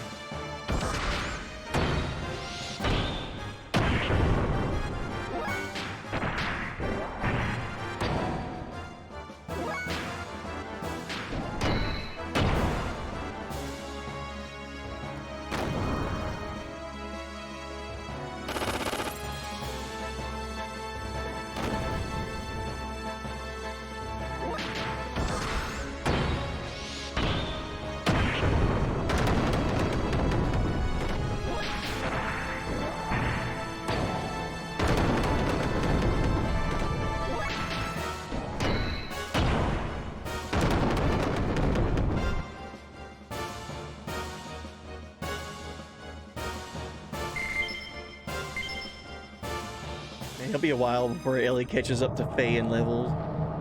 He's level 41. She just hit level 35.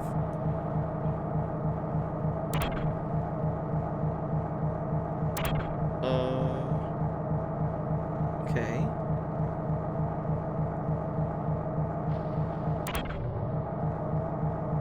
So there's that one. Did that do both of them? It looks like it.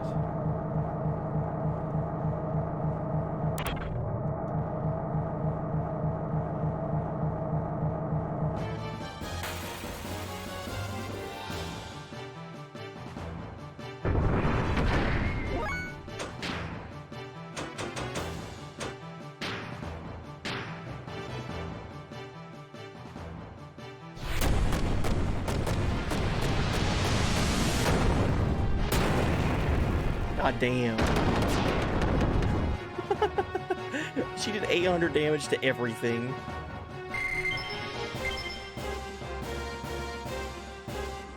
This game's encounter rate rivals FF4. They're not popping up a whole lot, right?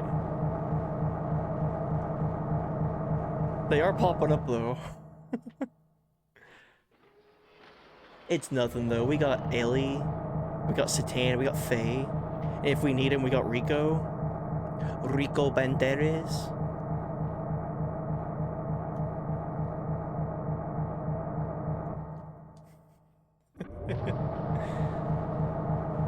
I miss my other homie Bart though. Hey, a save point. We should use it.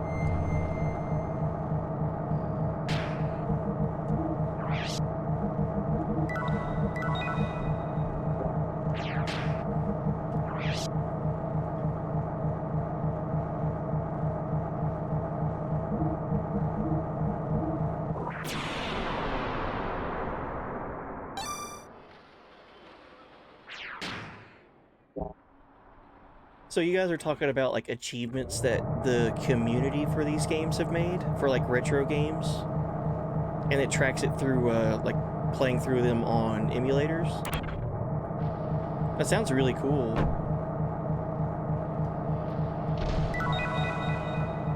Received gold nugget and received a mica.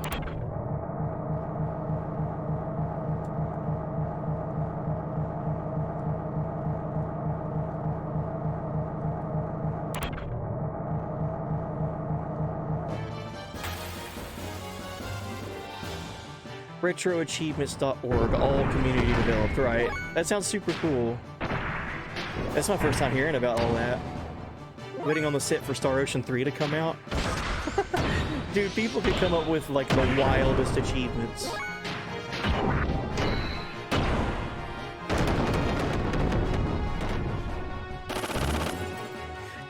So every game has to have an achievement for beating it on a Guitar Hero controller, right? Or a DDR dance pad, right? Because there's always going to be that one guy that's like, oh yeah, well, you might have beat this game without saving, without healing, without taking damage, whatever. But did you do it on a DDR dance pad? I don't think so. My favorite ones are when people play like Dark Souls with like the Donkey Kong bongo controller. All that shit, that is hilarious to me.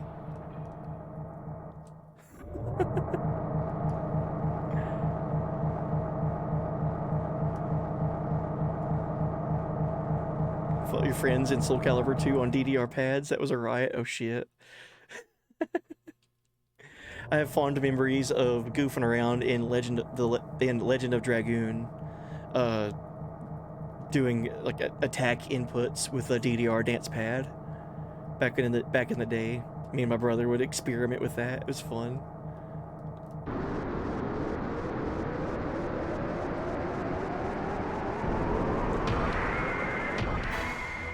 Hello. Who's this friendly face?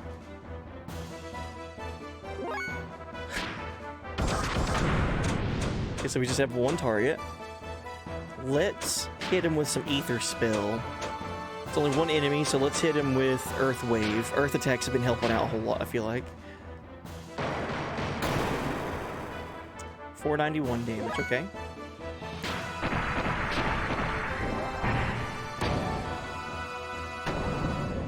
Fist X. Or Fist 6. Physics. Physics. Physics.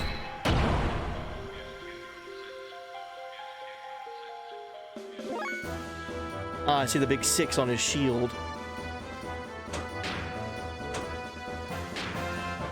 So Earth did like 400. Let's see how much water does.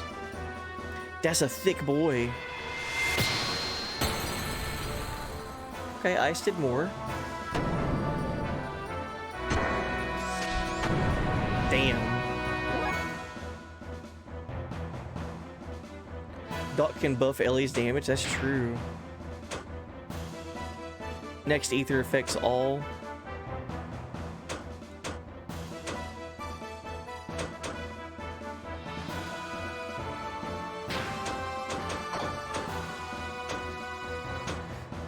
Would he have to be out?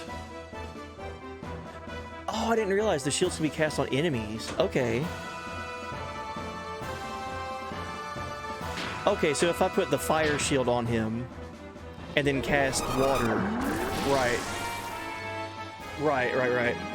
Yeah. Block fire, weak point water. I remember that from fighting Red Rum.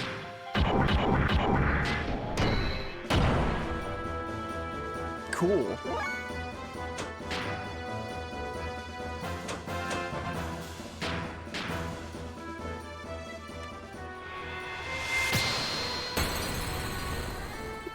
Jesus. Shift up. Oh no. Defense up 2. Speed up 2. I'm not thrilled with Ellie's HP right now.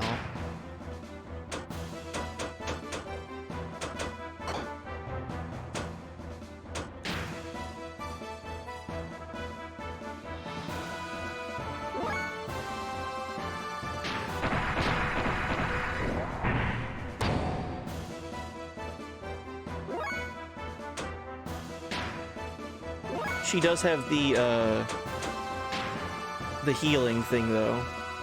Fixed frame HP.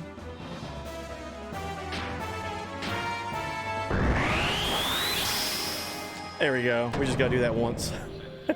Sounds good to me.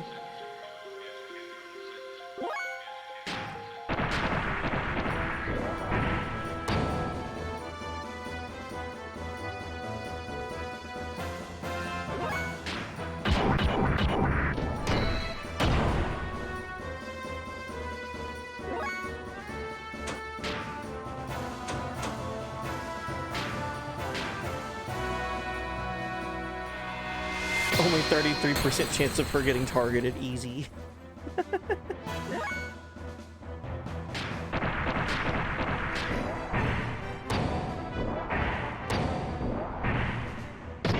She does have her like physical attack that I'm not using, Screamer. We could have her do physical damage.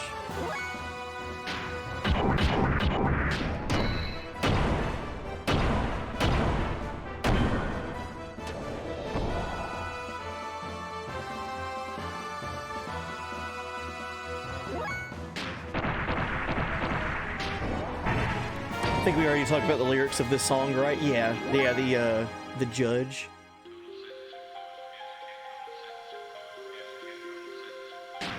Such a knowing the context of it too is super spooky. Because yeah, when you told me that, I was like, what are you doing, Mitsuda? Why are you putting that in a song? But you know what? It works.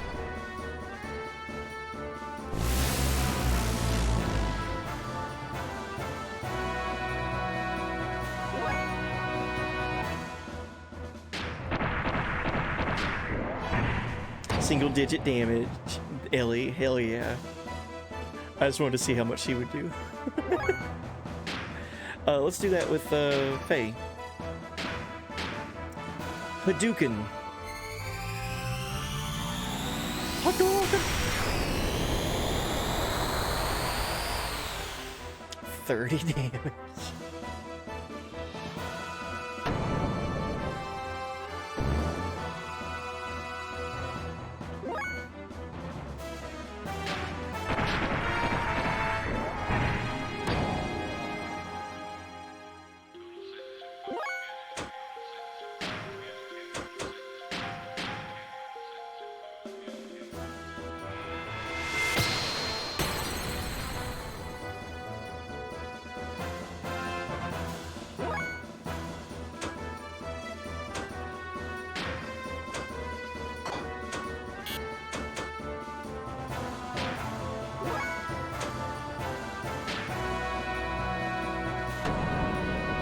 Hadouken can be good, but requires more equipment.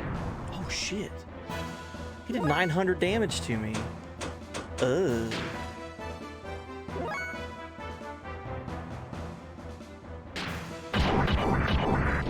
Yo, what up, Blind Umpire? Good morning. Hope you're doing well.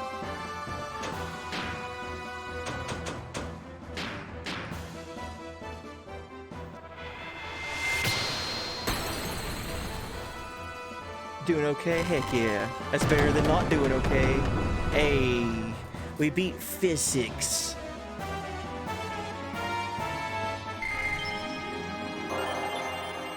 Satan leveled up. Learned Hakai. And Ellie leveled up. We received 1 ground. I've always wanted that. 1 ground. And you know, we won't talk about money right now. You know, 15,000 gold. It's not a big deal. Holy shit! It's a lot of cash.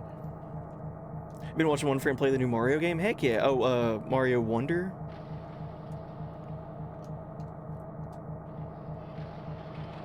Looks interesting.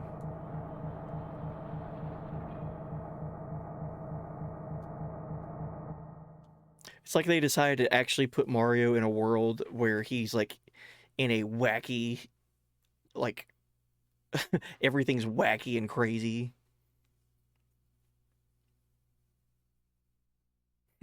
Get a load of this. I can't believe they make such a thing. Shall we see if it works? So yeah, this is the Goliath. Doc, do you know how to operate it? Not really, but Faye, you were not thinking of stealing this big thing without knowing how to operate it, were you? Well, anyway. So the Goliath is going to be ours? Mario Moonshine, and he's in the south evading the federal Bowser's investigators. Yeah, the FBI, federal Bowser instigators, sorry. Some of the stuff you've seen makes you think the devs were stoned out of their minds when they came up with it. Well, the thing was, like, Mario... The new power-up is, like, the big thing that I feel like a lot of people are focusing on. Like, Mario can turn into an elephant. Well, that's fine. That's wacky and goofy and all that. But for me, like, what I'm interested in is, like, the world that they have going on. Like, Mario Wonder, like, the pipes are alive, and they can do, like, all kinds of goofy, like, crazy teleportation stuff, and they're, like, talking to you. Like, I don't know, it looks like the world itself is gonna be wild. Oh, Rico's in our party. Okay. I didn't realize that it was gonna automatically put him in my party. That's fine. Bro, this thing is incredible. Boy, is this exciting. Can I put Satan back in my crew? Just out of curiosity. Okay, I don't think I can. So, they were this close to having it up and operational.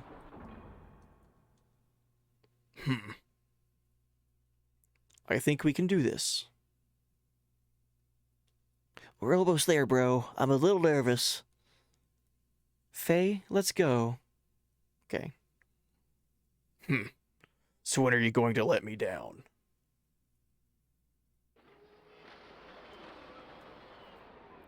Well then, shall we go? Oh shit. Hold on. Call out if you're ready. What is this? Looks like there's a thing there. Like on the dashboard.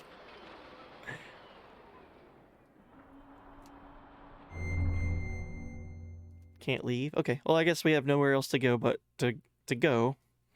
So let's go. Mario's transformations were like were always low priority on the list for a Mario game for you, or in your opinion.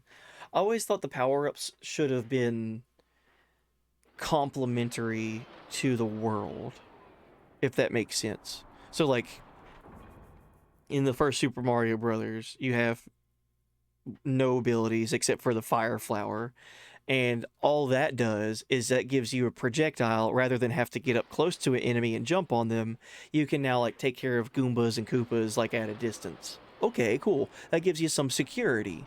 So if you found the fire flower, it was like, okay, that's obviously what I would want to have versus just like the mushroom or not have any power up at all. And then you have Mario, like Super Mario World, which in my opinion is like the best Mario game, the one with the cape. Yeah, I was gonna skip Doki Doki Panic because that one didn't really have power ups. You just had like hearts, like extra lives. But Super Mario World on the Super Nintendo, you could be regular Mario, then you could be Mario with the mushroom, like Super Mario, and then you could have the cape, which lets you fly, and then you could have a Yoshi, so you could fly with the Yoshi. So right there, you have like 4 layers of security. Like you have Yoshi. If you get hit, you're not on Yoshi anymore. If you have the cape, no big deal. You don't have your cape anymore. And then if you get hit after that, then you turn into the little tiny Mario again. And then if you get hit again, then you're dead. Like there were so many layers to that, and it just added to like the exploration and being in each stage. You had more time to think about like, okay, what do I need to do? Where am I going? Is there any secrets to find? Things like that. It was very rewarding. And I feel like after a while, it kind of got away from like complementing the power ups to the world. I've never played Mario Galaxy, but like just because I wasn't like a big fan of the Wii personally. But I know Mario Galaxy, like that game was like super about like different planets being the size of like very very tiny planets or stars, and then you could like walk on the bottom of the surface of it, and it was like a fixed camera angle. But it seemed like the power-ups in that game kind of weren't like the focus, or didn't really like do much to attribute to the gameplay. I couldn't even tell you a single Super Mario Galaxy power-up. Granted, like I said, I've not played the games, but like I don't feel like any of them were like iconic in the way that like the cape or the Tanuki suit were or anything like that. For some reason, I'm thinking that Mario Galaxy had the power up where he had like a bee outfit or something. I could be wrong.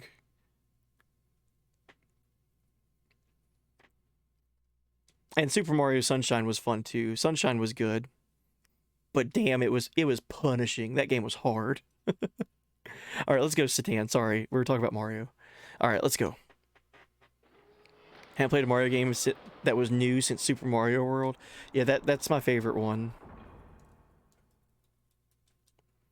Well, everyone, this could be dangerous, so please, be seated. Are we getting an airship, bro? Is everyone ready? It will shake a little. Couldn't you tell us A bit sooner.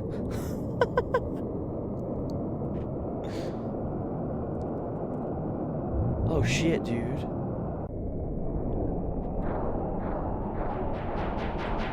The Goliath. Yeah, Mario 64 was amazing, of course. 64, and that was like a pioneer in 3D platforming, right?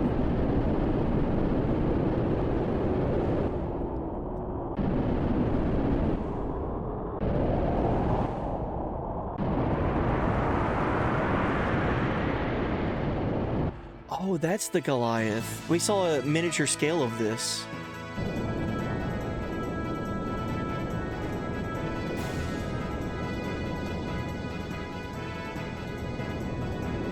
Hell yeah, dude. Look at all those propellers.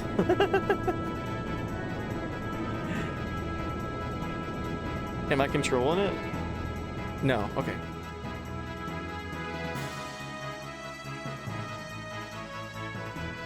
Oh, this song is good, dude.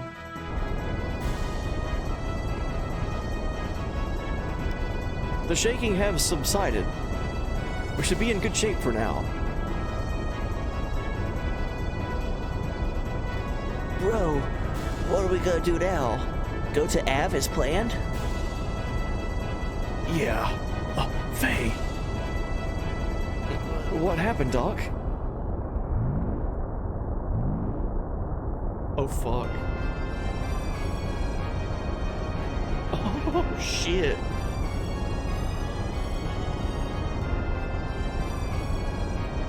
That's... It's him. Faye, where are you going? I'm going out with the gear. Faye! Master. Even Ellie. Oh shit. Yeah, Rico doesn't even say anything. He's just like, fine. Oh, we're fine. Oh, wait. Graph!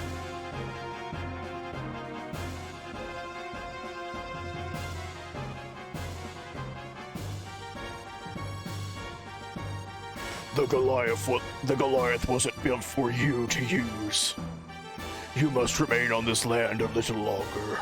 I can't allow you to leave. Duh. Oh, we're fighting him. Super guided shot.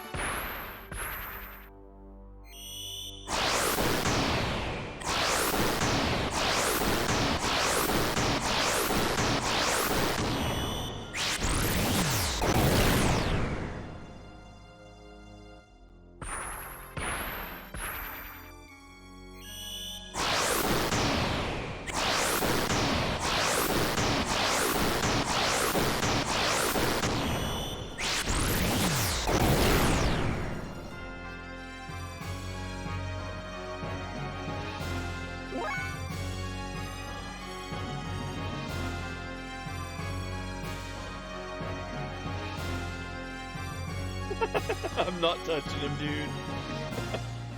No. What in the world?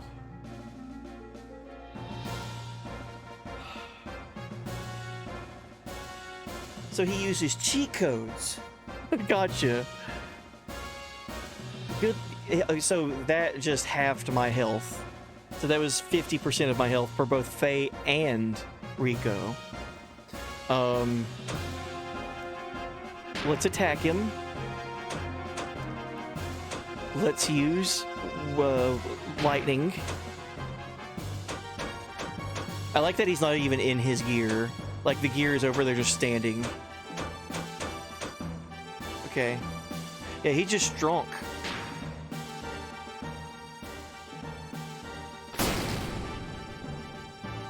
Okay, 782, that's good.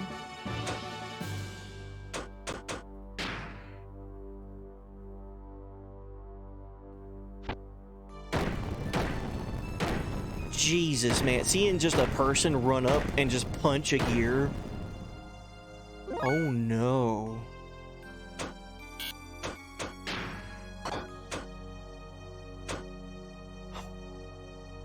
Oh no. Okay.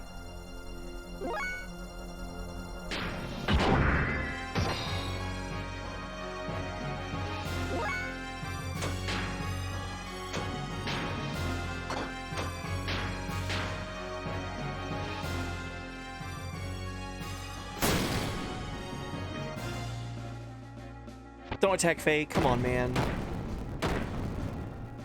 Shit.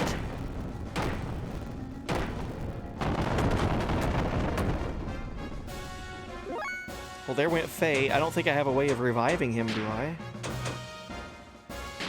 Does that work? Do Zeta Souls work on gears? Ew.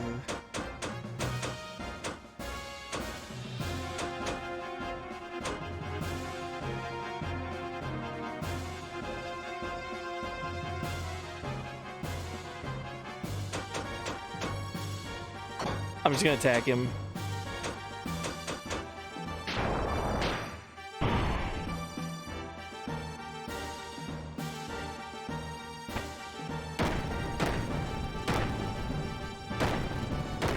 Yeah, I'm glad I didn't try, because I figured it wouldn't.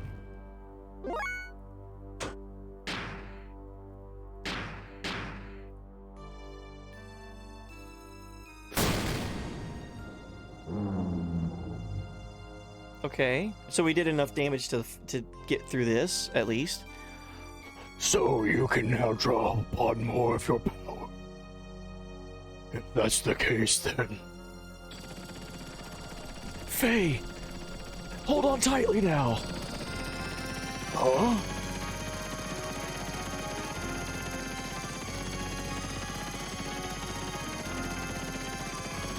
Did he slam on the brakes? I like that. Just shook him off like it was nothing. Evasive maneuvers. I'm slipping.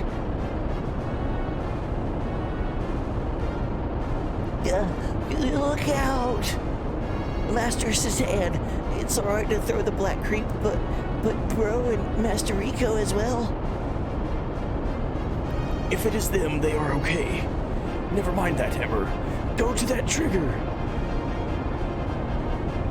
Trigger? You mean this? What do I do with... You must fire. Look, it is coming. Oh shit. Hammer? They're here. Hammer! Calm down and concentrate. It is heading straight at us. All you have to do is aim well. Pull the trigger and fire. Aiming. Oh, hammer it down. Oh, no. There it is. Fire. Like this? Good. Keep it there and do not move your aim. Get ready to fire in 5, 4, 3, 2, 1.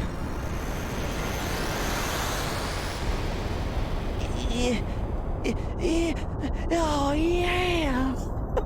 Hammer. Oh yeah! Master.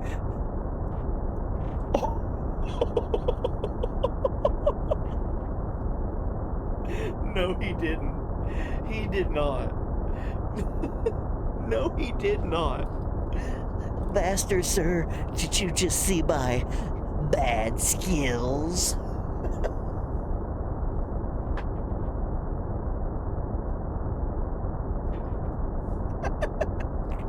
How can you not like Hammer? Come on, man. The only way this would be better if he said, like right before he pulled the trigger, if he said it's hammer time. He needed to say that. Looks like it's hammer time. His mad skills. Shit. I just might be a genius. By the way, what's up with Bro and the gang? You don't think they fell off? At least you still got me. It should be a piece of cake with me around. Right, Master? Sir?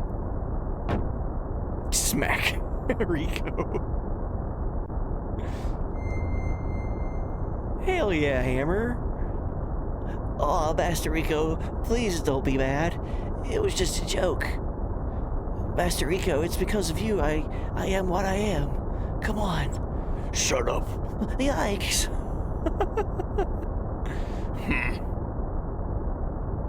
That's all he says. Jeez, why am I the only one getting yelled at when it was me who took him out? It's a good point, Hammer. You did take him out.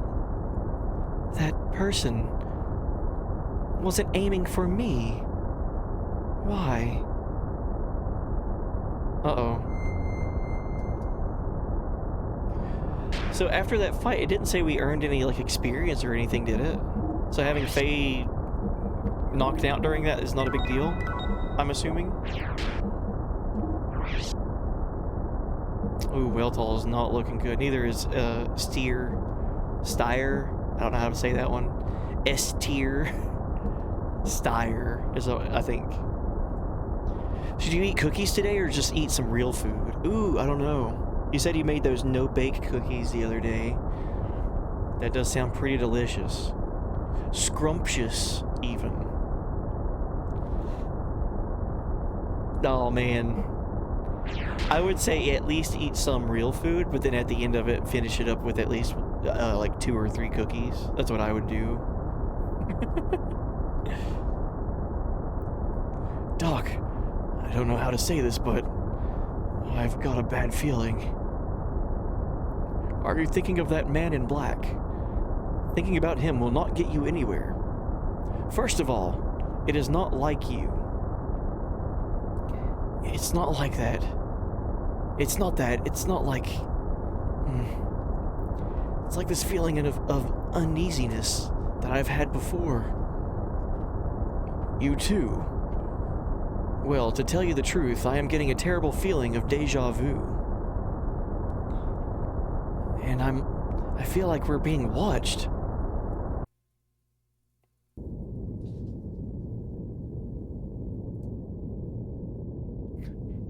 Camera pans to someone watching us. Bingo. Our information was correct. It's Kislev's. It's huge. It appears to be a... That's it! The Goliath! The one from the underground factory we've heard so much about. Crap. They're taking revenge. Bet they're going to bomb Bledovik. I knew it. I knew it. I knew he was okay.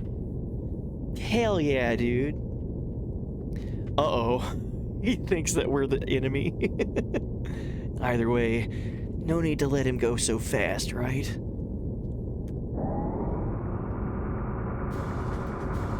Gunner!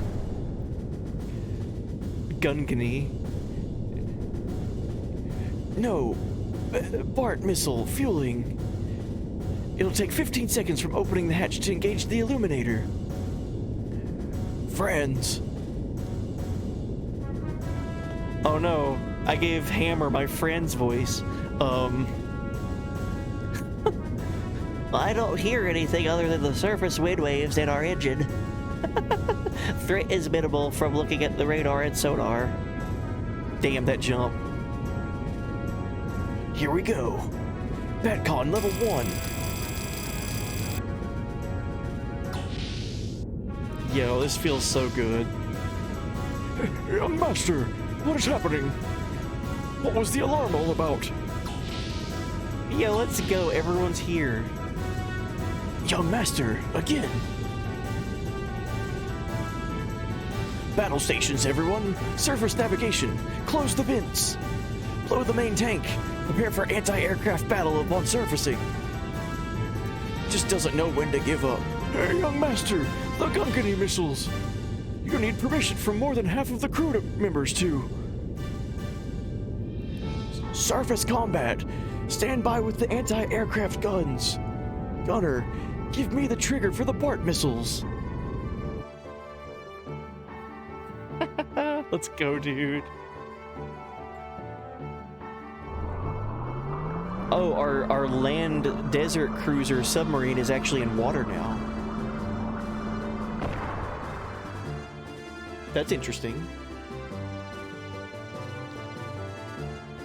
Can we get on like a radio channel? Don't shoot, don't shoot!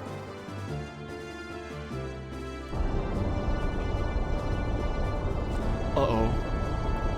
What's wrong? Oh, it's nothing. Okay, I'm glad. Anyway, Satan, is it okay? We're flying in such a large ship. What if Kislev or Av finds us?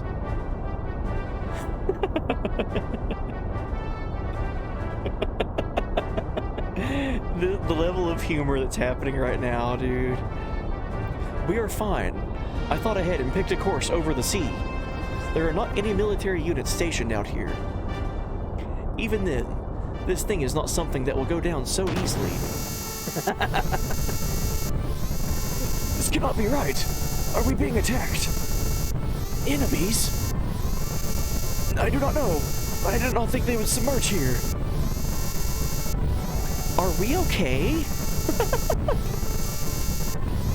Unfortunately, there's no way we can avoid descending. Faye, Ellie, get out first. I will follow later. What? We have no time for a debate now, Faye. Do you think you have the skills needed to keep that Goliath in the air as long as possible? Then hurry up and get out. Now then. And you too, Hammer. You are going too. Yes, sir. Rico. Quit dawdling. We're going. Yes, sir. Now, where did they... Huh? That ship. Sigurd, I think you need to rethink your method of disciplining. Yeah, mid-sentence, bro. There's no way we could be armed. There is no military units out here above the water. We should be fine. He immediately sees the Yggdrasil. That's the power of the Bart missile. That flex, though. Look at that flex. Even Kislev's prototype can't stand up to it.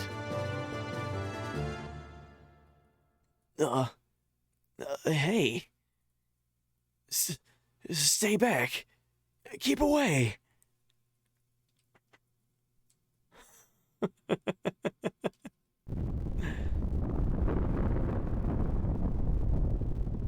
So this is a tiny Bronco situation. Oh. Oh no.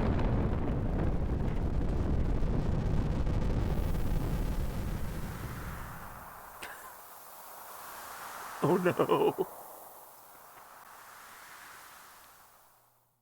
We're okay. Everyone's fine. They're fine.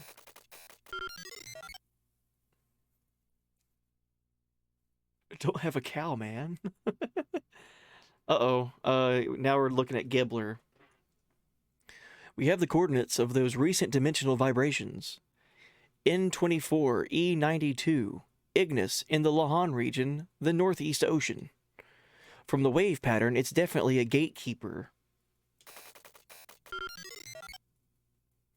There are no regular mainland flights.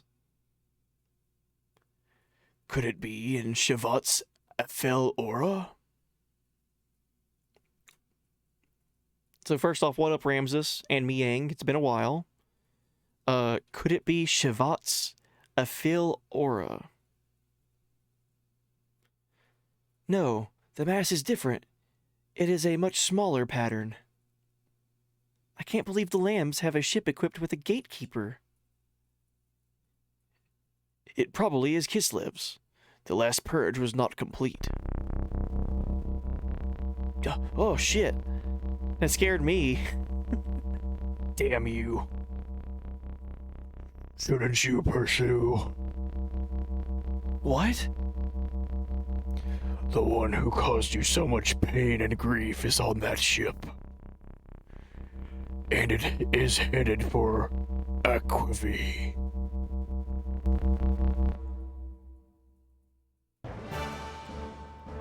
Put all the crew members on emergency alert. We're attacking the Kislev ship. We can't, Commander. We don't have orders from the capital yet. If we move from here... I don't care. I won't allow them to escape.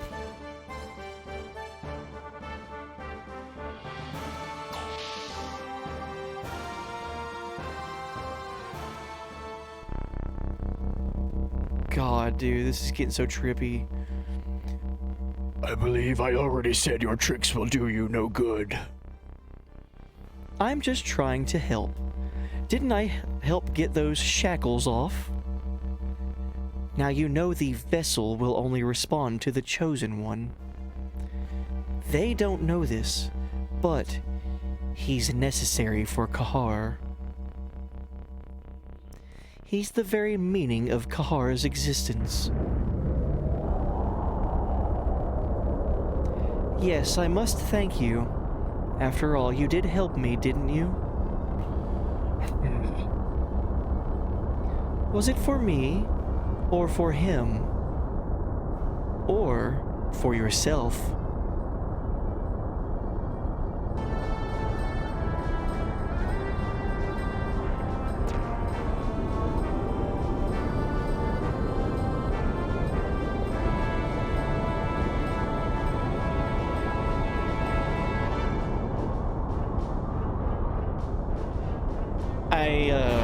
don't know how, but I just now, I completely forgot one important cutscene that happened like 3 streams ago that involved those two, Miang and Graf. I don't know how I forgot about it, but seeing them talk in that hallway reminded me that they did have an interaction with each other before in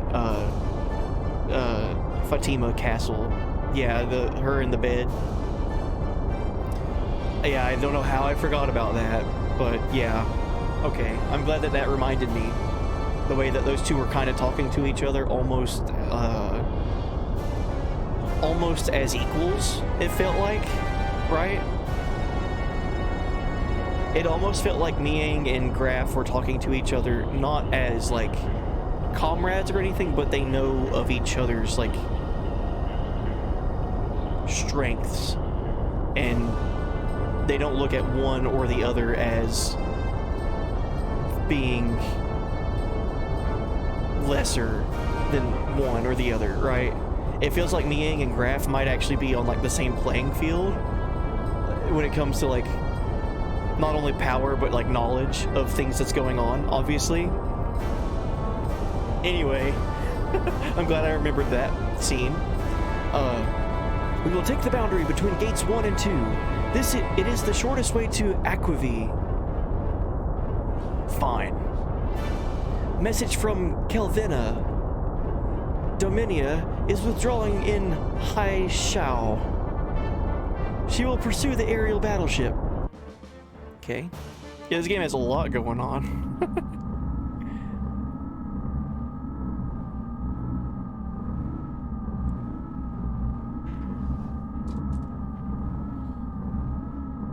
Oh, man.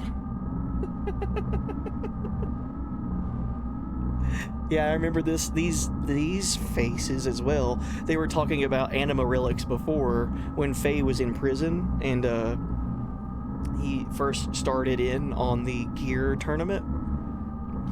After he was sabotaged, we saw a cutscene with these faces talking to one another, talking about Animarillix. Kylor. Forgot I was gonna make that sandwich. Guess I'll have that. I love how that's such a nonchalant thing to talk about while this game is going from like 60 miles per hour to like now we're in like light year speed. Like the shit is gone wild within the last like 10 screens. All right. Disobedience. Ramses's orders are to excavate the Animarillix in Ignis, and to watch over the lambs. What is he? We can recover the Animarillix anytime. Moreover, we learned that he was on the transferred ship. Ramses was probably after him. So it was the trauma. Nay, in this case, Kingret. Nay, in this case, Kingret, it was the severe external wounds. According to the memory cube, we found multiple subjects around him that possessed the animus factor.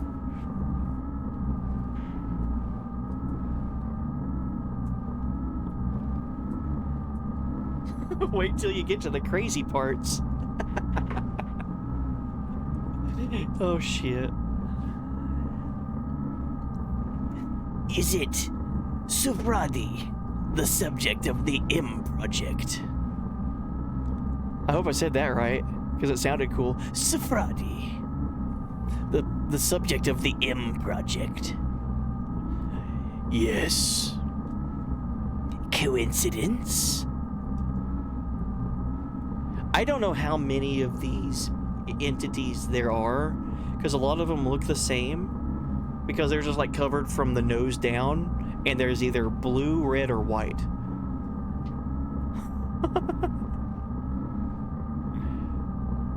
You still have epiphanies when I play this about details you've overlooked? Oh, geez. Oh, Nay, it is beyond that. They were either attracted to him, or... Unexpectedly, it's developing into the same condition as 500 years ago.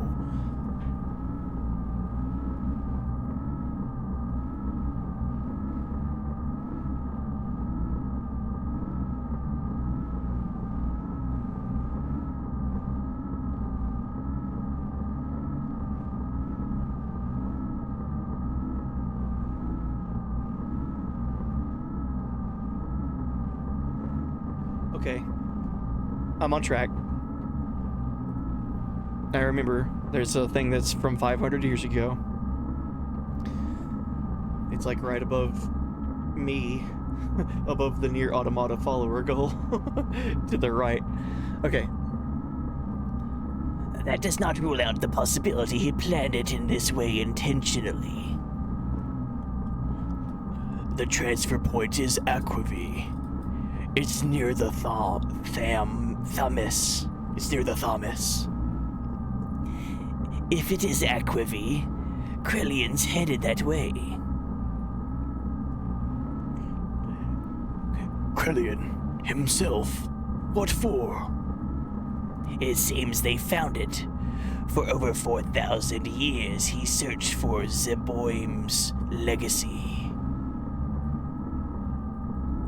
Man, I fucked up, dude. I feel like I should have been taking notes this entire time. I have not. Okay, we're just gonna keep playing. Legacy? Is that the technology he was talking about? Oh. Yes.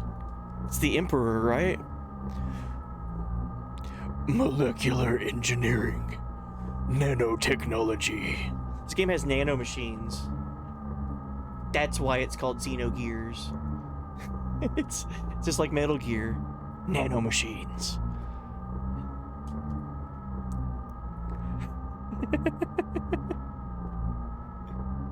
The land of all creations. Wait. The land of all creations. The capital of Zeboim culture. Resting beneath the ocean of Aquavi. For 19 years, the ethos kept it secret. Is this acceptable, Kane? Emperor Kane. Yes, it will do for now. 19 years. That coincides with the time when the Earth shifted. Indeed. But I don't understand. That technology doesn't seem that crucial to us. He is still a lamb. Giving him the ability to do as he wishes is questionable.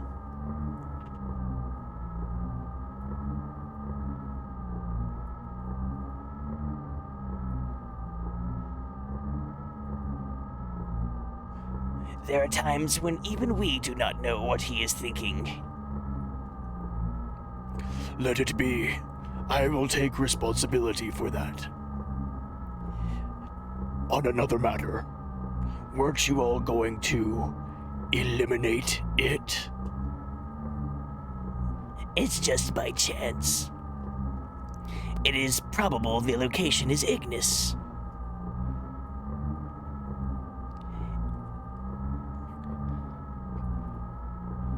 Anyway, I never believed it would be eliminated so easily.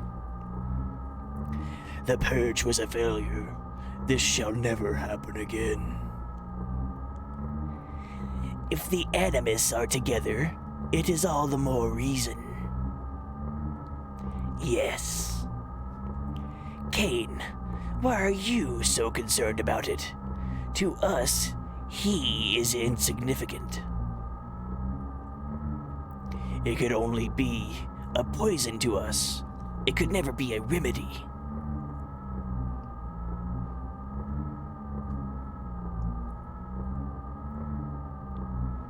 How do you say that?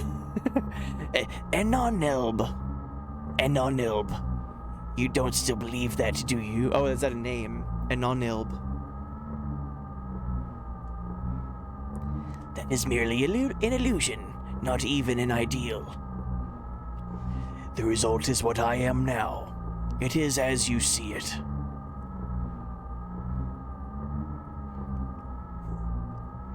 Or rather, is it the emotion you have long forgotten?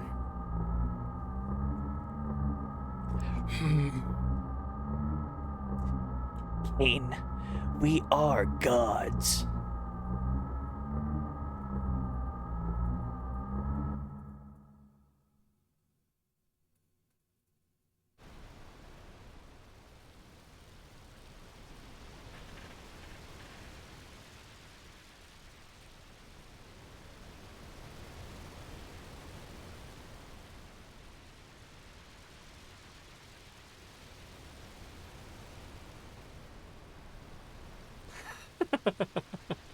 You know what's really special about doing this on stream with the first playthrough for me?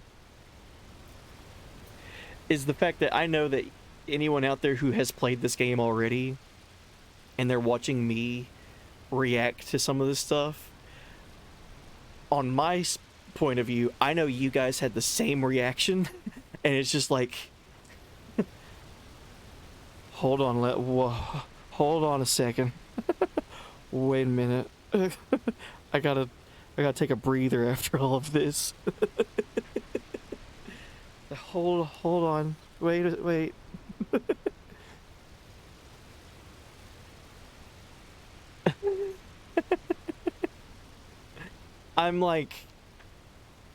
I'm so intrigued, worried, and enamored.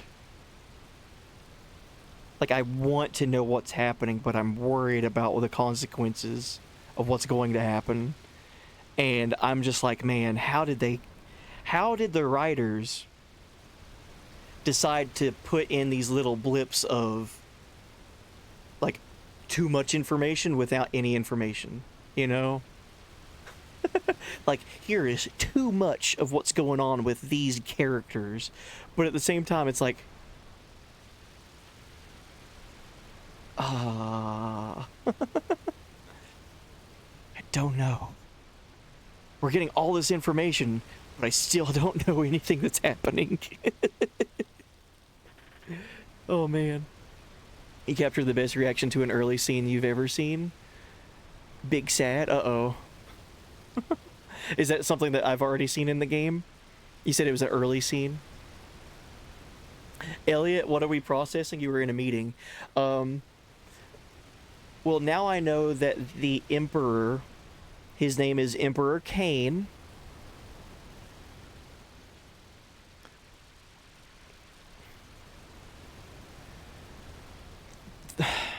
There's some legacy of an ancient technology from 4,000 years ago that these godlike characters have been searching for. And it resides under the ocean that we currently crash landed in. And on top of that, we have Emperor Cain and these godlike creatures talking to one another. It's just like, what is happening? Oh man, I'm worried. It seemed like to me they were talking, so they did mention specifically a lamb, that they don't know what he is thinking most of the time. Like, even them as gods don't know what this lamb is capable of or is thinking of most of the time. And they are worried about giving him too much power. The only lamb that I can think of that they might be referencing to would be Faye, right? I feel like that's fair to say. I feel like they're talking about Faye being worried about, like, whatever potential he has. Because even up to this point, like 40 hours into the game, even to now, we still really don't know a whole lot about Faye. You know, we met him after he had his, like, amnesia. He doesn't know. He just knows that he's being used for his, like, power and his being able to pilot Weltall. Like, he's just being used for that. And he had to come to grips with that. after losing whatever hometown that he had in Lahan. Ugh. So worried. I want to watch this clip that Osiris sent. So, Big Sad from a streamer named Smalls playing Xenogears. Let's see what this is. Big Sad.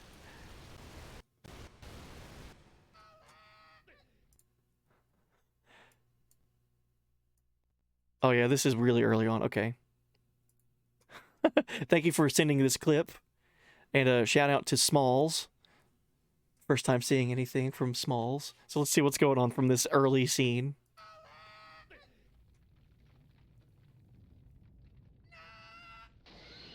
Oh yeah, that was very tragic. Very traumatic.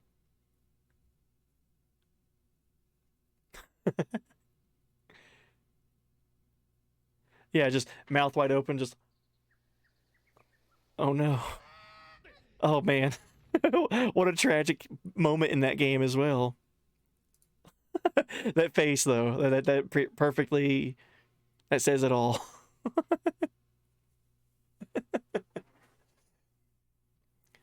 The gods, the lamb. Oh, the gods.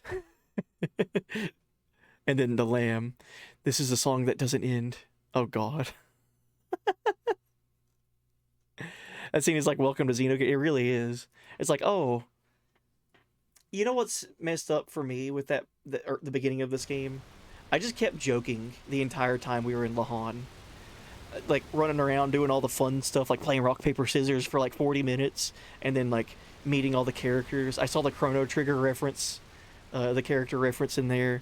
We're meeting all these characters. We're talking to Dan and being weirded out by Dan.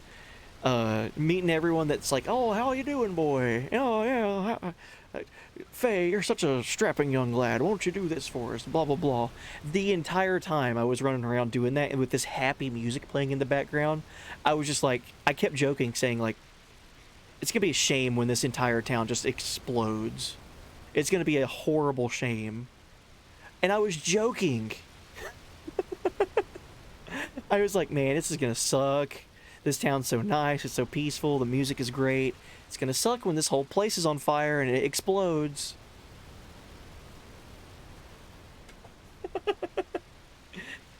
And then it happened. And no one told me. No one warned me. I was like, oh no. However, that is also the moment where it's like, oh, this game has like anime cutscenes, cool. Oh no. The anime cutscene is showing everyone dying and exploding. Oh, I've been joking about that for like 3 hours now. Anyway, Ellie. She's okay.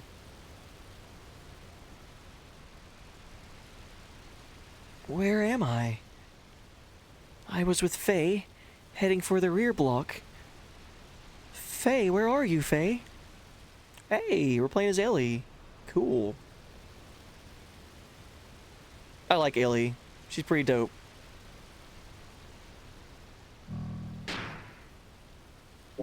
Okay.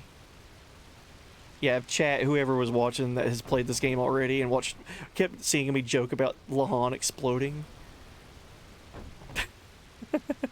They gave me no warning, which I appreciate. So I got the genuine, like, reveal to it. Rumble, rumble. Faye? Hell yeah, dude. Ellie, you're awake. Am I awake? What were you doing? I was looking around inside here. There's less than 2 days worth. Of what? Food. We're lucky we even found any. But where is everyone? Are we the only survivors? We gotta do something. Guess I'll go catch some fish. Faye? They're okay. What? They're okay. Doc, Rico, Hammer, everyone. They're all going to be okay.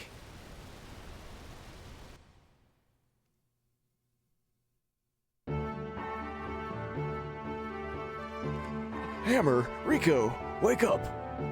Is this Doc? Hell yeah, dude. Oh, look where we're at. Where are we? What is this place? Something smells. Immediately could tell you where we're at. We are inside the ship of Bart and his crew. They rescued us after we were shot down in the Goliath. Who the heck are Bart and his crew? Let us say they are bandits robbing Av. Bart is their leader, though he is still a young man. Yeah, they rescued us.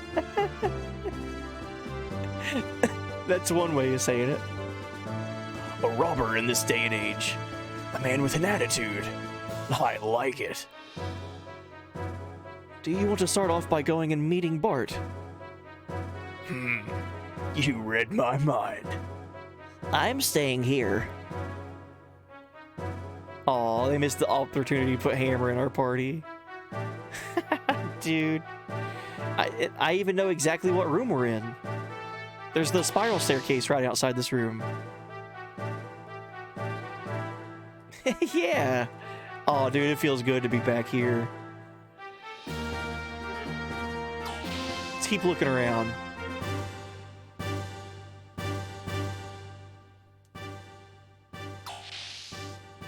Doesn't look like much has changed so far.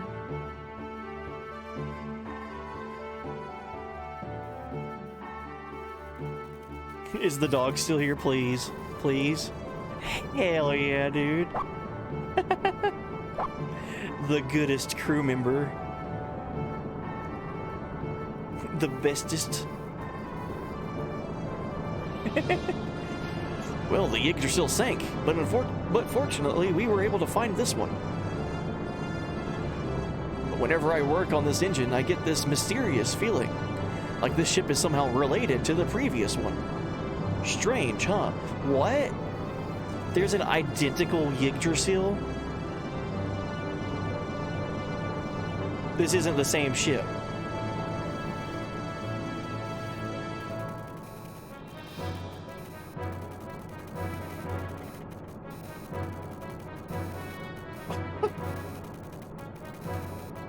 Just lying around. Mysterious. Sorry, but I really don't want to talk about it. Please leave me alone.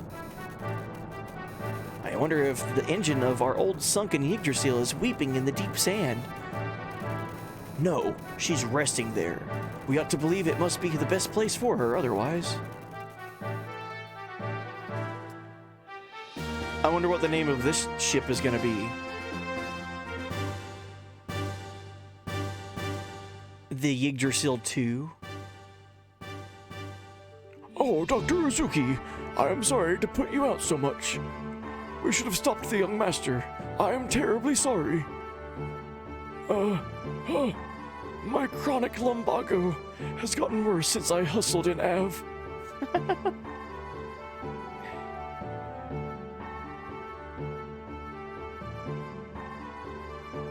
I'm trying to see if there's any, like, glaring differences. So far, it's all pretty similar.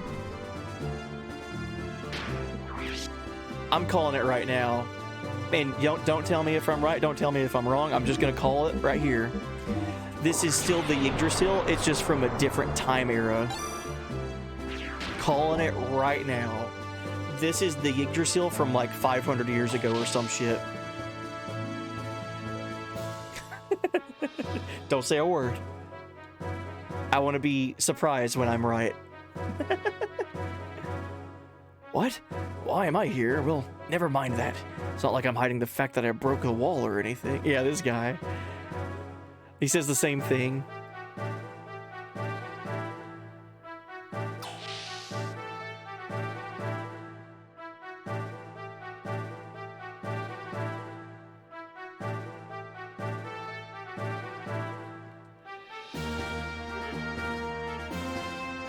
There's no fucking way. Like, they even have the same... Okay.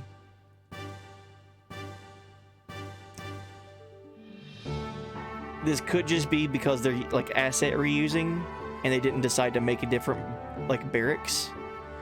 But, like, the same beds have the same posters on the walls and shit, you know? I feel like there's some timey-wimey stuff going on, man. I've decided to work here. I hope you don't mind. So have you met my stupid husband acting all big and mighty in the engine room? Wibbly-wobbly, timey-wimey stuff. He's got a bad mouth, but deep down he's a good man. Many of our friends have passed away. We sometimes wonder if what we're doing is right, but someday I know peace will come. Oh, are you Rico, the battling champ? I'm originally from Kislev. It's great to meet you. Well, I'm no longer the champ, so there's no need to get so excited.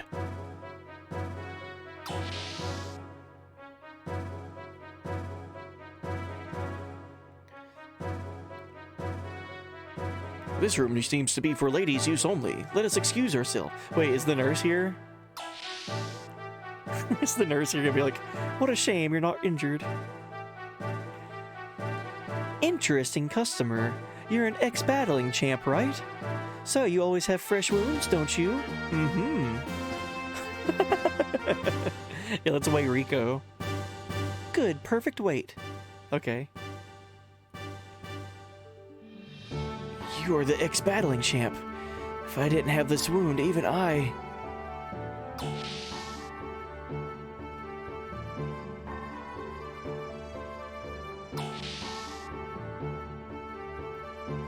This is like coming home, it feels like, you know? I feel like this is what coming home in this game kind of feels like. Getting back on Bart's ship with his crew. Dude, we haven't seen the Brigadier in so long. Uh-oh. Oh, hi, yeah. What do you want to do? Let's look at the gear from front. Hell yeah, man. It's been a while. Dude, so that... Whoa, wait.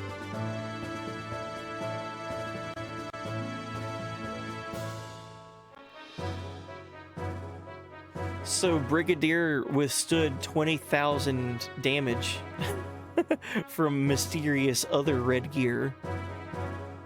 Yeah, Rico's never seen any of this stuff.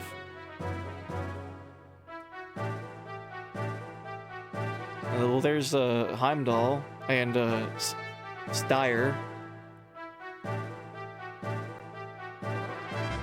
Dude, just imagine Weltall and Verge being here. Oh, yo, Neomatter. Hey, buddy, welcome in. Hope you're doing good. We are rocking out to some Xenogears. We're about 40 hours into this game. I'm having an absolute blast with it. And I'm kind of getting like a shocking return to like a familiar location. Yeah, Brigadier literally has plot armor. I'm gonna go see if I can upgrade his plot armor as well. I hear there was a shortage of people, so I decided to participate. Actually, I got fed up with my job in the small hideout. What do you want to do with your gear? I'm gonna upgrade stuff if we can.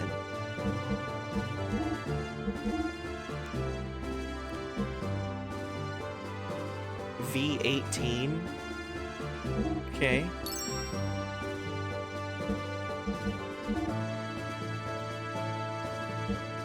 Man, Weltall is gonna get so buff. 6,100 health.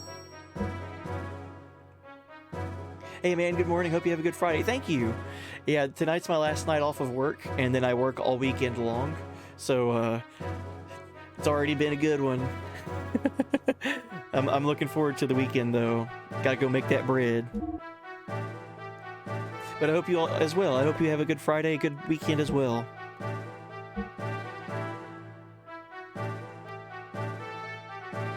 AR value 200, Ether AR value 50. And then AR value 250. Damn. If you want that stupid item we were discussing, make sure you save the money. Right. Yeah, I have 46,000 gil, or gold. And that doesn't seem like it's going to be enough.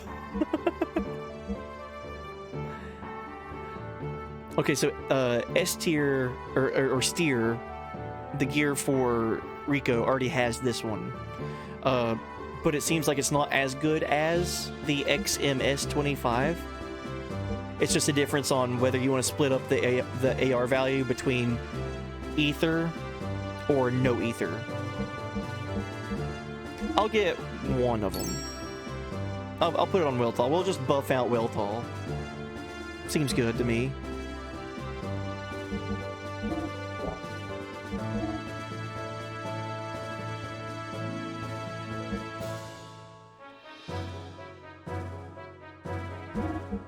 And we'll have some stuff to sell for sure. I know I recently got a gold nugget that sells for like 2,000 gil or something. Gold. I keep saying gil. My B. Damn.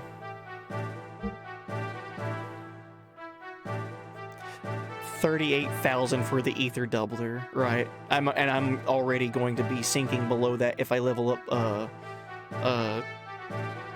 the health for Ellie's gear.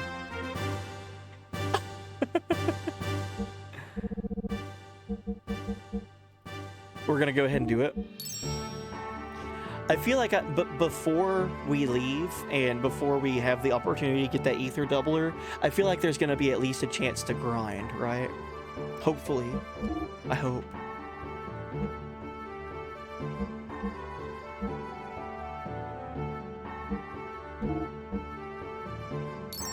Have a pretty decent amount of time before it. Okay.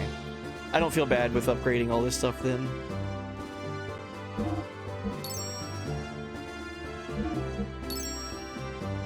What a dope-ass gear, man. Verge looks so cool. They all look cool. I'm just leveling up everyone with everything that I can.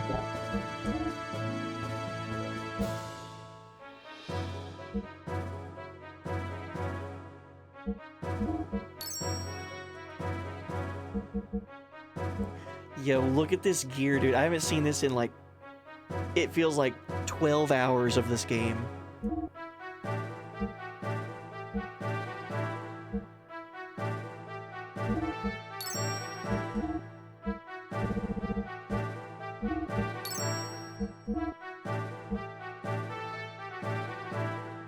I'll get a split of the different AR defenses. So I've got 3 of the XMS 25s. I'll get 2 of the Z alloys. I've already got 1 equipped, so we'll get this one.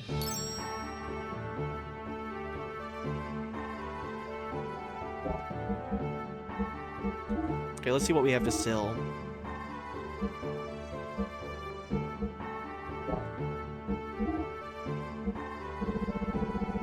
Maybe nothing worth selling for gear parts, maybe.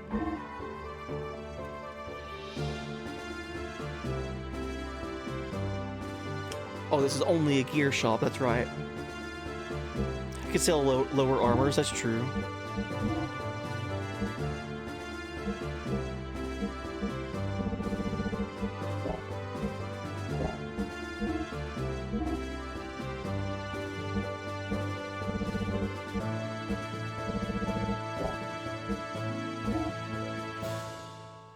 Ammo.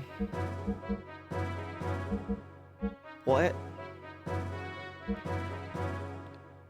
M10A ammo, M686A ammo, GG040 ammo. Let's get a couple of each. Because I don't know who uses ammo.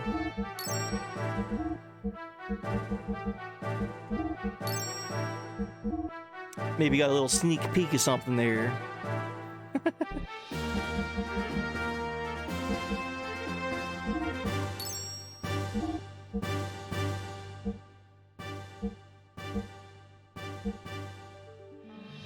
Increases agility in water. Increases agility in barrens. Increases ether mock and ether defense. Okay. So there's all kinds of parts that we can buy as well.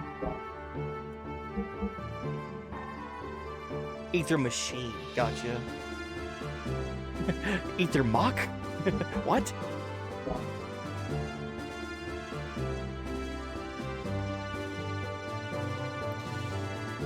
Oh no. General Maitreya, Falcon, and Ferrant are gone. I miss them. Yeah, those were the three that were with Faye at the Kislev Ave border. I feel bad for calling them jobbers. I didn't mean it.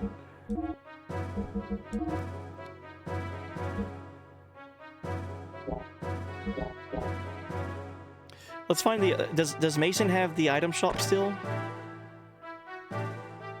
If he does, we can go and sell like other things that we have too.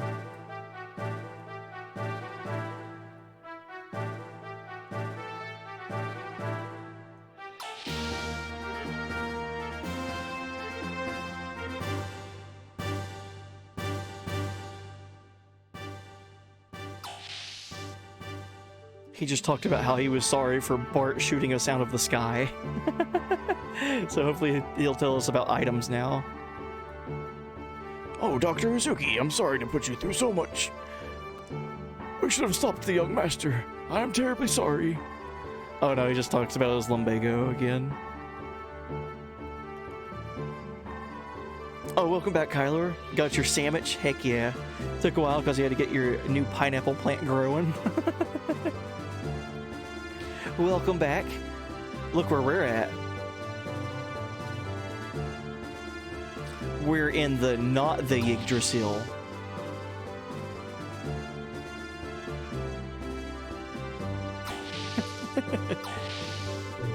By exploring and talking to NPCs, we found out that this is not the same Yggdrasil as before. And my theory is it actually is the same Yggdrasil, but just from an earlier timeline. This is the Yggdrasil from 500 years ago.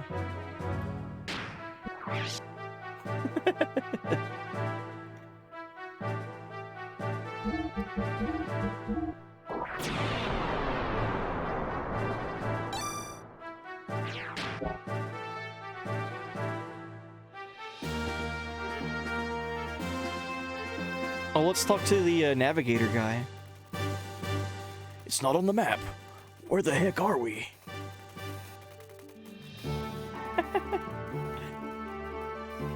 The command of view is better than the desert. It's ideal for observing missile detonation. The giant splashes should be really easy to spot.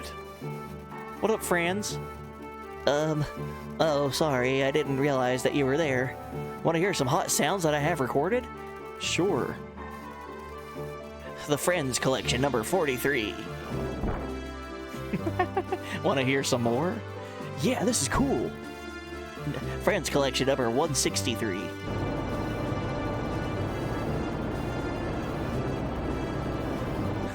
Okay, thank you, Franz. Yo, the man with the plan. Bart. Well, if it isn't Dr. Satan Izuki and, his very big friend. I see you've finally woken up. I am terribly sorry about what happened. Please, forgive me. I have a name, you know. It's Ricardo Banderas, but everyone calls me Rico. So what are you apologizing to us for? I suppose I'd better stop beating around the bush. I'm not usually this frank or apologetic, but, well... What he is trying to say is this. The people who shot us down and the people who saved us are one and the same. This ship's crew. Huh? You don't mean... That Goliath which we were riding in was shot down by... Yes, you're a bit slow there. Big friend. Actually, our Yggdrasil 2... I knew it. I knew they would call it the Yggdrasil 2. Actually, our Yggdrasil 2 did a good job in shooting down that monster of an airplane. It was great. You should have seen it. Wow, my Bart missiles sure were awesome. Ah, I won't forgive you so easily. Rico. Shit. Oh, fuck. I knew it. I thought this thing was floating unusually. You little... Hold it! But even knowing that, there's no way we can get them out, right?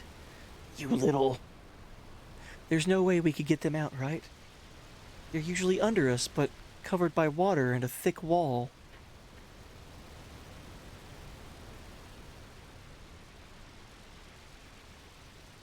Oh, it's probably Weltall and Verge. For better or worse, they have stuck by us this far. But they are useless now at this point, though.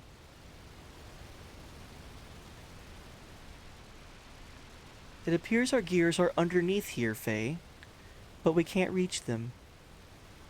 What are you doing, Faye? Try to catch this fish. What am I doing? Can't you tell? I'm trying to catch a fish. This one's been jumping up and down right in front of me, trying to make me look like a fool. You little punk, I see you. You're not going to catch it and eat it, are you? If we don't eat, we're gonna die. All right, I gotcha. You're joking. You'll get sick. You're not gonna eat? Let me see. We need something to cook with.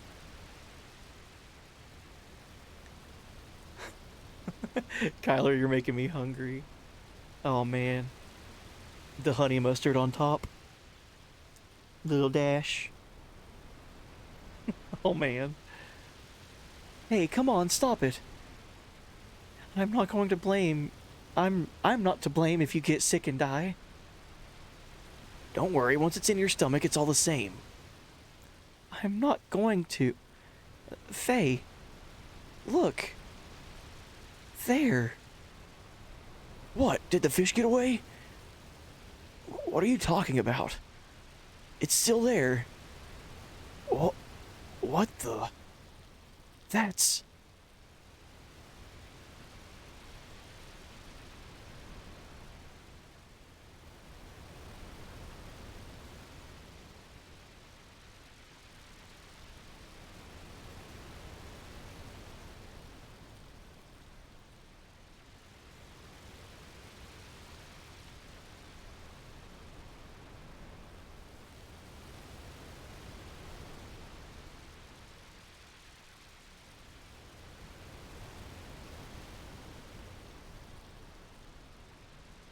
The second time we've seen this thing.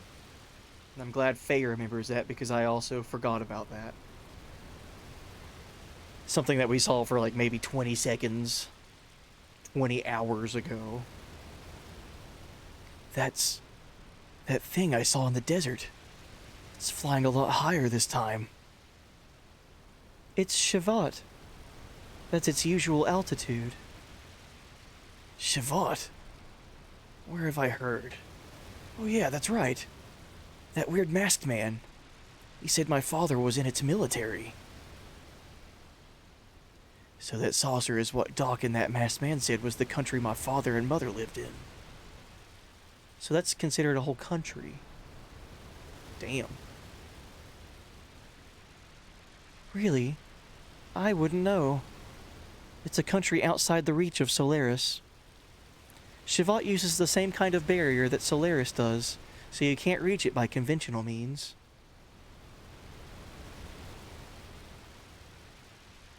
The weird dude in Blidovik called them sky people. Oh, the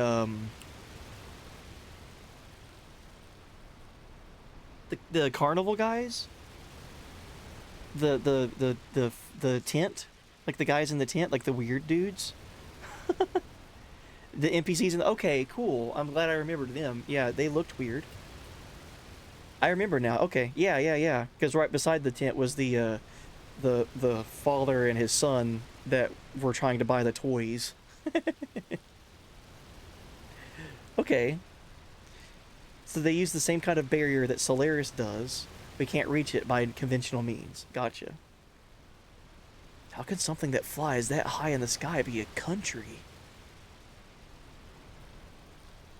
Yes, I don't blame you for being so surprised. It usually hovers over the region known as the Aquavi Islands area. You probably saw it on some sort of special mission. That's why it was flying so low. I like how that fish is just over there listening to all this plot. Shavat.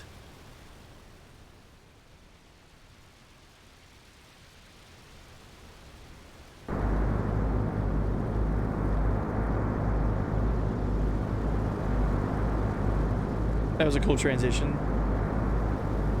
Thank you for the refresher. I'll go back and read that for sure. That was a cool transition to where Bart and the Yggdrasil 2 are also within its like viewing. Ouch. I guess the Bart missiles weren't such a good idea, huh? We were able to save you and your friends, Citan, but wonder what happened to Faye and Ellie. I'm sure they're alive somewhere. And once again, man, the sea breeze stings my eye. So this is what they call the sea. First of all, I have to apologize to those two.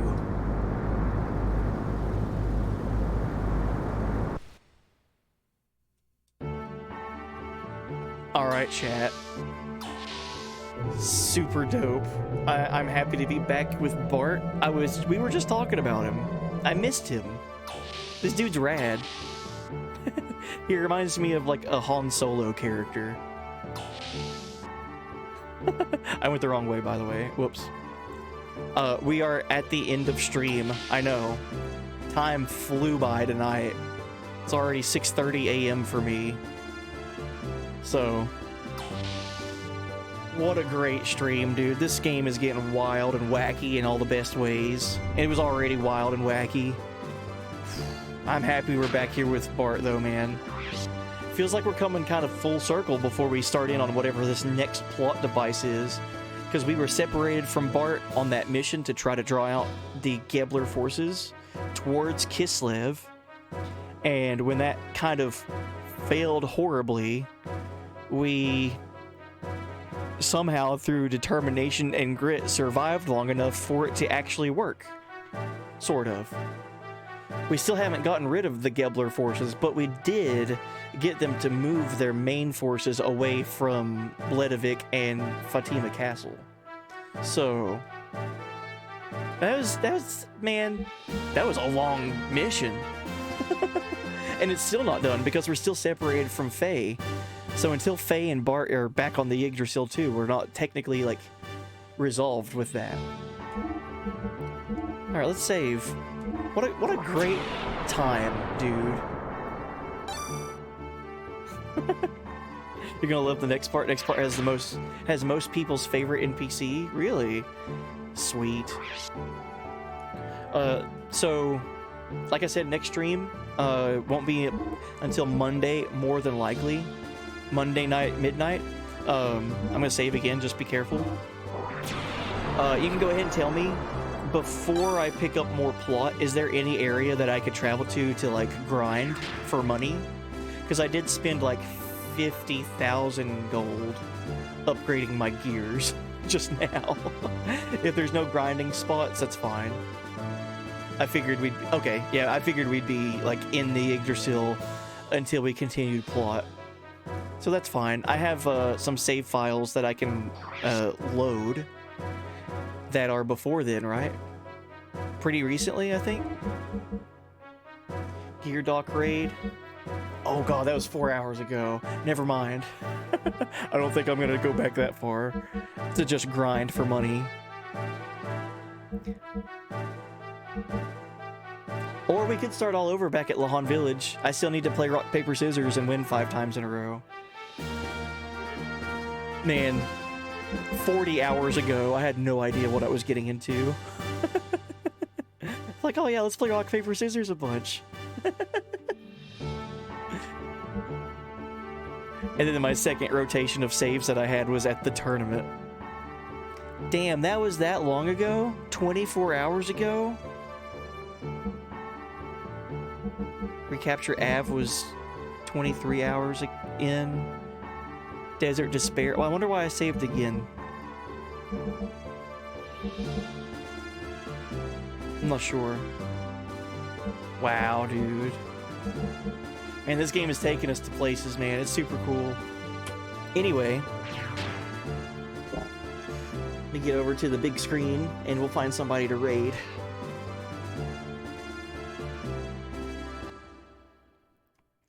Alright, let's play some tunes.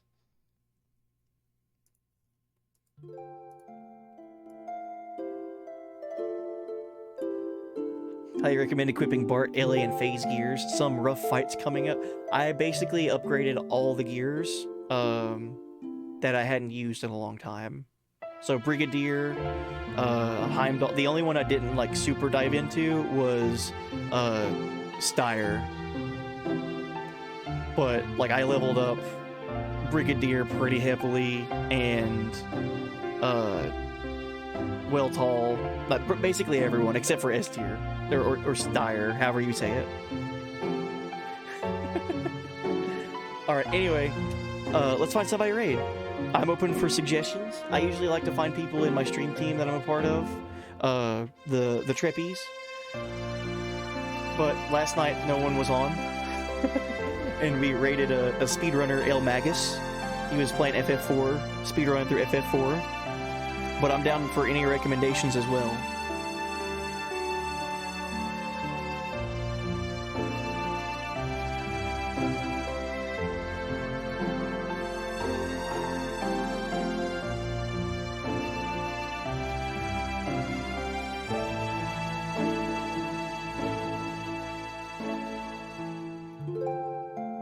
This song is so pretty. You call him Steer? Me too. I guess that's how I'll decide to pronounce it that way. Steer. So yeah, no one's on for the Trippies right now, which is fine. Lots of cool peeps over there.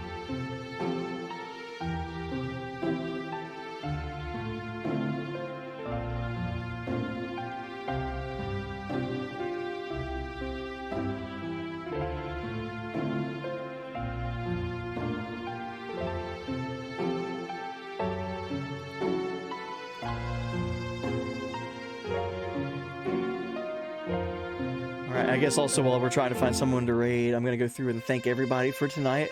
Super fun stream tonight. You guys rule. Thank you for hanging out with me while I play through Xenogears. This game's been an absolute treat.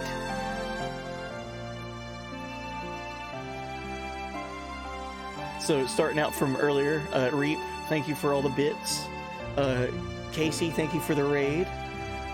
Aki Bread, thank you for the follow. Neo Matter, thank you for the follow. And Reap, thank you for the bits again. Such an amazing game. Love reliving the experience through your eyes. Thank you. It's been very fun. And I feel like just experiencing it for the first time in general has been just something I'll remember for a long time. I'm happy that I streamed my first playthrough of this game. Thanks for streaming, buddy. It's been fun. Take care. Absolutely. Everyone have a good weekend. Stay safe. Eat some good food. Kylor has already got a head start on that. Eating some delicious sandwiches, so I'm hungry. So I think I might have someone on the raid. Let me make sure that they're not ending stream.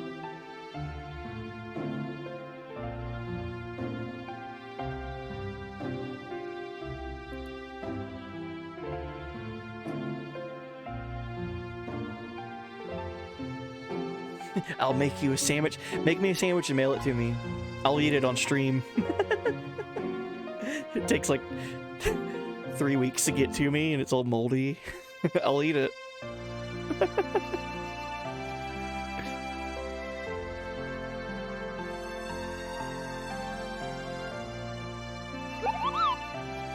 night, dude.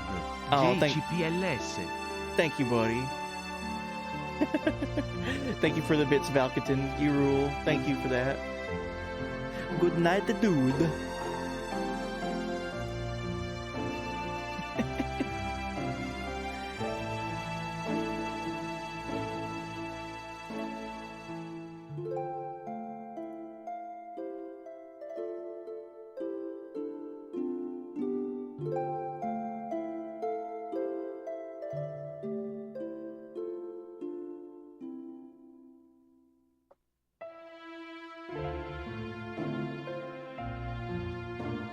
This song is just too pretty, man.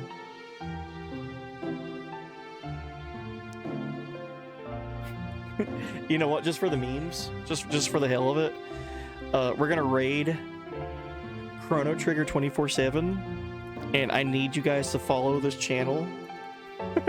It's just 24/7 streams of Chrono Trigger. I wanna be like, I am going to do my best to get this channel to be like super successful and like always be around. So we're gonna raid Chrono Trigger 24/7, my favorite game of all time. I don't know anyone, I don't know who runs the channel, I don't know anything about it. I just know that it's a stream that just constantly streams Chrono Trigger. Sounds like my kind of place.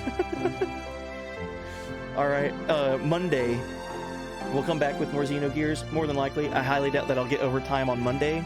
That my job hardly ever does that on Mondays, it's usually the weekends. We will do something with the new Blink-182 record. We'll do something. We'll listen to it on Discord or something together one day soon. I'll post some info in the Discord about that if that's something that you would like to do and do with me, listen to some Blink. That'd be super fun. But in the meantime, until I decide when we do that, we're going to go ahead and raid Chrono Trigger 24/7. They're at a very cool moment in that game, where it's a 24/7 stream. It's just like VODs, just playing on repeat, just different VODs. Sometimes it's a speed run, sometimes it's a task assist, you know, marathon stuff, but it's fun regardless because it's Chrono Trigger. And get ready to hear some really good music on top of this music. Get ready to keep hearing good music. That's what I should say. Alright, anyway, you guys rule. Have a good weekend, stay safe, eat some good food, and we'll be back after the weekend. And now I'm gonna read a dad joke, because I haven't done that today. Here's you a dad joke. Want to hear a joke about a piece of paper? Never mind, it's terrible.